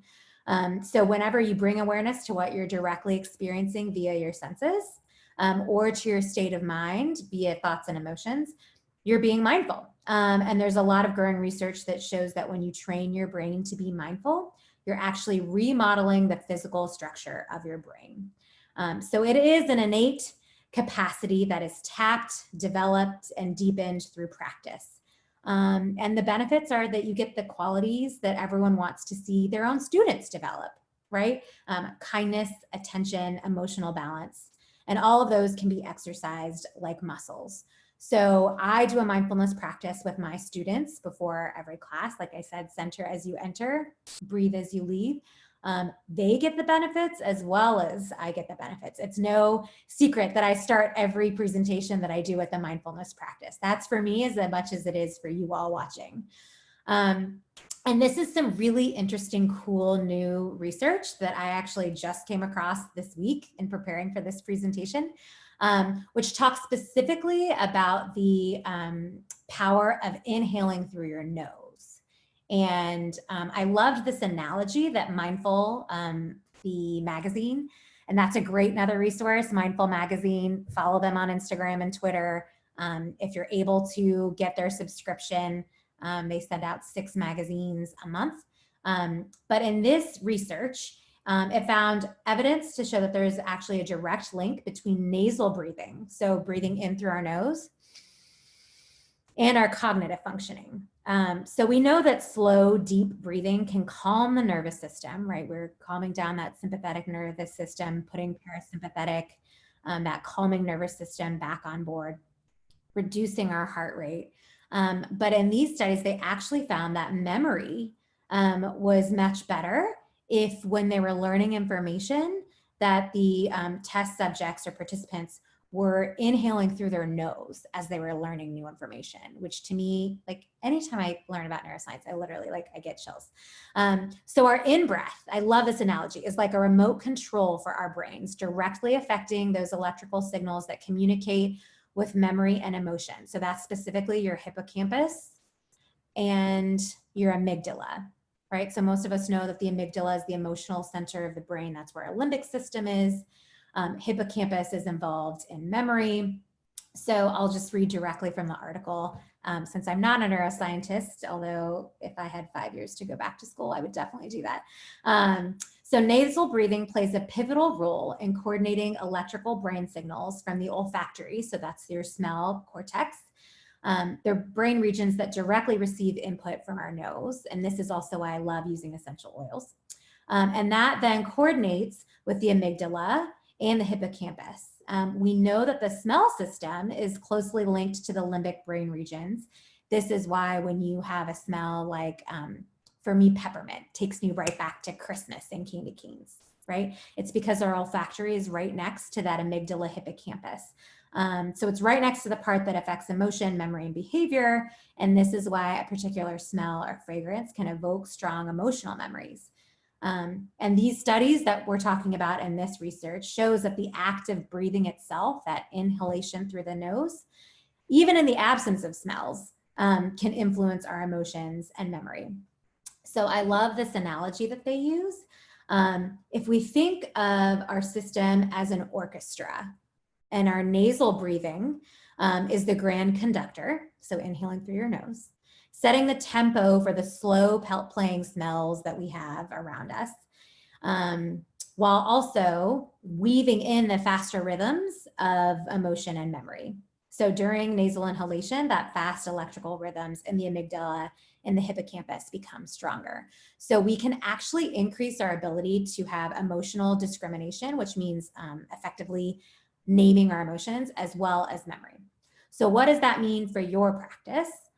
So for your core practice, it's doing mindful breathing and listening if that's easier, especially I think for novice meditators, just listening to sounds helps them sort of ground in the present. So the key here now that we know is inhaling through our nose. So I'm going to do a quick core practice with you. Again, what I do with my students. So we're just going to do an inhalation through the nose, holding for as long as it's comfortable, and exhaling through the mouth.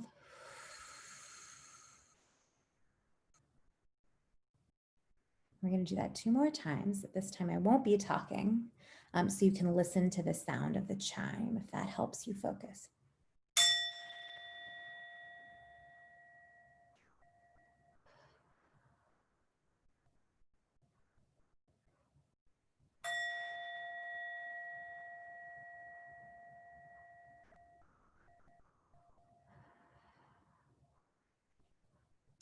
So I start early with that because now as you're learning this new information, you can make sure that you're focusing on your inhale. And the exhale is just as helpful and important in getting that parasympathetic, that rest and digest back online as well. The third practice that you can add to your playlist is, I'm sure you all have heard about gratitude and being grateful. There's a ton of neuroscience that supports being thankful. One small interesting practice that I use in my daily life is I renamed my alarm in my phone that wakes me up to name 3 things you're grateful for with like a couple of fun emojis afterwards. So that way you're starting the day in a place of gratitude and thankfulness. And I know that this can be hard as educators, especially going, well, we're tapped so thin, stretched so thin, asked to be at 2 places at once. But if we're able to think about 3 things and you get an extra mood boost if you're able to say why you're grateful for those things, we can really experience a better outlook and mindset. I also love this sort of unique midweek reflection. So trying to do these, I actually do these with my students on Wednesdays. So asking yourself sort of these 3 unique questions. So what progress can I celebrate? What do I appreciate about myself? That's getting back to that self-care piece. And then a year from now, I want present day me to remember what? And during COVID, that might be nothing. Like, I don't want to remember this moment at all. But if you're able to see small moments, and I know you've heard of it, right? Appreciating the cup of coffee in the morning, having housing, having a bed to sleep in, filtered water at our fingertips, right? There's so much to be grateful for. And that's not discounting the pain, the stress, the anxiety, and the high level of tension and emotion that's very real. So one approach that I've talked with our faculty, like I said, I'm the director of health and wellness at Right Country Day, is sort of this dialectic.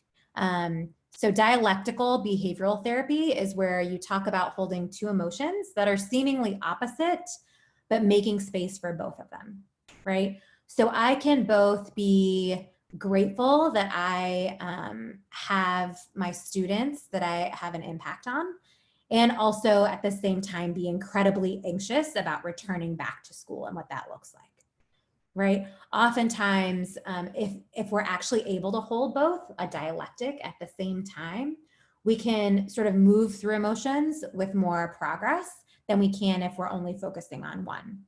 A great book that I actually was going to do my entire presentation on, but I do a 3-week course with this, is Burnout. This is a fantastic, super practical way, even though I've been studying neuroscience for many, many years.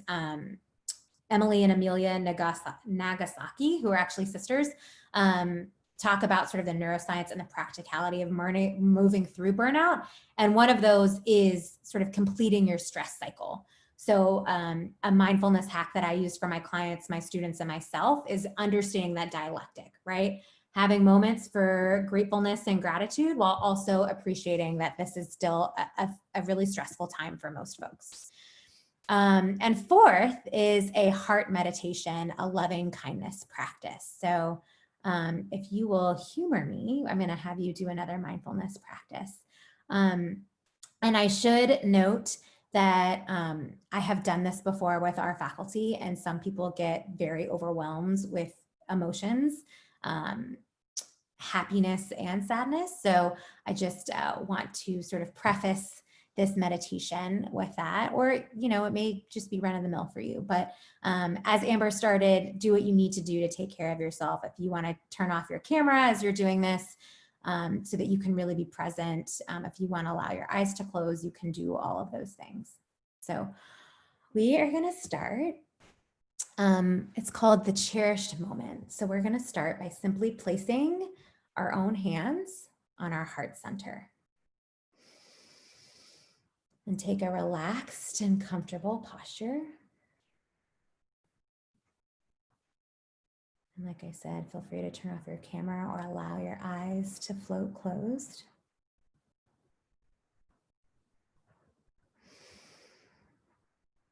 And just take that deep inhalation in and exhale and let it out. And then just take a moment to notice whatever is showing up for you.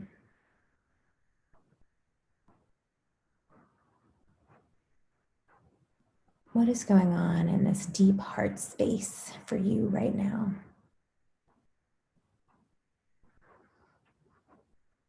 Use those sensations as an anchor for your mindfulness.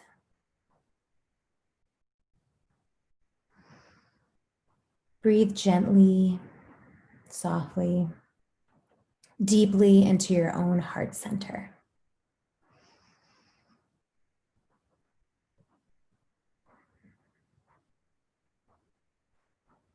If you feel any areas of mental blockage or resistance or judgment, just try to shed them with the exhale.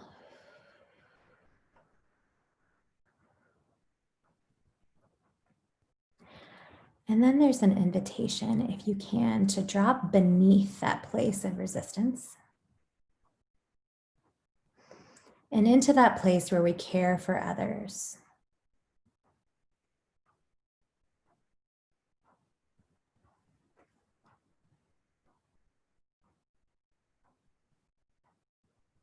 And then even dropping a level below that to a place where we can deeply care for ourselves.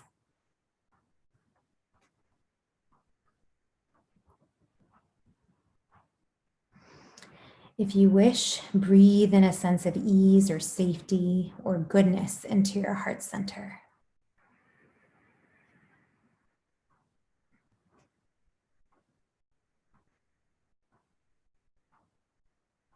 Continue breathing in and out at a comfortable pace.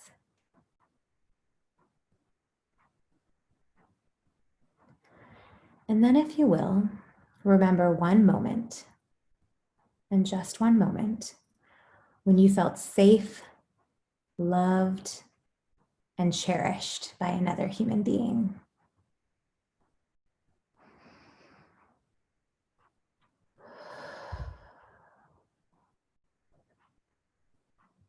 Just savoring that one moment. Could be with a student, a relative, a friend, perhaps your own teacher or mentor that encouraged you to become an educator yourself.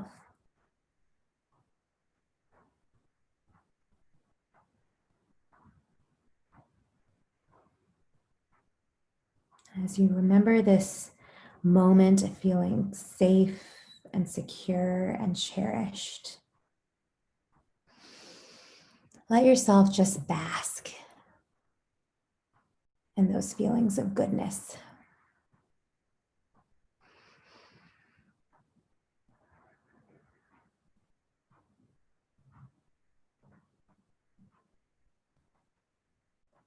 Perhaps even remember what that person looks like, the sound of their voice, the energy of being in the same space as them.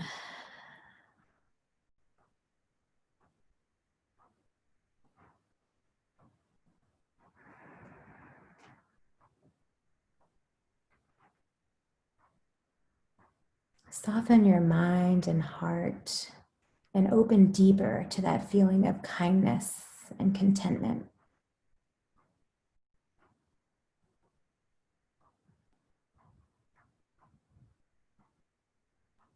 Let the feeling wash over your body and allow yourself to stay there.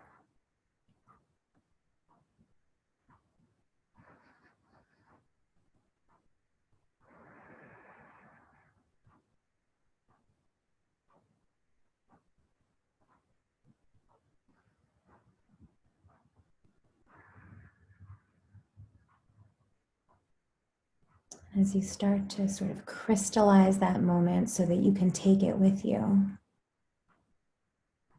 perhaps think of one word that sort of describes this cherished moment.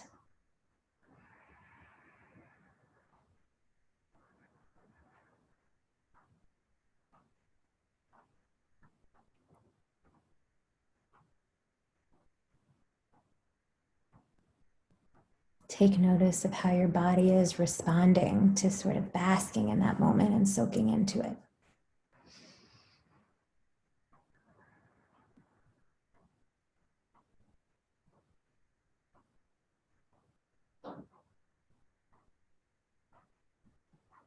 When you feel like you have that moment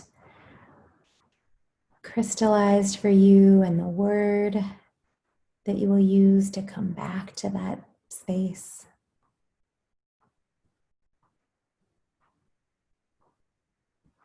just stay there for 3 more deep, mindful breaths.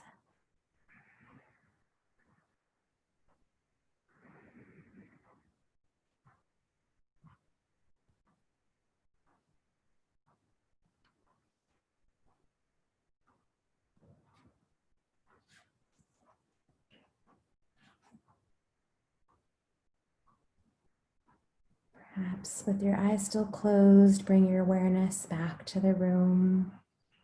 Wiggle your fingers and toes. Brush your thumb across all 4 fingertips. And when you can no longer hear the sound of the chime, allow your eyes to open.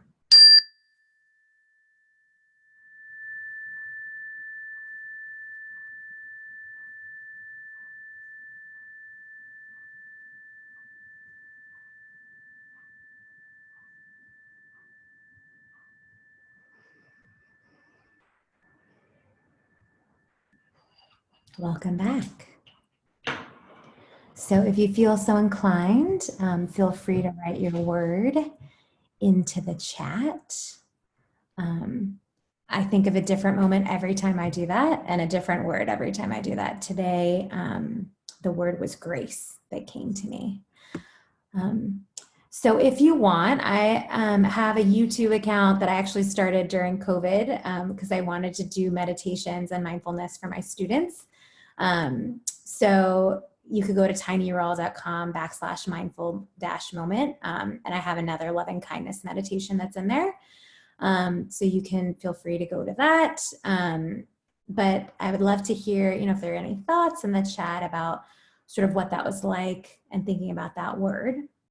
And the reason why I have you do that is, again, when we're thinking about self-care, we want to approach ourselves with that same grace and loving kindness that we do and how we feel when we're in space with another person. So I like anchoring in a word because then you can always come back to that word when you're in times of stress or burnout.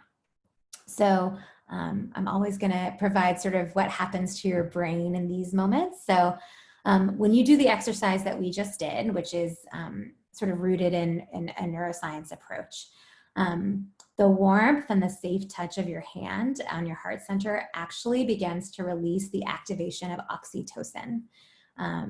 So I don't know if anyone knows what oxytocin is, but that's what I tell the kids. It's the hug hormone. It's that same release that we get when we get a hug or physical contact.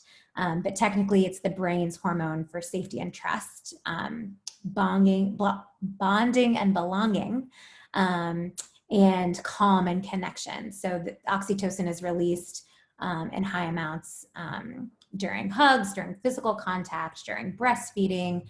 So it's really rooted in our brain, and it's a neurohormone so that we could sort of have a sense of ease.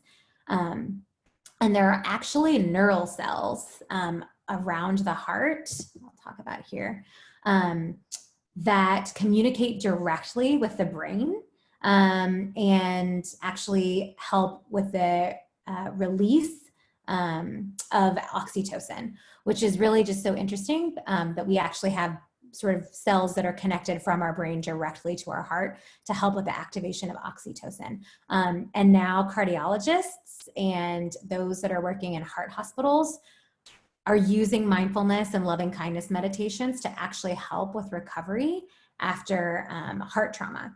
So in a lot of research, the increase in recovery is by 30% when people are doing mindfulness practice. Again, I get chills every time I think about that. When they're doing mindfulness practices, because those cells are directly going from our brain to our heart to regenerate tissue. So the science behind that is that breathing deeply into the heart center, like we just did, activates the calming branch of the nervous system, which is that parasympathetic. And then that body begins to relax. So it brings in a sense of goodness and positive emotions to our heart center. And actually, I teach students this because if you can sort of get into this heart center space, you can actually stop or reverse the signs of a panic attack within 60 seconds, right? So just having that sense of safety and belonging puts the brakes on that fight or flight response. And remembering that moment of feeling safe and cherished. So part of why I do this with educators and students is, again, they can go back to that moment in a time of panic if needed. So just now you all have a tool of that cherished moment to come back to. The fifth that we have on our playlist is usually people's favorites, which is a mindful eating practice. So I did not tell Amber to have you all bring a piece of food with you to this practice, but I thought I'd just do a really quick, I'll share with you what you can do with oranges. They're one of my favorite pieces of food to use during mindful eating. So if you take the time to eat, and I'll start from here. If you take the time to eat in mindfulness, you have a sense of presence and belonging, right? And all of us tend to sort of eat in forgetfulness, where you get caught up in your own thoughts and anxiety. But if you bring your mind and your body together to produce true presence, you can see your piece of food as a miracle. So with oranges, there's an invitation to peel the orange and smell the fruit, and even taking a step back to thinking about like the orange blossoms on the tree, and the rain and the sun that have gone into the growth of the orange, and the orange tree that took several months to bring a wonder like fruit to you, and just being able to taste the sweetness. And even asking yourself, like, do you have the time to do so, right? If you think that you don't have time to eat a piece of orange in a savoring, mindful way, what are you using that time for? Are you using your time to worry, or are you using your time to live your one precious life? So I'll link, that's actually an adaptation of Thich Nhat Hanh's invitation to mindfulness for eating an orange. I also have one on that same YouTube site for doing a piece of chocolate, because dark chocolate always gets the kids excited. So you could go there and watch that mindfulness activity as well. And our last sort of mindfulness hack is rest. And I know that as educators, this is the first thing that tends to go. Right? Your sleep is the first that goes. I just started this summer logging my sleep, and I was sort of shocked. I thought I was getting a ton of rest. Like, I allow myself to sleep in pretty regularly. And in reviewing a sleep log that I was doing through the app, I was getting an average of 6.5 hours of rest. And this is during the summer months, right? So even just committing to a practice where you're logging it might help you with your ability to get more rest. But when my mom had a stroke in 2017, I just remember her neurologist saying, sleep is neuroprotective, that our brains are actually healing during the time that we use to sleep. So for me, that shifted something, right? Like, this is something that I need in order to be a better educator. I think especially in this time where some schools are just sort of waking up to racial injustice and inequality, it's especially important, I say, especially to folks of color, that rest is a part of the resistance. And that part of our hustling Western American culture is sort of to say that you need to sort of hustle for your worthiness, right? It is messages that are ingrained into us that rest is not something that we need to be our whole full selves. So another sort of Instagram poll, the Nap Ministry is a great Instagram account that sort of, I constantly get the reminders that resting and sleeping, taking naps, taking time away from work actually is going to make you a better educator. So I want to close with an invitation to just think about, of those 6 practices in the playlist, what did you notice? What did you notice about yourself? What were the emotions that you were having? What were maybe the primary feelings, or what was going on in your body? Which of those 6 stuck with you? You're like, maybe there's something there. And then how do you envision using this in your own work as we return to school, which is just going to be so critical as we have now so many layers of extra work that we're having to do as we return to school. So how could you use this in your own practice? And then I love this, I want to leave you with this last invitation. So try to take yourself back to who you were when you were a kid, teaching the grade that you teach now. And sort of ask yourself, you know, what does your inner child need from you today? Is that more joy, more kindness, more self-compassion, more rest, more play?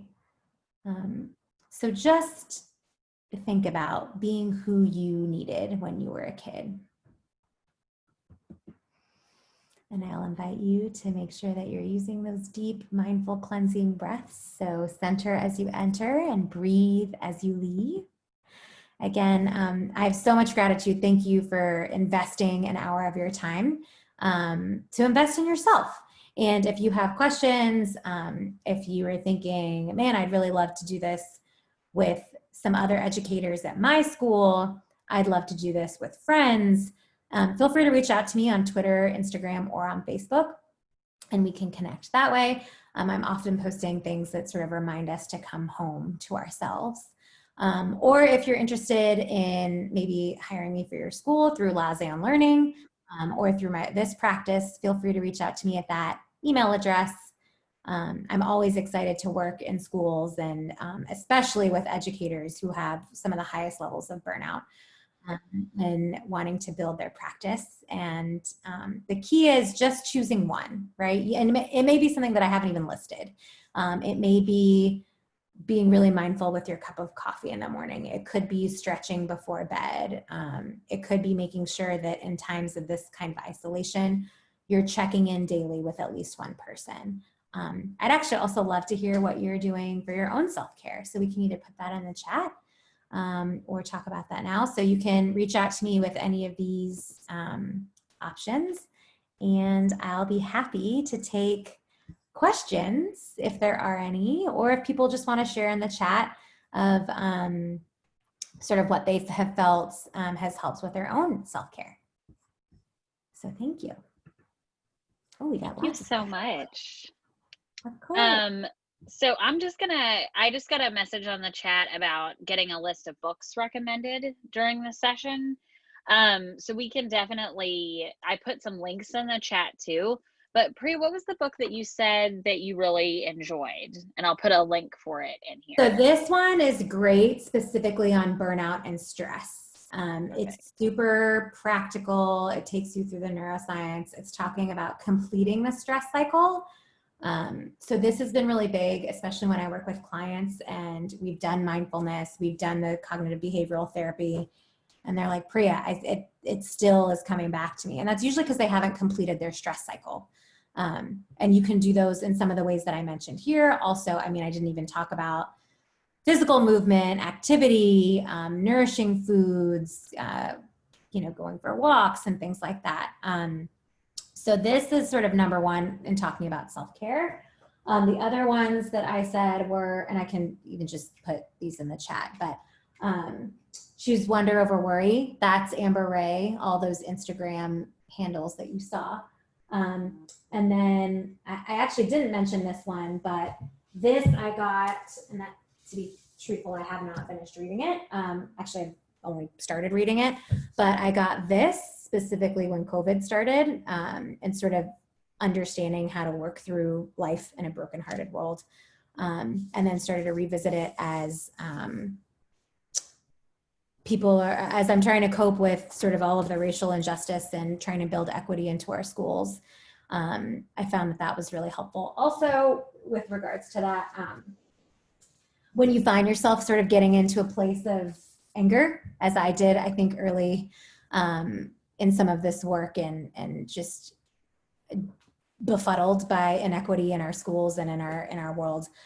This book by Adrienne Maree Brown, Emergent Strategy, I actually originally got to help our student activists, but has been great for me, and just sort of taking a deep breath. I mean, like, truly, I'm like highlighting every single line.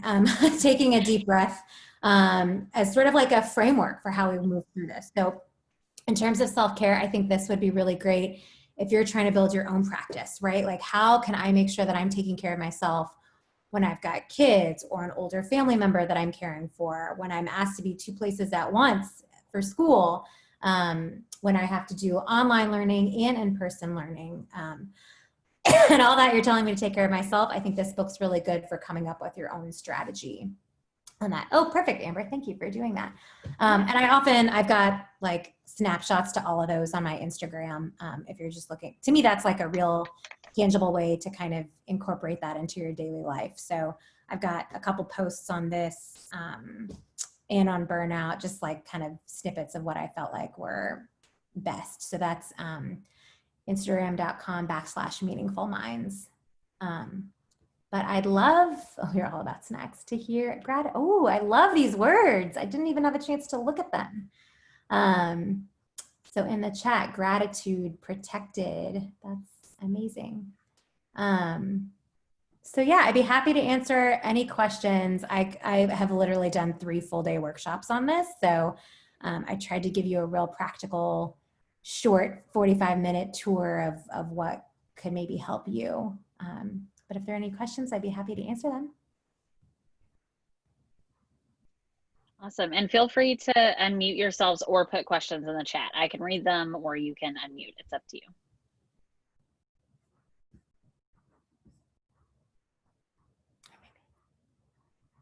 You're welcome. Thanks for coming. Awesome. So I don't see anything else coming through in the chat, but of course we're going to have, we'll have Priya's contact information, and I actually just put your Instagram link in the chat too. Awesome. So everybody should be able to see that. And I also put her mentor page, which has contact info, and I can always hook you up if you miss it on the slide somehow. So thank you so much. And we'll add those books to our resource library too, so that everyone can see them in multiple places. I am a firm believer in sharing book recommendations. So thank you. So if nobody has any other questions, thank you so much for this session. I love all the practical ideas on what to do. So thank you. Of course. Thank you so much for having me, and best of luck to everyone as we start the school year. Yes, thank you. Okay, take care. Thanks. All right, so we are officially basically done. I'm happy to answer questions. If anyone wants to have any discussion about self-care or about mental health or anxiety. Before we kind of open it up for questions though, I do just really quick want to just kind of reiterate what we did today. This was very much just a day of self-care and learning, and very hopefully low stress for everyone. I know it was actually really pretty low stress for us. We really appreciated all our speakers. Again, we had me, Amy Brownlee, who is the Assistant Director of Lausanne Learning, Zoeya Khan, who led us through an awesome yoga class. We had Courtney Russell, who is a special education teacher at the Academies of Jonesboro High, Greg Graber, who is the Director of SEL at Lausanne Collegiate School and is also a Lausanne Learning mentor, and then Priya Singhvi, who is the founder of Meaningful Minds and is also a Lausanne Learning mentor as well. And Amy and I are too. So as we've all mentioned, we would love to have you come to our conferences. We would love to come to your school. We would love to virtually work with you. Our mission, again, is really just to empower educators. So we are trying to provide a lot of opportunities for that empowerment. I'm going to send out an email here in just a few minutes that has really just kind of wrapping up information. So when you'll get the recording, our emails, our contact info, that kind of stuff. It also has a survey on it. I know people ask you probably to fill out surveys constantly, but we actually are really trying to put together our calendar for the upcoming year.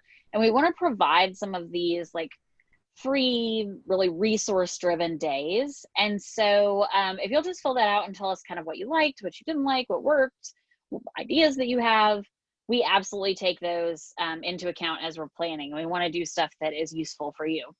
Again, thank you for being here. This is a really stressful time for teachers, for educators, for parents, for kids. It's really stressful for everyone. And I think that we have a really big opportunity as educators to make school better, even though we're in a kind of terrible situation. So thank you. If nobody said it today, I'm going to say it a bunch of times. Also, just as a reminder, we did talk a lot about productivity and mental health and anxiety and mindfulness and self-care. If you need help beyond this, again, although Priya has a lot of qualifications and we're always here to talk to you, we are not, I am not a mental health professional. So I don't want this to be a substitute. I want this to be helpful. If you are feeling upset or hurt, I am absolutely happy to send you resources. I know teletherapy is very big right now, especially with virtual. Hopefully no one is feeling like this, but I feel like it's a duty of care for me to just tell you that if you are feeling like you want to self-harm or anything like that, the National Suicide Prevention Lifeline is available 24 hours a day, and their phone number is 800-273-8255. Hopefully that is not what's going on with anyone, but I just feel like I need to tell everyone that if that is, talk to someone. And we're here for you. We're here for whatever you need. Send me memes, vent, I'll listen. So, and I'll send you resources. So, does anybody have any questions, concerns, comments, anything they want to know more about really quickly? It's not a race, so I'll give you just a couple of minutes to put anything in the chat.